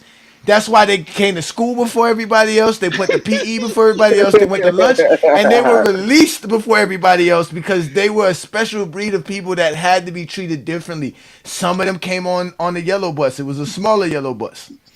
But at the end of the day, when they all got a high school diploma at the end, there was no badge that was handed to us to let us know and identify these people in the real world until you show up on Go James Kingdom.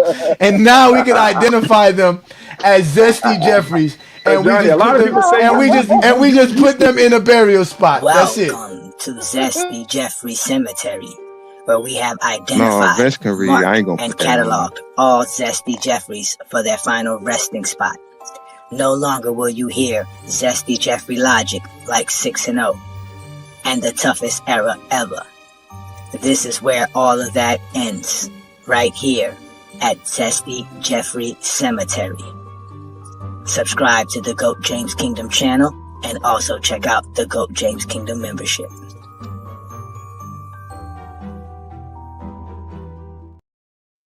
I got one more thing, Lamont. You asked one more question. I'm gonna get out of here. So this is quote from your book. Quote word for word from his book, y'all. Okay, let's go. This chapter isn't just a background. What chapter is it? It helped me get there faster.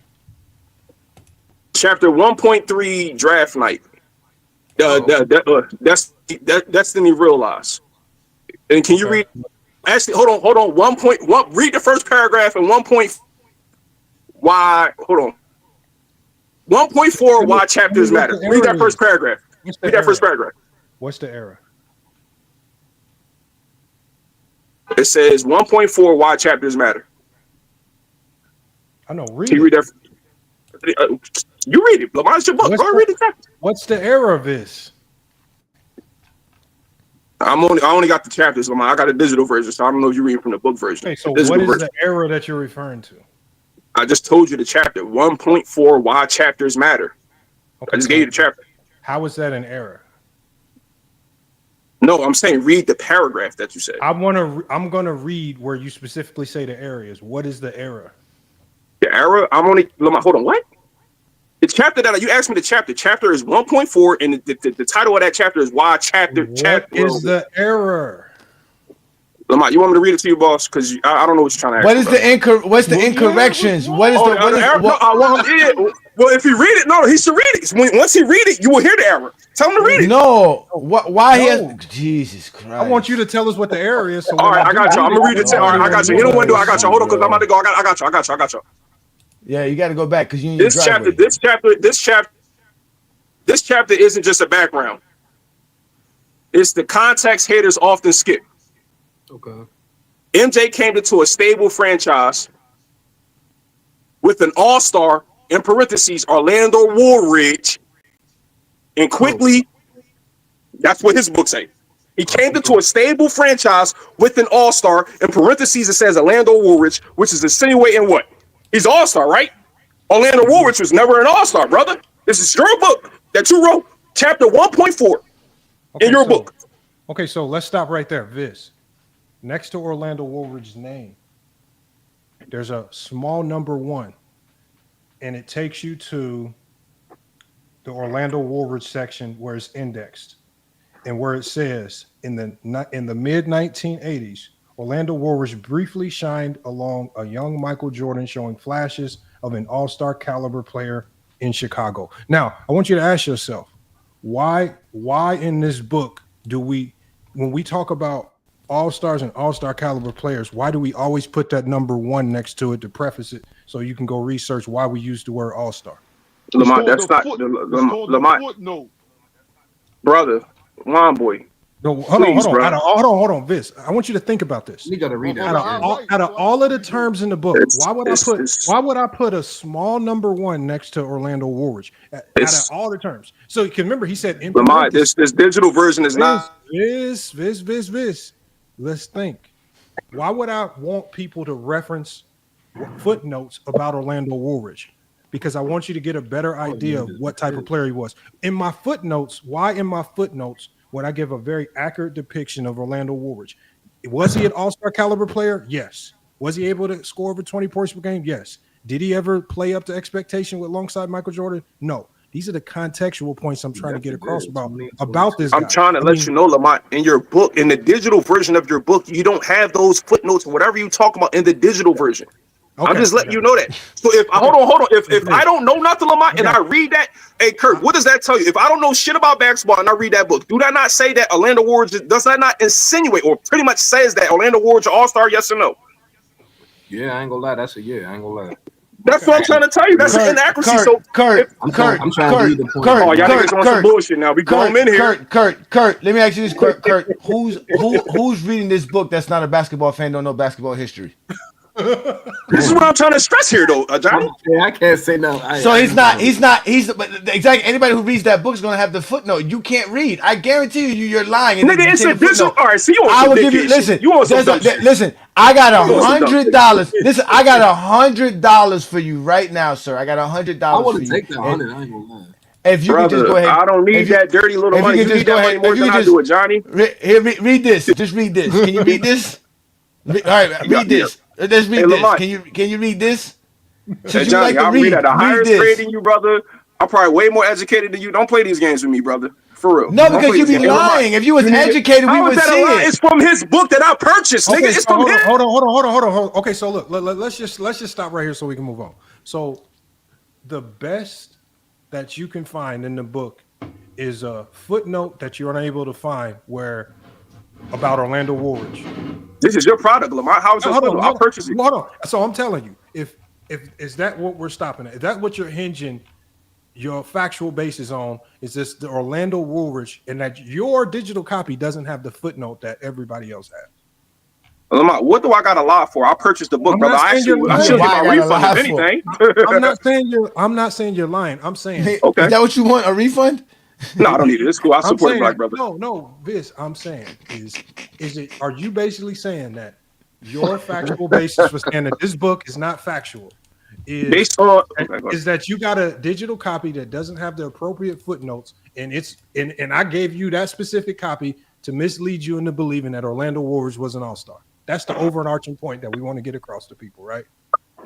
Based on what I know from your channel and how what I think about y'all, how y'all kind of shade, it doesn't give off the right impression. Now, this is in your book. This is your book. And also, hold on. Let's just side with this. Hold on, just for the sake of argument, Viz. You say Atlanta Wars an all-star. He said right impression. For the sake of the argument, y'all, let's just say you're right. What does that mean? What is in the overarching context of the book about Orlando Woolridge? What does this mean? Like, how does it impact? Yeah. How does it impact? Lamont, this is your product, Lamont. Hold on. Viz. Let me ask you a very cool question. This oversight on the footnote. No, we don't. Oversight on the footnote about Orlando Woolridge. How does it trick anybody into believing that LeBron is now the GOAT? You have a lot of other inaccuracies in the book, at least the digital version. This is your product. I'm reading from Orlando. I'm just talking about the Orlando Woolridge. Well, you have the other one. You refuse to address the other one, Lamont. Which other one? What other one? I addressed them all. The one where you got in bold letters. LeBron is the only guy to play every game, averaging 25 and 5 as a rookie. I just read it. Lamont, okay, I'm telling you from your digital version of the book, then you need to fix this shit. Because if somebody buying it, nobody really buying hardbacks no more. So if somebody buys a digital version of the book, you have a lot of mistakes. The beauty of this, hey Johnny, here's the beauty. Only 7 people have bought the digital copy. I've sold 462 papers, and I've sold 193 hard copies. So the best thing, the beauty of this is only 7 of y'all got this so-called misinformation. You know what? If this is your product, though.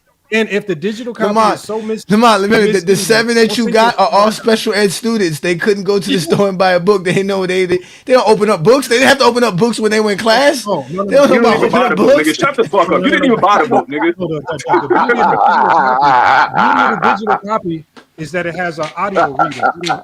Amazon will read the book to you. Like this, y'all. Come on, yo. I'm just saying, Lamont. You. This is your product, dog. Oh God, This is your product, brother. bro. Can you read that page one more time? Hey, About the I mean, y'all can say what y'all want. This is from his book, y'all. So y'all can say I don't know nothing. This is from his book. Y'all get the digital copy. Y'all will see exactly what I see in this book. Chapter 1.4. He says Orlando Warriors. In another chapter, what's the name of that chapter? What's the name of that chapter? What's the name of that chapter? What's the name of that chapter? Buy the book and you Lamont read Lies? it yourself, nigga. Is it called Lamont Lies in chapter 1.4? I'm not calling the man a liar. I'm just saying he got a lot of inaccuracies of his book. If you want to push up a great product, as a consumer, in the footnotes about Orlando Warriors, just so people are making. You already bought the book and give a fuck about you. You ain't gonna get a refund. I know you have to. I don't care about a refund. I don't care about a refund. Oh, see what's funny. This nigga, y'all laughing at this nigga book. We laughing at your dumb ass, man. What's dope for me reading from his book? The nigga sold 1,000 books, nigga. What you talking about?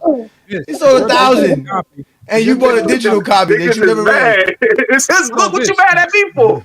Hold on, Vish. Does your digital copy have footnotes? Yes or no? Lamont, I read you verbatim everything. So if you don't hear no footnote, then no, it does not, Lamont. Okay, so Vish, the digital copy does have footnotes. Okay, so I want you to pull up the book and I want you to go to the footnote on Orlando Warriors. Lamont, I read the chapter that I read, Lamont. The screenshot, I would have to go back in the book, leave out this joint to go back in the book. I just got the screenshots of the stuff I wanted to pinpoint the inaccuracies. If you want me to do that, I can do. So why do people use footnotes in books?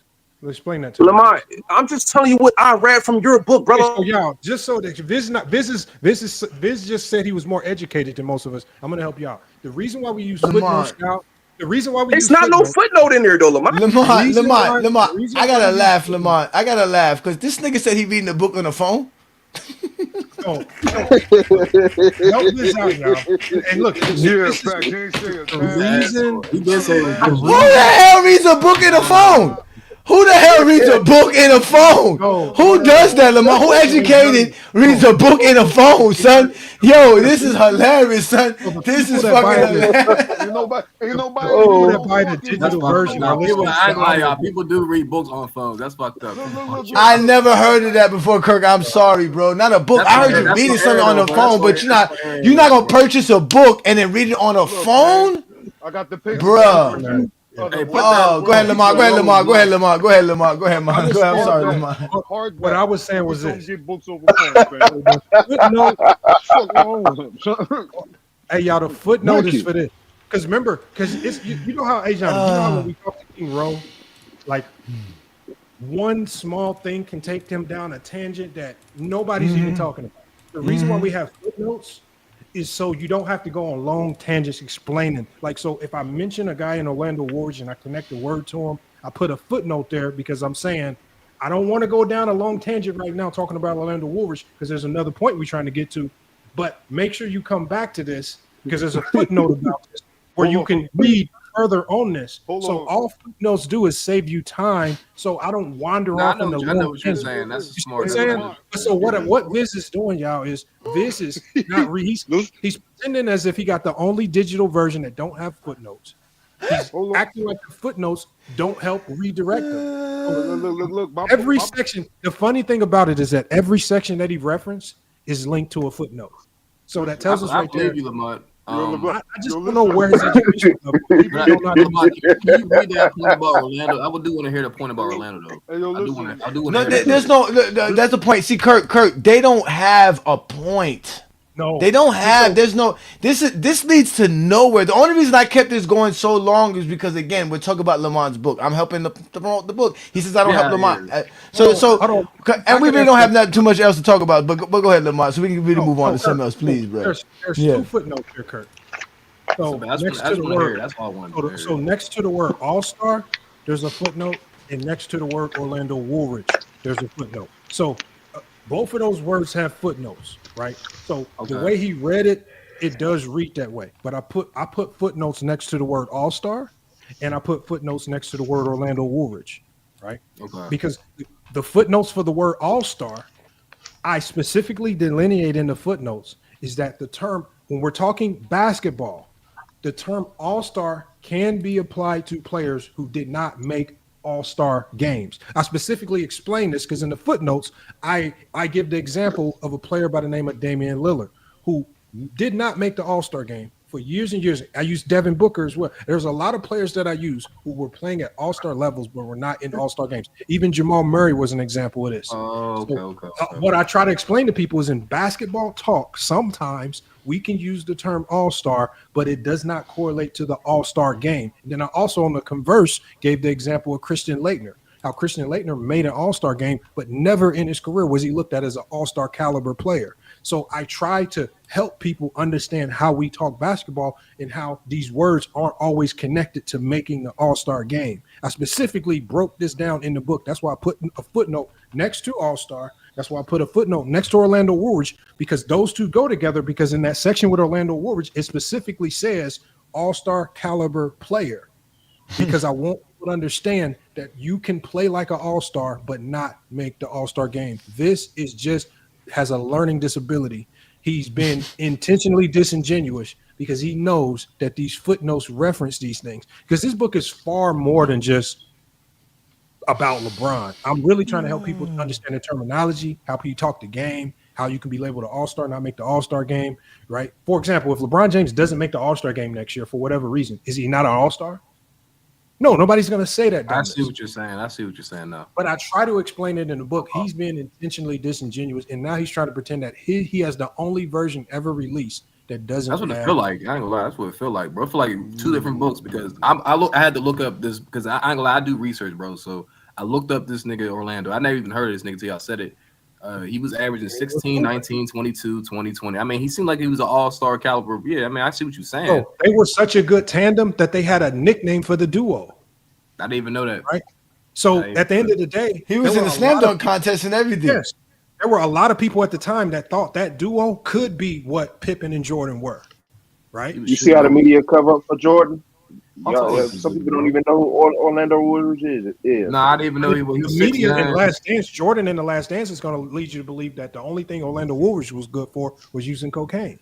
That's the only thing that Jordan, like if you just listen to The Last Dance, they're not going to tell you how good he was. They're just going to lead you. They didn't even mention George Gervin, Lamont. I didn't even know about no. But I will say this though, Lamont. Though it does. I will say this about NBA teams. I'm not saying he didn't play with a good player, but I know it takes. I know it takes more than just one player for you to assess. No, it I'm does. just saying that's just me. I'm talking about like a really really good player. I feel like what I'm seeing. I even watch films. Y'all know more than me. I'm just saying. I feel like it takes more than that. But that's a good point. He got swept by Bird and everything like that. But I'm just listening to you. I'm trying to get some. No, but see, even my book talks about that. When we talk about Jordan and his losses to the Celtics, it's just to show people Jordan lost too.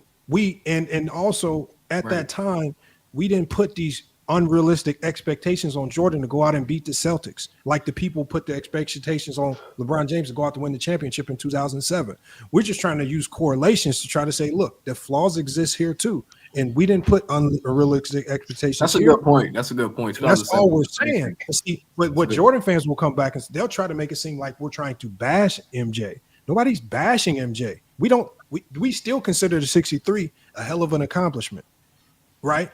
Of course. To us, we're real basketball fans. But to these haters, they look at LeBron James and they take all the great performances of 2007 and throw it in the garbage can just because he lost in the finals. I'm not even gonna lie to you. No one had LeBron winning that finals, but that's why I keep trying to tell niggas. I don't think anyone had. If you allow the Jordan fans to tell you, the Cleveland was the favorite. Oh, they're delusional. No, like, I keep trying to tell the 07 finals, LeBron got there too early. He got there too early to me.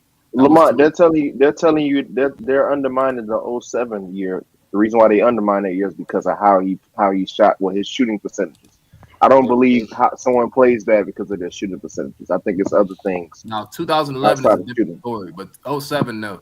2011 two different. No, I'm saying that's why people undermine that year. That's why people don't. They say I don't care about him going to the finals. He still played bad in that series.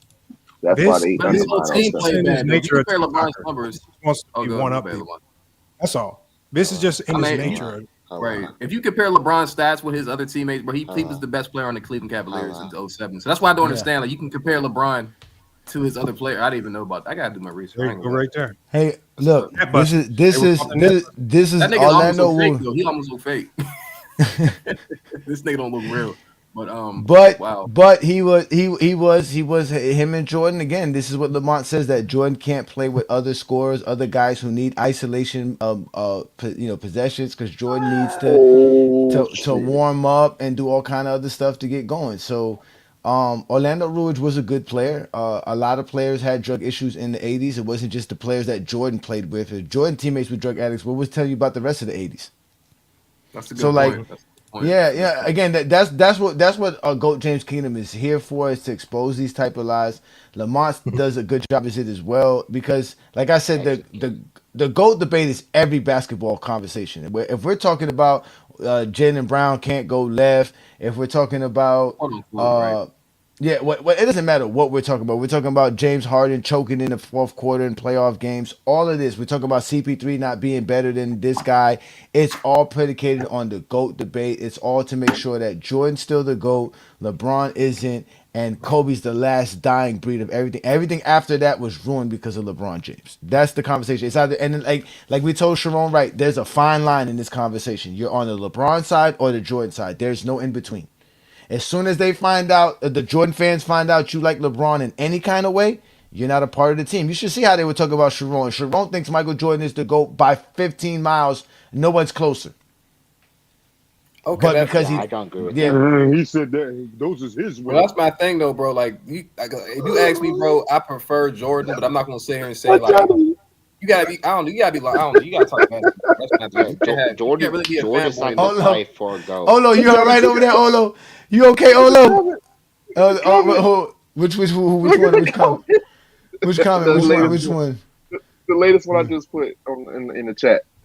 Okay, let me see here. Wow, oh my God, You know what's crazy though? If y'all want to be honest though, bro, you cannot be a fanboy and talk GOAT debate. That's how I feel about this, man. Yes, you cannot be I a agree. fanboy and talk, and you cannot talk basketball. You cannot talk logically basketball if you're a fanboy. Yeah, it's perfect out the window, bro.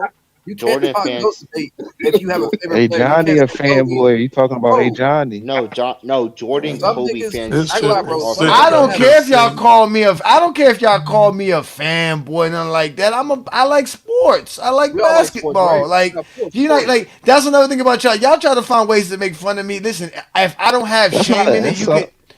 Exactly. That's all sports. Exactly. I think That's all. LeBron James, you can call me the biggest LeBron sexual on social media. That's fine. I guarantee you know Zesty Jeffrey wants to have a conversation, man. I don't care what you niggas think. Y'all forget, again, it's called FYF, which means fuck your feelings. However you feel really don't matter to Lamont. That's what FYF stands for. And here in Go James Kingdom, we have FYO. Fuck your opinions. We really don't give a fuck how you think. We really don't. Y'all really think your opinions and your thought process really matters. It really doesn't. What matters is how much you can actually register facts. And we know for a fact, Zesty Jeffries cannot register facts. Zesty Beans cannot register facts. You guys live in a fantasy world. You guys make shit up. Like Muppet Babies. The whole Muppet Babies show was predicated on a bunch of Muppets that used to imagine shit. They used to open up a closet door and they would be in fucking Jurassic Park. You motherfuckers turn on your phones. You motherfuckers turn on your phones and now you all of a sudden in 1996. I don't know how the fuck this happens. I love speaking of the Muppets, this would be Fozzie. Hey, bro, Mother Baby do that shit, bro. I used to watch that shit.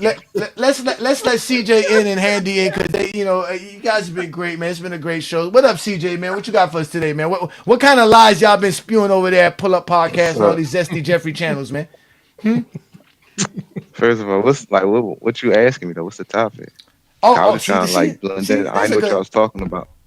Did you know? No. Did you know that Lamar and I were doing TikTok lives and we interviewed an ex former player from the '90s and he gave us all kind of tidbits about the '90s. Even your boy Kobe Bryant. Are you serious? Yeah. What? Y'all gotta talk about Kobe Bryant too. What he said about Kobe. I got. Oh, he talked. Okay, y'all know the famous story that Vernon Maxwell says about Kobe coming to the Philadelphia 76ers practice, right? You ever heard that Yes. story? Yes. Yeah. Okay. Yeah. I Well, heard that. he told us the same story, and he basically broke it down on how the coach John Lucas went to go to a high school game, and he watched Kobe play. He didn't know who Kobe was, but he was telling the guys about the team about it, and he was like, "I think I can bring him into practice." So he brought Kobe into practice as part of the what's the scout team practice team, and he said Kobe bust all they ass at 17 years old, just like That's crazy. that's just like Vernon Maxwell said the same thing. He gave the same story. He said Kobe came in that practice and was busting their ass, and they knew then that Kobe was ready for the league. Like Kobe was ready. He's like Kobe came in like, I'm about to bust y'all ass. I'm about to give y'all the work, and he did. Yo, that's crazy. That's that. Oh wow. That is the truth. That is the truth. He says he knows Kobe very well, because I guess his father is very close associated with the Sixers and in general in Philadelphia. So he mentioned that about Kobe. He said he remembered that specifically. He was at that practice. That's crazy. I never knew that, bro. Yeah, yeah. So he gave us a bunch of stuff. We asked him about longevity. We asked him about like stat padding. We asked him about hand checking, illegal defense. He gave us a story about how he said that he said he legitimately spent an entire game. His whole strategy was that Dennis Rodman was not going to get one rebound on him. Dennis Rodman ended up getting 18 rebounds or something like that on him by the end of the game. And he said he spent the whole game. He said he front guarded Dennis Rodman the whole game. He said that Michael Jordan could have went to the free throw line and dunked all day long. He didn't care. He said Dennis Rodman was not going to get one rebound on him, and Dennis Rodman ended up with 18 rebounds in that game. That's how great Dennis Rodman was. Yeah, that's what he was telling us. He was explaining how great. He said Dennis Rodman used to go out drinking and partying with Carmen Electra, show up to the games the next day in high heels well before anybody else, ride the bike for hours, then get in the game, bust your ass for 20, 15, 20 rebounds, get back on a or whatever, get back on a car and go back partying that same night. That sounds like some Michael Jordan shit. Yeah, because they got scrubs. They were all scared of Mike. They were, they were steel workers. They weren't basketball players. They were steel workers, I'm man. not gonna call that, but Nah, I'm just fucking around. That CJ shit was probably funny got something though. to say. CJ probably got something to say. Yeah, CJ, what you got to say about that, CJ?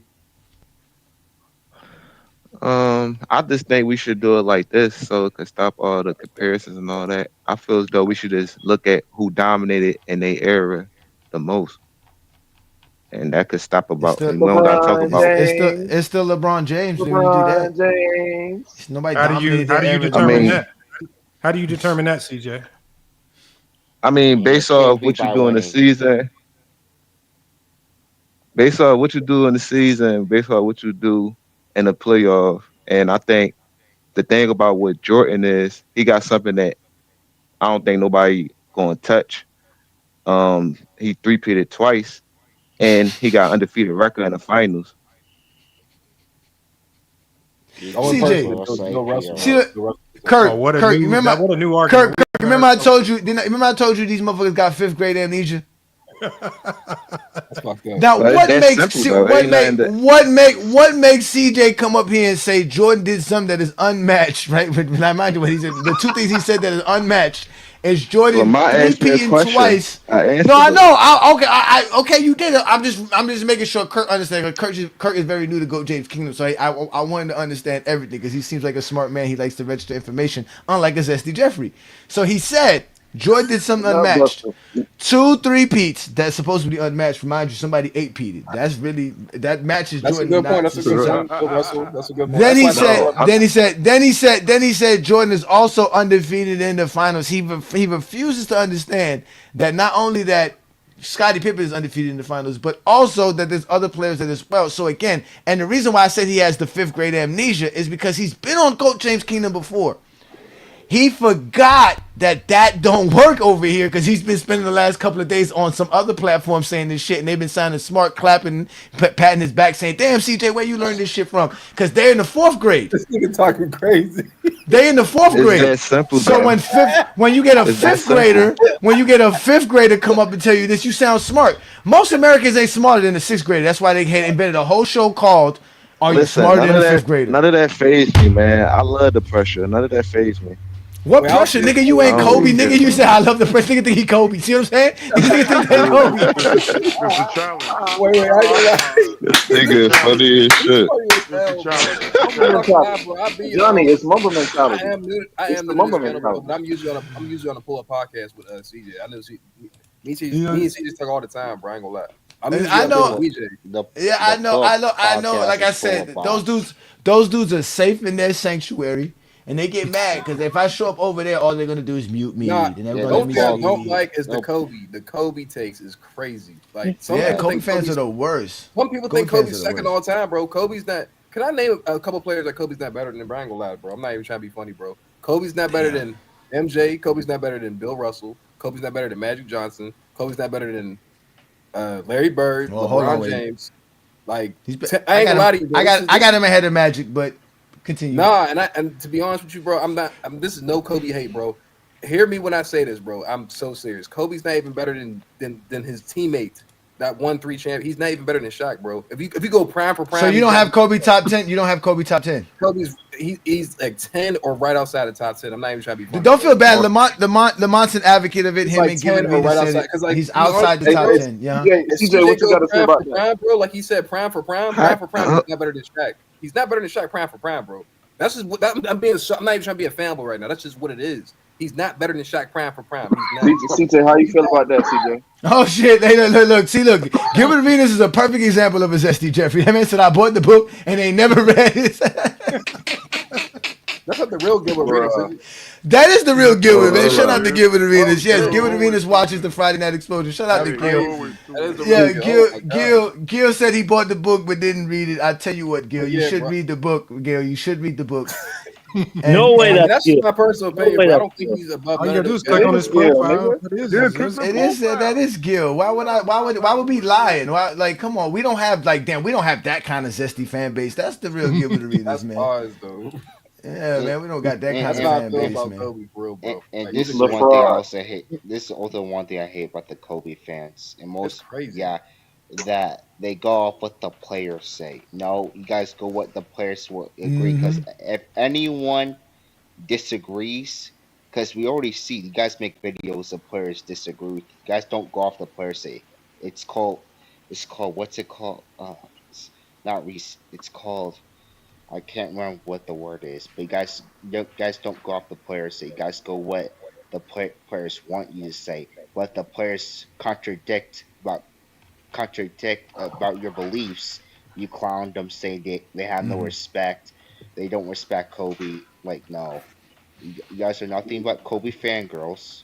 I'm gonna keep calling you that because every Zesty time, beans, baby. Zesty beans. If you don't got Kobe in the top 5, man, you can't have a conversation with me. That's not true. Let That's I not don't know Scott why finish, Kobe get man. disrespected, Let bro. Scott finish. Let Scott finish because when I he reads Lamont's book, he'll be able to read the footnotes, unlike Viz. Go ahead, Scott. I got Kobe number 4. So I got There you go. Take that, CJ. See, look Hold at the on, argument. CJ. Hold on. He Can we do the Can we test talk with about CJ? the John? Is he really number? Hold on. He's not number Can we do the 4, test bro. with CJ?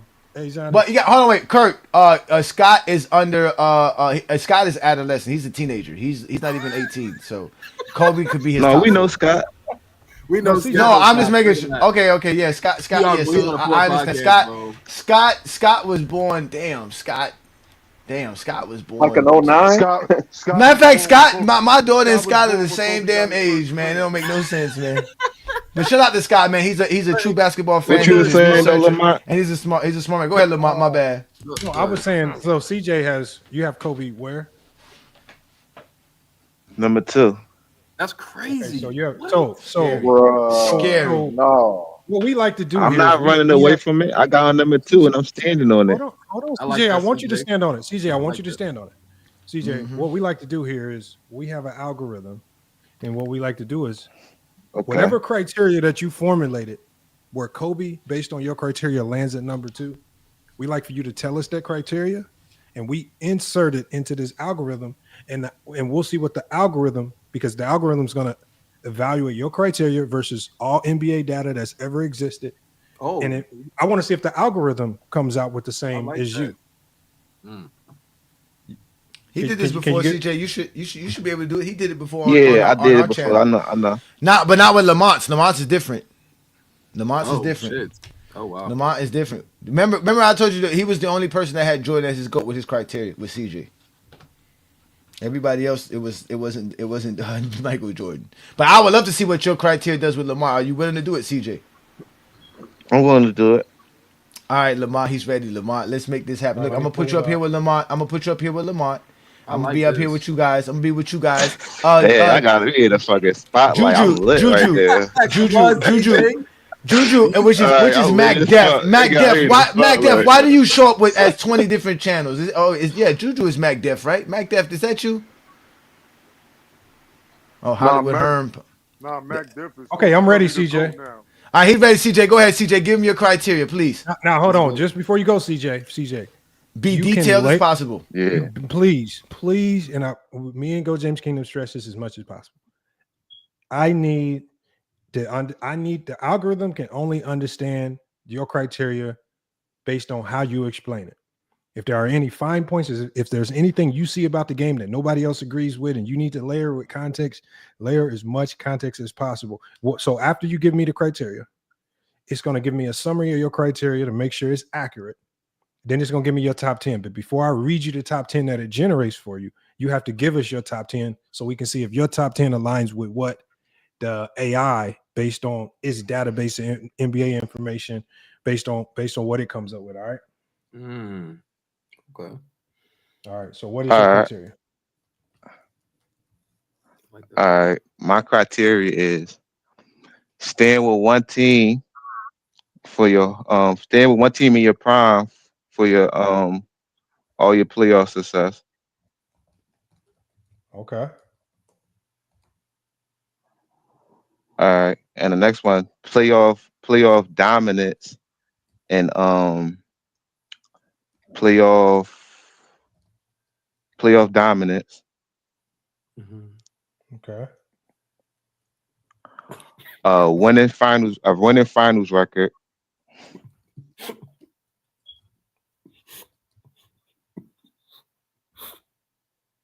Do you want to weigh any of these categories? Does any category mean more than the other?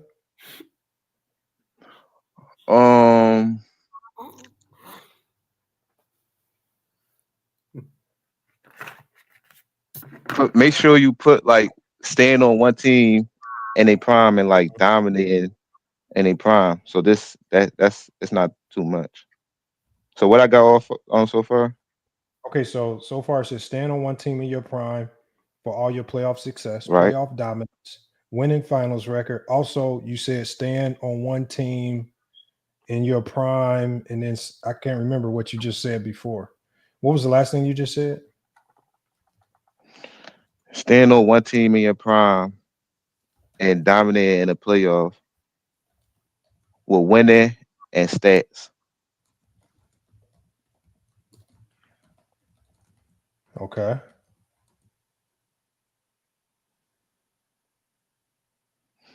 All right. I mean, this is for and my this is for next, the NBA top 10 in NBA history. yeah. And Okay. my next one is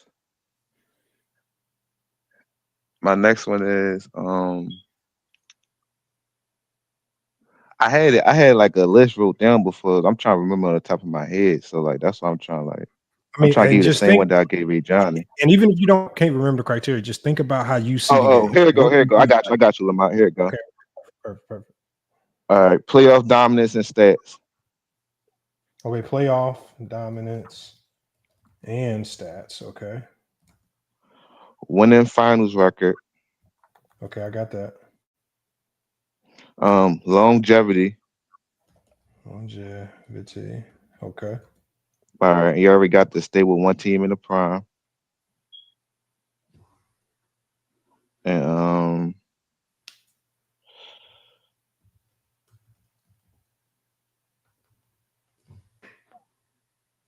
your teammate, the amount the help winning with less, like the amount the help you had. Does it help or hurt you? Like the amount of teammates help you had, and So more help is a negative, correct? Yeah. Okay, so the amount of help you have, the more great players around you, the worse. Okay. What else you got? And my this I probably got two more in my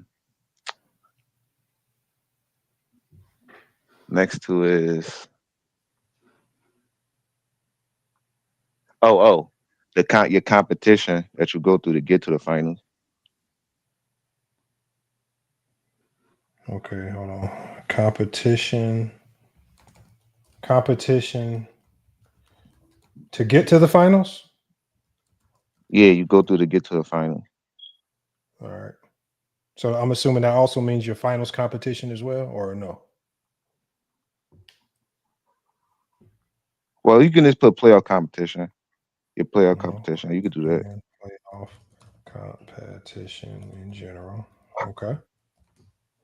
And top and like the amount of your like defense you play, like the tougher who played the tougher defense in the playoff.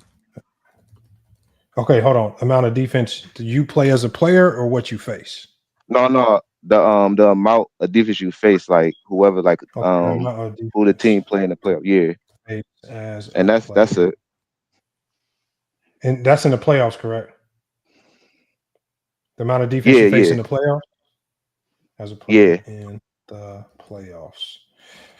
Okay, this is Sunday. Okay. We rocking with it. So I'm gonna give you the summary of the criteria first. All right.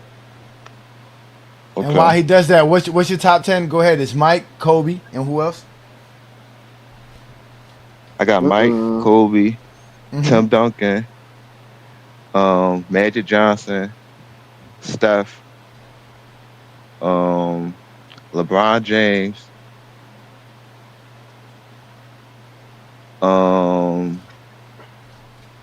Kareem, Larry Bird, and that's 8. Yeah, that's 8. You need 2 more. That's 8. Give me 2 more, Scott. So I know. Jerry West and Hakeem. You still didn't say Shaq. You still didn't say Shaq and Hakeem. Let me get. Hold on. I'm about to get. Okay, my bad. You asked us to give you suggestions. That's why. My bad. Go ahead. My bad. No, I was just playing with Scott. Hakeem and Shaq. Damn. Yeah, because Scott be cooking y'all. I be seeing Scott on other platforms cooking y'all. I know. It's 1v5. I cook them all to death. Talking about 1v1 Herm, you got to chill with that, man. Listen, I can get my 20v1 if the Zesty Jeffries is willing to give it to me, but they not ready for me, man. Hey, so is he ready? I want the 20v1 too. He's ready. He gave us his top 10 tomorrow. Okay. So I don't want Lamont to rig it, man. I'm not rigging. No. As soon as I'm done, he can put it on the screen. He can share the screen. Lamont knows how to do that. I can't because I'm on my phone. But I'm a screenshot it just like I did last time when I pulled Old Boy, so that way you can see it's all accurate. So I'm going to read you your criteria first. Johnny, you lose your temperature. All right. So your criteria, just so we make sure, and if there's anything you want to change, let me know now. Team. Okay. Herm, hold on 1 second, Herm, so we can. Team loyalty in prime. Did they stay with one team during their peak playoff success? Playoff dominance and stats. Did their numbers and performance rise under playoff pressure? Finals record, winning percentage, and ability to close championships. Longevity, length of prime, and ability to remain elite. Help factor. A winning finals record. You got that? A winning finals record? That's what it says. It says finals record, winning percentage, and ability to close championships. That's how I summarized it. All right. So it says winning percentage. Longevity, length of prime, and ability to remain elite. Help factor. More great teammates equal slight demerit. Competition quality. How tough was the road to the finals? And then defensive attention. How much playoff defenses schemed to stop them? Perfect. Okay. At number 10, you have now. Before I do this, if there's any players where you want me to read the context as to where they fall, I'll read it, and then after I give you the top 10, if you have any questions, you can ask. You can literally ask, okay, why did this player fall in this spot based on my criteria? All right. Okay. So, at number 10, it gives you Tim Duncan. At number 9, Larry Bird. Hmm. Now, for this next player, because I know that you will disagree, I'm going to read the context to help. It gives you Michael Jordan at number 8. It says Michael Jordan at number. So the reason why it has Michael Jordan number 8, it says, hold on, let me read it. It says 6-0 finals record, 6 finals MVPs. It says prime team loyalty. Oh, I forgot something. Damn. My fault, Lamar. Can you redo that, John? I forgot to put after the merger. Read it. We'll redo it later. It says playoff dominance. It gives them that. It says faced elite defenses. Often seeing triple teams. Help factor. But here's the help factor. The help factor hurt Jordan. It says help factor. Has Scotty, all NBA, all defensive player, Horace Grant, then Dennis Rodman, and Phil Jackson's system boosted success. It says longevity issue. It says retired twice during prime, giving him only 13 prime years. In this system, penalized for shorter prime versus others, never carrying weak rosters deep like LeBron or Wilt did, having stronger supporting cast during title runs. And it says he does have an unmatched peak dominance, but number 8, due to the criteria weighing longevity and health. At number 7, and I'll read this one for you as well. It has Kobe Bryant at number 7. I'll read it. I'll read why. Hold on, let me read it, y'all. Damn. It says Kobe Bryant, 5-time champion, 5-2 finals record, one team loyalty, 20 years with the Lakers. But it says playoff killer, 30 points per game, in multiple years, legendary clutch moments. It says he faced brutal defenses, so he did face, but it says help factor hurts him. It says help factor. Shaq, you had Shaquille O'Neal, the most dominant player in NBA history for early titles. Longevity, elite for 15 plus years.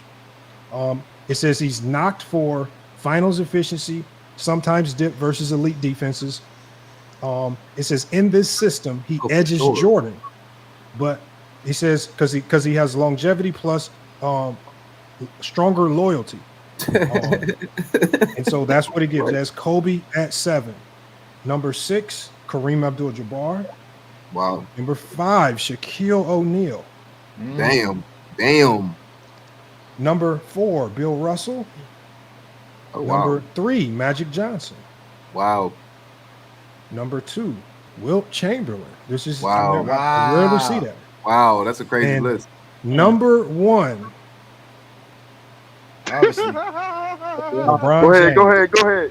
I'll read it. But that's not a real. Hold on. Let me read it, y'all. Let me read it. It says 4 titles, 10 finals appearances. It says he's the longevity king, 22 years elite with no real decline, playoff dominance, all-time leader in points, second in assists, top 10 in rebounds. Because your criteria did heavily focus on the playoffs. It says face historically stacked teams, because you talk about the teams he played against. It said historically stacked teams in the Warriors dynasty and the Spurs. It says help factor. It says he gets a check mark for help factor because he carried weaker rosters, 2007 and 2018 Cavs, deeper than anyone else. And it says longevity plus playoff dominance versus elite defenses equals clear number 1 by this system. That's the system that he built. That's the system that CJ built, though, right? Lamar, can I give we're gonna let. Yeah, we're gonna if Lamar, you got time, if we want to, we can. This is great. This is one of the best things ever. So CJ, you said there was something you forgot in your criteria. We're gonna allow you to go ahead and alter it because we can see your boy. First of all, Kobe's better than Mike, which you should already agree to. I don't know why you don't have Kobe ahead of Mike in the first place. I know you do, but it's fine. But let's let you make your alterations. Let's let you make your alterations to your criteria, and let's see if this helps you feel better about tonight, because you're gonna have a nightmare after tonight. So go ahead, Lamont. Take his alteration. Take his alteration. You gotta stay with one team. You can't switch your team. Oh, Jordan's gonna get knocked off too. Jordan played for the Wizards. Huh? Hey, that's not gonna help Jordan. You gotta stay with one. You gotta stay with one team in your prime. You can't switch your team. Oh, look at her comment, Johnny. Look at her comment. I mean, but how is Kobe better than MJ? How many you trying to find? So you heard that, Lamont? Add. You can't change team in your prime, Lamont. Add that and see what happens. Okay, let's see. So you said we're gonna add in. Okay, so we add in you. You have to stay with one team. That's your criteria.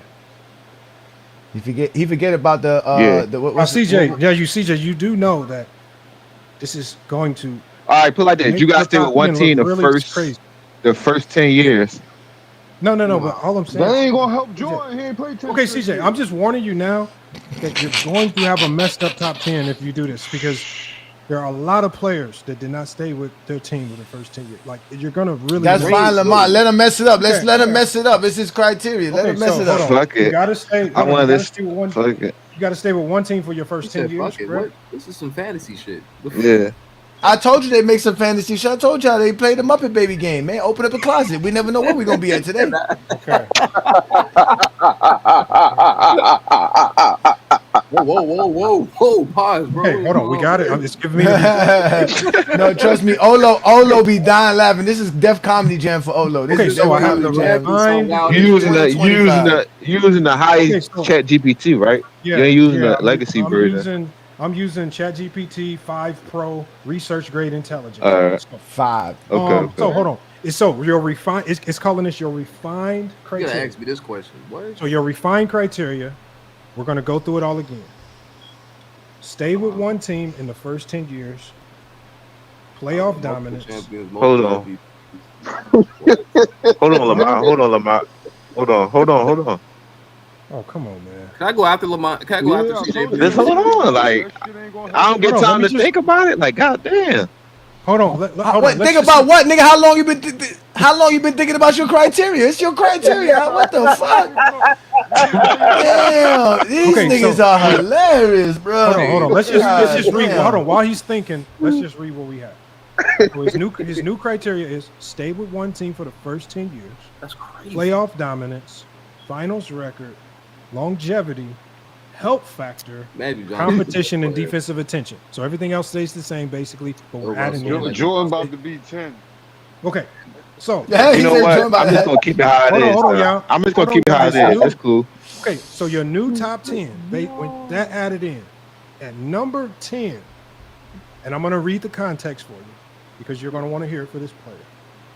At number 10, Kobe Bryant has now dropped to 10. Oh my God! As he should be. I'll read why. It says 20 years with the Lakers, but not full loyalty. In 2007, he demanded a trade. Yes, openly thank you. feuding with management. Thank you, bro. Thank you for saying that. It says 5 rings. I see with that you gotta add 4 contests with ChatGPT. That's why I see what it is. You gotta add we told you that. We told you be detailed as fuck. Yeah. Let me read. Yeah, I'm sorry, my bad. Saul came right, and then he went. Hold on, Kirk. 5 rings, 2 as the clear leader, legendary playoff run, constantly faced elite defenses, as we mentioned before. That's facts. He is now knocked for trade demands, breaking one team loyalty standard, needed Shaq to win his first 3 titles, finals efficiency dips versus elite defenses. So that's where Kobe now, with the new added criteria, he falls to 10. Number 9, I'll also read this criteria. You now have Michael Jordan at 9. Damn. Michael Jordan, 13 years with the Chicago Bulls, 6-0 finals record, playoff averages 33.4 points per game, face defenses built entirely to stop him. They give him credit there, but he is now knocked for retiring twice, not full loyalty to through his prime. It also has a bullet point here for the Washington Wizards as a slight marker against him. It says right here, it says he needed Pippen, Grant, Rodman, and Phil Jackson for win titles. Of course he did. It's a team. It says his career prime is shorter than Kareem, LeBron, Duncan, etc. It says perfect peak, but this system penalizes shorter prime and roster help. This lands Michael Jordan at number 9. At number 8, you have Larry Bird. 7 is Tim Duncan, so it helped Tim Duncan. Right. Shaquille O'Neal is 6. Kareem is 5. Bill Russell at 4. Magic is at 3. Wilt is at 2. And your number 1 is now LeBron James. LeBron James. I'll read it. I ain't gonna lie. You gotta. I gotta do this after CJ.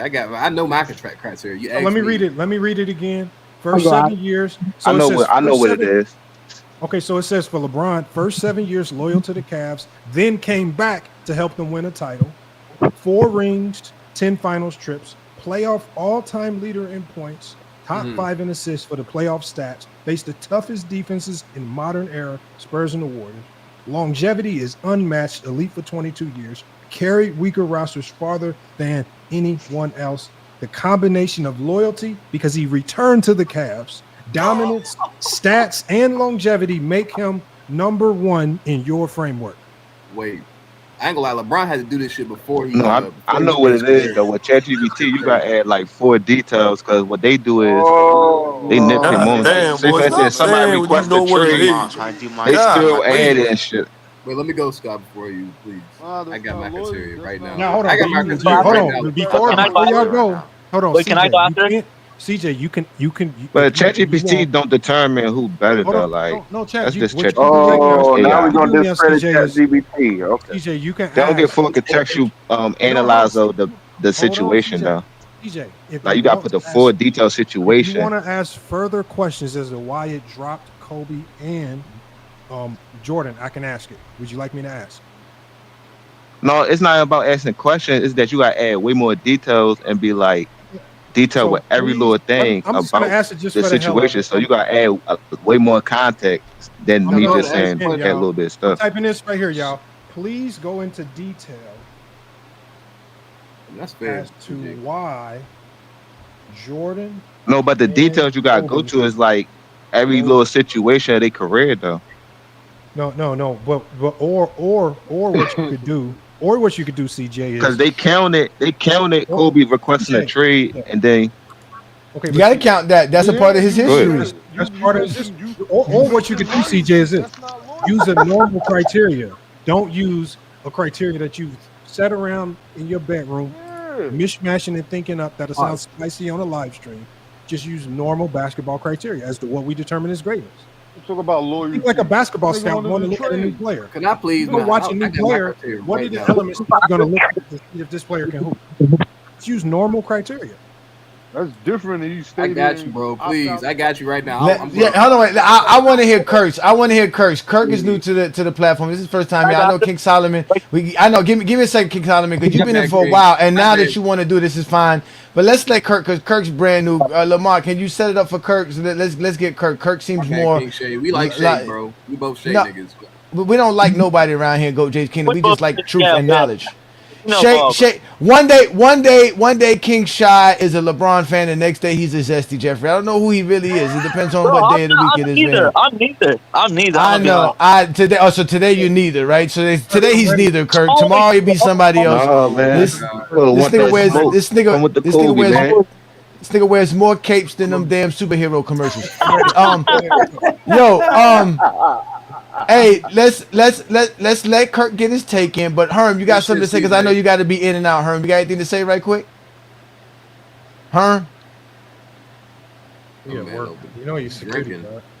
Yeah, I know. Herm. No, I'm chilling. I'm chilling. Okay, all right, so chill. All right, so we having some fun. We're gonna let everybody go. After this is gonna be King Solomon, and we'll let Scott get in because Good shit, Lamont CJ. loves I doing got this. you, CJ. All this does is help Lamont's algorithm. No, That's all it does. That's all it does. It just help his algorithm. So go ahead, I see Lamont. how Correct, Kirk. ChatGPT worked. All right, now See remember how how it it works. works. All right, Kirk. Listen, you have to be specific. You have to be detailed and direct. Do not expect the algorithm to have the same logic you possess. So you must tell it how you want it to judge every particular category you have. So be specific. Don't be shy. We hear Lamont could type. He's not a Zesty Jeffrey. He actually can read and write. So he'll type it exactly how you say it. So go ahead, brother. Okay. So definitely, I'm gonna say multiple MVPs, multiple championships, multiple titles. Okay. Yes. I want to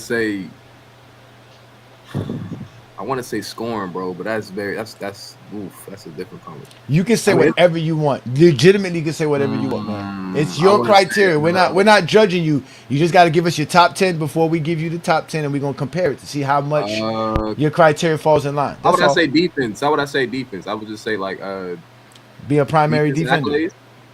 Okay, defensive accolades. Okay. Defensive accolades. Want to say, can I say like record breakers or something like that, or You can put holds the most records. Yeah, holds the most Milestone. records. Yeah, Okay, put that holds there. the most record. Okay. Holds the most records. Okay. I'm just trying to think about define his greatness. I want to say longevity. I don't want to say that. You said you had everything. You just told us you had everything. Can I say like dominant in the 7 or 8 year stretch? Can I say that? Okay, a dominant 8-year peak or prime. Okay. Yeah, I'm gonna say 7-year peak or at least 7 years, or at least 7 years, or limited to 7 years. Remember, I'm trying to think of the players I have, and I'm like, that's gonna like kind of exclude. Oh, fuck. That's the Harper. So y'all be creating top 10s without a criteria. Don't even put that in there. Don't put the. Okay, so take that out. Okay. Yeah, because I ain't gonna lie, that's gonna fuck. I thought you said you had this all warped up. Exactly. I thought that we could have let King Shy in for this.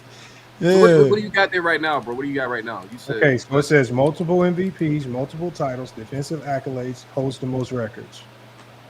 How would I say scoring, man? Damn. Scoring. Elite scorer. Just like I say, elite scorer. If you value scoring, that's fine. It'll you're telling it that I value scoring, and it'll value scoring for you. That's all it will do. Just all.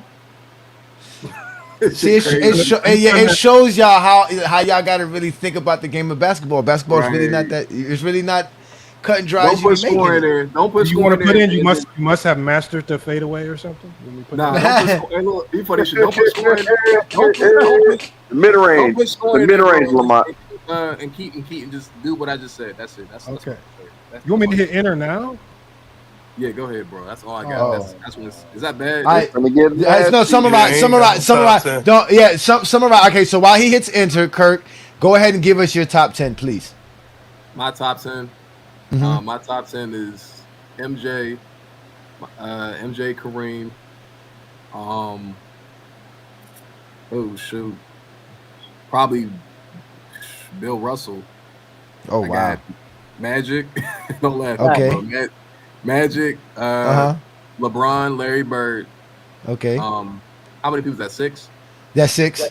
That's 6. I got Tim Duncan, Shaq, Wilt, and it's either between Kobe or Hakeem. So okay. And I ain't gonna lie, bro. Hakeem's done. I ain't gonna lie. He pretty much done exactly what Kobe did, but not exactly what he did. I can't even say that because Kobe got more championships. I'm gonna put Kobe right there, bro. I'm gonna put Kobe right there at this spot. Kobe number 10. All right, so he got Kobe 10th, Lamont. So go ahead and read off the summary, Lamont. We listening. Okay. Jesus Christ. Multiple MVPs, at least 2 MVPs showing dominance in the air, multiple titles, proven winner at the highest level, defensive accolades, all defensive teams, reputation, EPO wise, holds the most records, statistical or historical marks matter. And number 10, I think this aligns with who you had at 10. It has Kobe at 10. Okay, that's fair. Off to a good start. Kobe at 10. And if you want me to read the context of any particular player, just let me know. Okay. And number 9, which is we rarely see this player in most people's top 10. It gives you John Havlicek. Oh God. Oh damn. I'll read the context as to why. Please. That's not a bad player, but please. He says 8 titles. 8 titles. Yeah. He's dinged for not having an MVP, but career longevity plus role. Says an elite defender, all defense multiple times after the award was introduced. All-time leader in minutes played when he retired. And he says he was the quintessential 60s star who checks winning and defensive boxes. At number 8, you have Larry Bird. 7, Tim Duncan. 6, Magic. And number 5, Michael Jeffrey Jordan. Oh, wow. Yeah. I'll read the context. Jordan. That's what you get for putting Braun 5. No, I know why it's like that. Number 5. It's at number 4. You don't know I want to read something down, at my finish if I can. No, if I can. Go ahead. Number 4. Go ahead, Lamont. Number 3 is Bill Russell. Number 2, Will Chamberlain. Wow. Number 1, Number 1, the GOAT. Carmelo Anthony. No, it's LeBron James. That's crazy. It says No, right I here, know what the LeBron. problem. For LeBron, it says LeBron checks every box: MVPs, titles, records, defense, and unprecedented longevity. Is why he's number 1. He checks every single box. Yeah, your criteria is similar to what Lamont does, but just in different categories and stuff like that. So I mean, again, wow. y'all got to figure out your criteria, man. I know why it be like that though. I know why. I Why, understand it CJ? now. Tell us why. Tell us why, All CJ. right, After 2 listen. tries, you learn, huh? The model may struggle with complex questions or those requiring significant critical thinking, leading to errors. With less training data on a specific subject, the model less likely provide accurate information. So you gotta be like full details on your criteria. It's not just like you writing little paragraphs. You gotta be fully detailed, like with But what I'm everything. saying is, this model is the research grade intelligence. It surfs the internet and it researches. There's nothing that you can find on the internet that this model can't find. No, what I'm saying is you gotta be like fully details of what, like when you ask people's criteria, you gotta be like fully detailed, like more than just a paragraph. It Yeah, gotta be I can like do my criteria. No, like what y'all Man, y'all feel, not no, smarter than the supercomputer. no, Stop. God what y'all damn. what y'all don't understand is this: Mr. Bobby D, who's a pure zesty Jeffrey, who's upset that all these criteria come up to be the same. He says it here: Chat GPT gives responses guided by the user's past web conversations and preferences. Who here has a Chat GTP that's had more basketball conversations than Lamont's Chat GPT? Hold on. What we can do, what I like to do is when people say this, we can literally ask it. Did you use our past conversations to come to these results? Let me ask it. Okay. Kirk wants chat Bobby D, the ultimate Zesty Jeffrey. Zesty Safe in the comments as usual. Okay, safe in the comments. Is crying. ChatGPT gonna roast his ass. Saying that, for sure. Right, Max he's Ether. crying saying that you, ChatGPT, used our past conversations to come to this conclusion. Or yes. For Kurt's list. Top 10. I mean, I ain't gonna lie. It had most of my players just didn't have them in the right order. I will say that. Please roast him. So I respect the list. Okay, let's see what GPT says. Yeah. Before you do that, hold on. Go ahead, Lamar. It came up that fast? All right, go ahead. It came up that fast. You know, when it's time to roast people, ChatGPT don't waste no time. It don't waste no time. It says, oh man, Bobby, the ultimate zesty Jeffrey, safe in the comments, is in his feelings again. Crying like I dug through his diary when all I did was apply Kirk's own criteria straight up. Let's look them real quick. It says, Bobby is out here acting like ChatGPT needed past convos to rank a top 10. Meanwhile, the only past conversation you should be worried about, damn, this is really going in, is your barber begs you not to get a haircut. And why did you talk about one? Okay. It says, Kirk, hold on. It says, bullet point number 1. Kirk said MVPs, titles, defense, records, and that's his criteria. He said, that's it. Simple math. I be crying like I had to unlock the Pentagon just to know Bill Russell got 11 rings. He talking about you use old chats. Nah, fam, I used logic, something you clearly abandoned the second you started defending your mid-tier takes in the comment section with a garbage can next to it. Imagine being the guy who's so shook by a top 10 list that he blames artificial intelligence instead of just admitting favorite didn't make the cut. Bobby, if zesty tears, it literally says, Bobby, if zesty tears were a stat, you would lead the league in PER. And WAR combined. It says advanced analytics confirmed You're the crybaby goat. Damn, Bobby. That's kind of crazy. I mean, I ain't gonna lie. I'm not mad at the list though. Like the list is not like I said, it has the players I named. It's just that they're in different, Bobby, different man, orders. I told you, don't chastise ChatGPT, man. And it's gonna be Bobby. The John Havich. I mean, I ain't gonna lie. He's a sneaky player, bro. Because that's crazy. He's a sneaky player. The point of this, because we always tell people we don't really argue your rankings. We want to see how much your rankings fall in line with how you process the how you got to that point. That's all we're doing. And the reason we let the Chat GPT do it, because like I said, it's non-biased. It goes get all the information, all the right data, and it assesses it. Yeah. So yes, you have to be particular. You have to be specific. You have to give it details. When I gave it my list, it had it right all the way to number 6. From 1 to 6, it had exactly my right players, and then it didn't have Kobe in my top 10, which Kobe is in my top 10, but it did have the other 4 guys there. They just added Hakeem to it. What was your criteria? My criteria is always the same thing: it's stats, accolades, and achievements. So I grade players by their. So yeah, exactly. I grade players by their points per game and their totals for their stats. Just so we can show it, Johnny. Do you want to run down your criteria first so we can see? Nah, because we got other people here first. We already did mine. I already know we don't have to do that. We already did mine. No, we're gonna let's let King Shy, because he asked me first before all y'all asked, and I let y'all jump him. So let's let King Shy in. No problem, man. Go ahead, King Shy. You ready? Yeah. You sure you ready? Yes. No crying at the end, right? No zesty Jeffrey tears at the end. I'm ready. Okay. I just want to make sure it's not my fault. Y'all be having criteria that don't make Jordan your GOAT. So go ahead. I got 20 things. I got 20 things. You got 20 things. Yeah. Wow. Okay, Lamont, this is a good one for you here. So yeah, go ahead, Lamont. Enjoy. All right. Number one. Okay. Number one thing is winning. That's the first thing. Okay. Wow.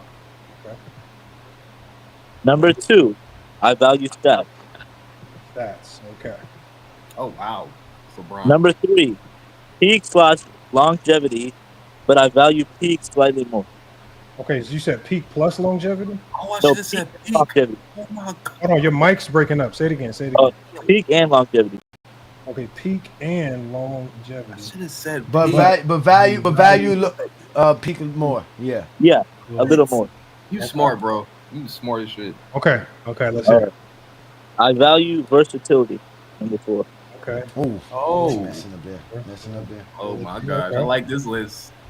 Okay. All right. I already know who production. number 1. Okay, playoff production. LeBron number 1 for sure. Okay. All right. You're defining skill. Like, are you the best at something, or like, what is the best thing you're at? How good you are. You said a defining skill? Yeah. For example, like if you're the greatest scorer ever, that would matter more than being like the second greatest passer ever. You know. Yeah, let me put a section next to this. Like greatest scorer. What else? What else is another example of this? For example, like being the greatest defender ever is better than being the third greatest rebounder ever. Defender.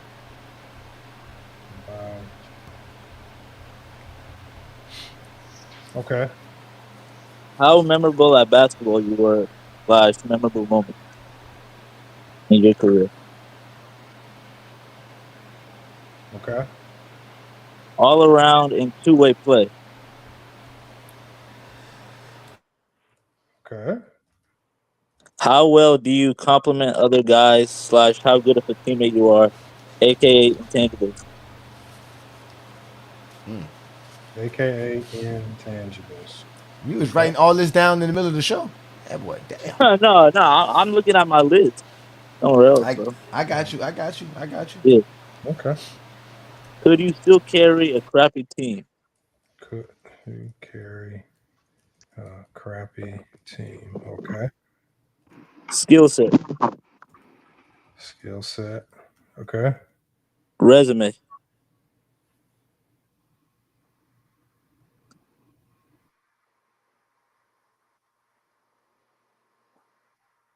Revolutionizing the game. Oh wow. Hold on. Hey y'all, hold on. I lost connection at skill set. Tell what was after skill set? Resume. Resume. Resume? Yeah, resume. Okay. Can you help define that? Because that's kind of vague. Okay, like rings, finals MVPs, So MVPs, all so so so a illustrious resume. yeah.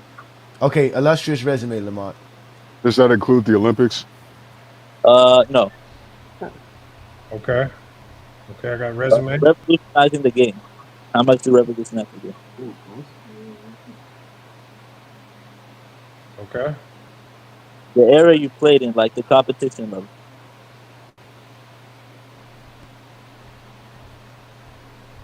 Okay. How well would your game translate to other eras? Damn.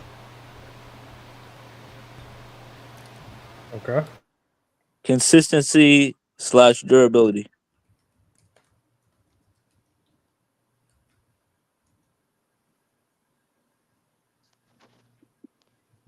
Got it. All right. Your trade value, like at your peak, no team would want to trade you, or you were not leaving anywhere. Like you were going to stay on that one team. Meaning no team will trade you. Okay. Player Oh, wow. testimony / respect from peers.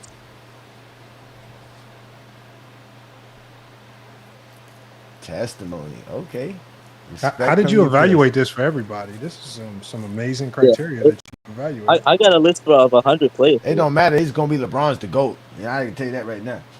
Hey, Okay. Michael Jordan going to be number 2 at least. I'm going to tell you that. Oh, Okay. when number Jordan is number 9 and number 8, don't get upset. Oh, Okay. okay. So How much what's of after player testimony? how much of a number one option were you, but how much did you demand respect? And if you couldn't be a number one option, how good of a complimentary piece were you? What? That's Basically, how good were you as a number 1 option, and how good were you as a number 2 option? And Yeah, if yeah. That's a shot at Kobe, by the way, y'all. if not, It kind of is. It's a shot at Kobe. How good were you at number 2? Okay. All right, I got one more thing. Off-court influence. You said who? I got influence. Off-court influence. MJ and LeBron are pretty much on Off-court right there. Yeah, I'm telling you, MJ don't be there. ChatGPT don't What's have your? this. And go ahead and give us your top 10. All right, I got MJ at 1, LeBron at 2, Bill Russell at 3, Kareem at 4, Magic at 5, Bird at 6, Duncan 7, Will 8, Curry 9, and Kobe 10. Hey, I respect that list, bro, because at the end of the day, the reason why people say defense wins championships is because of Bill Russell. This is the first time this has ever happened, man.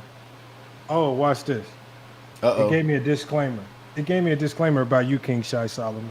We must have talked about you before, because it says, FYF, zesty disclaimer for King Shai Solomon.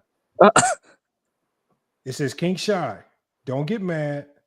You know I got to remind the chat that once upon a time you were the certified zesty general of FYF Sports. But hey, at least you upgraded your criteria game from random barbershop talk to a full dissertation. Respect.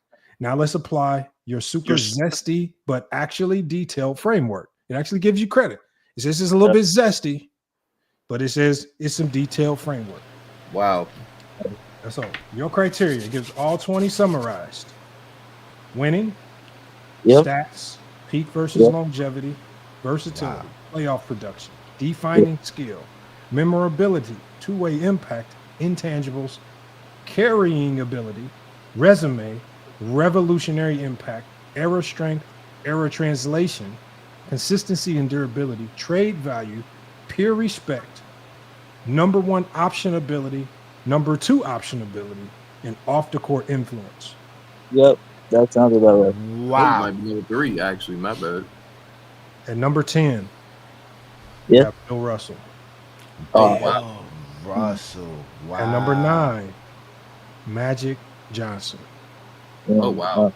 This list backwards. Number 8, yeah, Shaquille O'Neal. Oh, okay. But keep going. 7, Kareem Abdul-Jabbar. This list is backwards. Oh, shit. This list is backwards. At number 6, yeah, and I'll read the criteria for this, Michael Jeffrey Jordan. Not Hey, even top five. Oh Hold on, shit! let me read it. 6 rings, 5 MVPs, 6 Finals MVPs. Defining skill, greatest score. Peak might be unmatched. Penalized in this system, shorter prime, retirements, less longevity. Didn't carry truly bad rosters deep, like others in this list. You did say that. Number Yeah, I 5, did. Tim Duncan. All right. Number 4, Wilt Chamberlain. Hell no. All right. Duncan was a trophy winner. Number 3, Hakeem Olajuwon. Oh, Wow. hell no. That's some bullshit. I would never listen to any list that has Hakeem Olajuwon at number 3 all time. This list is backwards, though. This list is like literally going backwards. Y'all know this? Number 2, Larry Bird. What? What? Read that criteria. Read that criteria right now. There's 3 rings, 3 MVPs. Peak value is insane. Strong playoff production. Revolutionized spacing and shooting. Injuries cut longevity, but peak plus influence put him at number 2. Hey, Lamont, I ain't gonna lie to you, bro. How is Kobe better than Larry Bird, y'all? Hold on one second. Hold on one second. Hold on. They go number 1. We already know who number 1 What do you mean is. Kobe better than Larry Bird? Kobe's. No, I was just saying in general, besides the list. People think that Kobe's better than I Larry don't Bird. know. I don't know. Number 1 for you is LeBron. Okay, so I'm gonna read the context for you. Yeah. Your number 1 is LeBron James. All right. I'm not that My issue is like the whole other shit. Okay, hold on. Let me read it. 4 rings, 4 MVPs, 10 finals. Holds scoring record, all-time stats leader. Defining skill is versatility. Can be the number 1 or fit anywhere. Peak plus 22-year longevity. Carried bad Cavs teams deep. Off the court influence is unmatched in sports business. First active player to be a billionaire. Plus culture. Checks every single king shy box. You said that, bro. I ain't gonna lie. You said all that. Yeah, I did say that. Don't y'all know LeBron is the meme Hold on. king? It gives me an extra summary for you, which is kind of funny. It says Jordan is at 6, peak, perfect, but punished for longevity gaps, retirements, and less versatility. All right, FYF. I'm gonna ask you this question. Hold on one Why second. is Hakeem? Hold on. You can't ask me questions. You got to ask them to Chat GPT. This is Kobe. Outside of the top 10, lacking multiple MVPs, had trade demand baggage, and underperformed as a solo number 1 at times. It says LeBron James checks every category: winning, stats, peak, longevity, intangibles, revolutionized the game, cultural impact, and more. It says king shy, still zesty, but at least a zesty with some serious criteria this time. All right, so ask ChatGPT. Why is Hakeem? Wait, can you ask ChatGPT why is Hakeem Larry Bird? Hold on. Why is Hakeem and Larry Bird? Why is Hakeem over Larry Bird? No, why is Hakeem and Larry Bird over Kareem, Magic, and Bill Russell? Over Kareem, Magic, and No. I asked why is Hakeem, Larry Bird, and Wilt over Kareem, Magic, and Bill Russell? Okay, and Wilt. Okay, let's see. Well, he has Wilt 4th. Wilt is number 4. Yeah. Okay, so it says right here. What was the beast though? I ain't gonna lie. It says, let's recap your priorities. Peak slightly greater than longevity. Defining skill plus playoff production carry a lot of weight. Carrying ability and intangibles matter. How memorable and revolutionary you were counts against you as well. It says, why Hakeem? Damn, it breaks this down a lot. So it says, why Hakeem, Bird, and Wilt rank higher. Yeah. So it talks about Hakeem being over Kareem. It says Hakeem equals best two-way big ever, elite defender plus elite scorer. Kareem had the skyhook and longevity, but Hakeem Olajuwon's versatility, the dream shake, rim protection, steals leader as a center is unique. Carrying ability. Hakeem won 2 titles with no all-star teammates in 1994. Kareem often had Oscar or Magic Johnson as running mates. Peak versus longevity. Kareem had GOAT longevity, but Hakeem's peak was one of the most flawless playoff runs ever. King Shy valued peak over longevity. Yeah, it says King Shy values peak slightly more than longevity, which bumps Hakeem Olajuwon. Then it gives another example. It says it says why Larry Bird is over Magic. It says Bird's 3 straight MVPs show arguably the greatest 3-year peak ever. Versatility. Bird was an elite shooter, scorer, passer, and solid defender. A more all-around tool set than Magic. Defining skill. Bird was the greatest shooter of his generation, whereas Magic's weakness was Magic's the best passer. Okay, let me finish. Maybe not.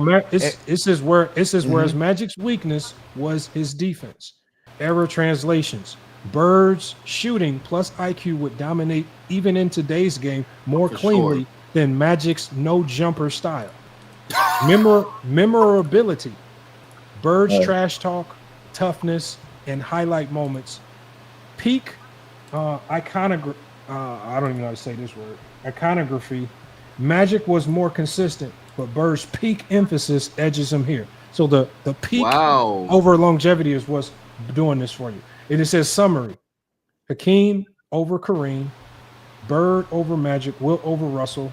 It says peak dominance, two-way versatility for Hakeem Kareem, all-around game, shooting peak and playmaking consistency, Bird over Magic. It says Wilt over Russell, peak stats, athletic dominance over pure winning record. That's why those guys were over. Wow. I just feel like Russell, Kareem, and Magic, they just want more. Like I feel like your criteria was so zesty that Lamar stopped knowing how to read. He couldn't even say icon. I haven't seen that word before. I know. I'm just fucking around. I'm just saying, I got you. I'm just fucking around. I'm just fucking with you, Lamar. I just thought that was funny. I'm not gonna lie. No, I ain't gonna lie. It was very detailed, and it follows suit with everything that they want, and they just don't realize how great LeBron James is, man. He fits everybody's criteria as the GOAT, man. They don't understand it, bro. I can't believe it gave you a zesty summary before. No, he also put records. You customize his ChatGPT. That's why. Why wouldn't ChatGPT say just? We probably talked about it in ChatGPT. I would think a better two-way again. ChatGPT. Once I put your name in here, don't forget. It don't exactly. It doesn't. It really doesn't forget the conversations. It's based off how you set it up though, and present the answers and what criteria you wanted to so say. Hold on, let's do this. So that's what you're doing with your ChatGPT. You doing something. Okay, fishy. so hold on. Let's talk. Hold on. Let's do something fishy. CJ, hold on. CJ. From what channel is he usually affiliated with? From the Pull Up Podcast? The Pull Up Podcast. CJ. That's where I'm from. The Pull Out Podcast. But it's using data that he already used, so it's already. Ain't no Johnny. They don't want to Why be would they call fathers. King Shot Zesty Jeffrey? Why would King? Why would we had conversations do about that? him before? Because we had conversations about him before. That's what I'm saying. You customize the shit to make it fit your narrative. I know what you're doing, bro. CJ, hold on. So CJ from the Pull Up Podcast says this is scary. This is like some iRobot customized you for specific results. ChatGPT about to cook your ass, nigga. Please, they can't debate humans or robots. Please roast CJ for this zesty approach. Exactly. He just programmed it right now. Oh, bro, he doing something with his ChatGPT. I'm trying to tell you, bro. Hold on. I know y'all laughing off and stuff, but he's doing something with that joint. He got the upgraded version too, bro. He got a message for you, CJ. You got to get this message. Message! Go ahead, read it. Okay, and you can respond, CJ, if you want. CJ. You could technologize it to say what you wanted to say, though. CJ. This is CJ. I've done this live before. I've done this with my screen up, so we know it's not pulling. CJ acting like you got me on performance enhancing data. Bro, this ain't MLB steroids. It's just criteria list you came up with yourself. Mm-hmm. Imagine thinking FYF needed to customize AI when CJ can't even customize his own barbershop appointment, hairline, or even his own criteria. It says, bro, really scared of criteria. But you customized it to ChatGPT how you wanted this. CJ, don't try to disrupt. Don't try to disrupt. Because ChatGPT did not interrupt you. Don't interrupt ChatGPT. Wow. It says, bro, really scared of criteria. Like we're in the comment section of a Build-A-Bear. You customized it. Yes, CJ. That's literally the point. It's called having standards, something your podcast that you're affiliated with doesn't. CJ crying zesty tears because LeBron came out number Zesty one again. tears. Man acts like I'm on Clutch Sports payroll. Newsflash. If you don't like the answer, blame the criteria, not the algorithm. The irony is wild. CJ is a frequent on the Pull Up podcast, but the only thing he's pulling up is excuses every time his criteria gets torched. Damn, CJ. Hey, what is this? Nigga, Eagle Eye, y'all? Chat GPT can This shit watch you Eagle Eye, niggas bro. on This shit YouTube, scary, nigga. bro. You Y'all guys watch are on that. the internet. This shit Nigga, Now, you're do you have already on the a internet, response nigga. for ChatGPT, CJ? No, it's a way Eagle how Eye, you y'all. can manipulate ChatGPT though, bro. I'm trying to tell y'all. I know what he's doing. I just gotta get more information. Okay, But I know This it's way he nigga can just manipulate crying, it. bro. That's why. okay. Oh my No, that's God! I know, Let's. Stop bro. I crying, gotta. bro. I gotta. Trust me. I gotta let Juju in. We did a great job with y'all criteria. Scott, I promise you I we'll don't do it fuck with next that time. shit. Lamont's. We're gonna do this. We got Juju because I want to get up out of here. Juju, you there? No, say Juju disappeared. Hey, you guys are just zesty as they get, man. Coming up here, Shit, I'll never, go. Johnny, never. I'll go. No, we gotta get up out of here. Okay, he came back. He came back. I think that's Mac Def. To be honest with you, ladies and gentlemen, I think that's Mac Def. You got Yeah, you. I wanted to make a Okay, category. it's not. You want to make a category? Uh, the chat GPT.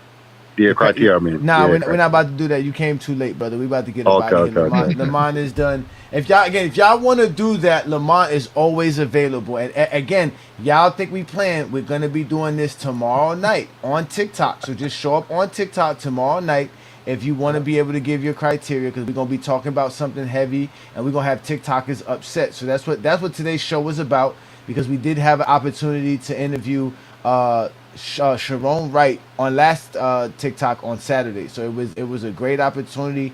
And again, we're just gonna keep giving y'all real basketball content, because that's what FYF and GOAT James Kingdom is all about. Is talking basketball. Lamont loves talking the game of basketball. He's not monetized. Lamont's not monetized. He doesn't make money doing this. He does this because he just likes talking basketball. He has free time. We are monetized on TikTok. Oh, you mean? Oh, see, look. Oh yeah. You are monetized on TikTok. That is true. That is true. So again, and FYF clips, but FYF and FYF clips too. Yeah, you guys definitely go out to FYF Sports Debate clips, but also check him out. Like I said, on TikTok, become a subscriber of his TikTok channel. Help support dudes that are doing real basketball content, talking the real game, and being supported by real basketball enthusiasts like Sharon Wright. So again, I want to thank all you gentlemen for showing up, all the GJK members. This was a great evening. We had a great night. Like I said, it is the Friday Night Exposure with the Exposure. We do this every Friday night, so please support what we do here in GOAT James Kingdom. And as I told all GOAT James Kingdom members, we are going to be doing more special live streams when the season starts. So we're going to have special stuff going for y'all. We're going to be doing big things. So make sure you become a GOAT James Kingdom member if you like what we do here, support what we do here. And, like I said, tomorrow night, it is going to be the TikTok takeover with Lamont and his FYF channel. So make sure you go subscribe to that. Also, check us out this Sunday for the GOAT James Kingdom show with B. Lee and A. Johnny. We're going to talk the game like none other, like we always do. Y'all also make sure to check out SB Talk Sports and his Real Takes Over Fake Debate show. That's on Monday nights. So make sure you check him out. That is also a great show. Y'all listen, those are shows that they don't even let people come up in. So y'all got to support brothers like that, man. They don't want to argue. They just want to give you their takes and give you their knowledge of the game. And these are some smart dudes, so y'all should definitely check them out. Also check out Allen Powell show. All these guys are Michael Jordan fans. All these guys are Chicago dudes. They all talk football, basketball, everything from entertainment to sports. So y'all definitely support these dudes. All these channels are available for you. This is what we do here. Again, I am A. Johnny the Exposer. All I do is expose SD Jeffries left and right. And again, thank you for joining me here on a great Friday night. But like we told you, it will be a TikTok takeover by FYF and GOAT James Kingdom. Breaking news this morning, GJK and FYF has taken over TikTok. Last Saturday's live has Zesty Jeffries scrambling. This duo plans on doing more TikTok lives. Advisory warnings have been issued to all Zesty Jeffries.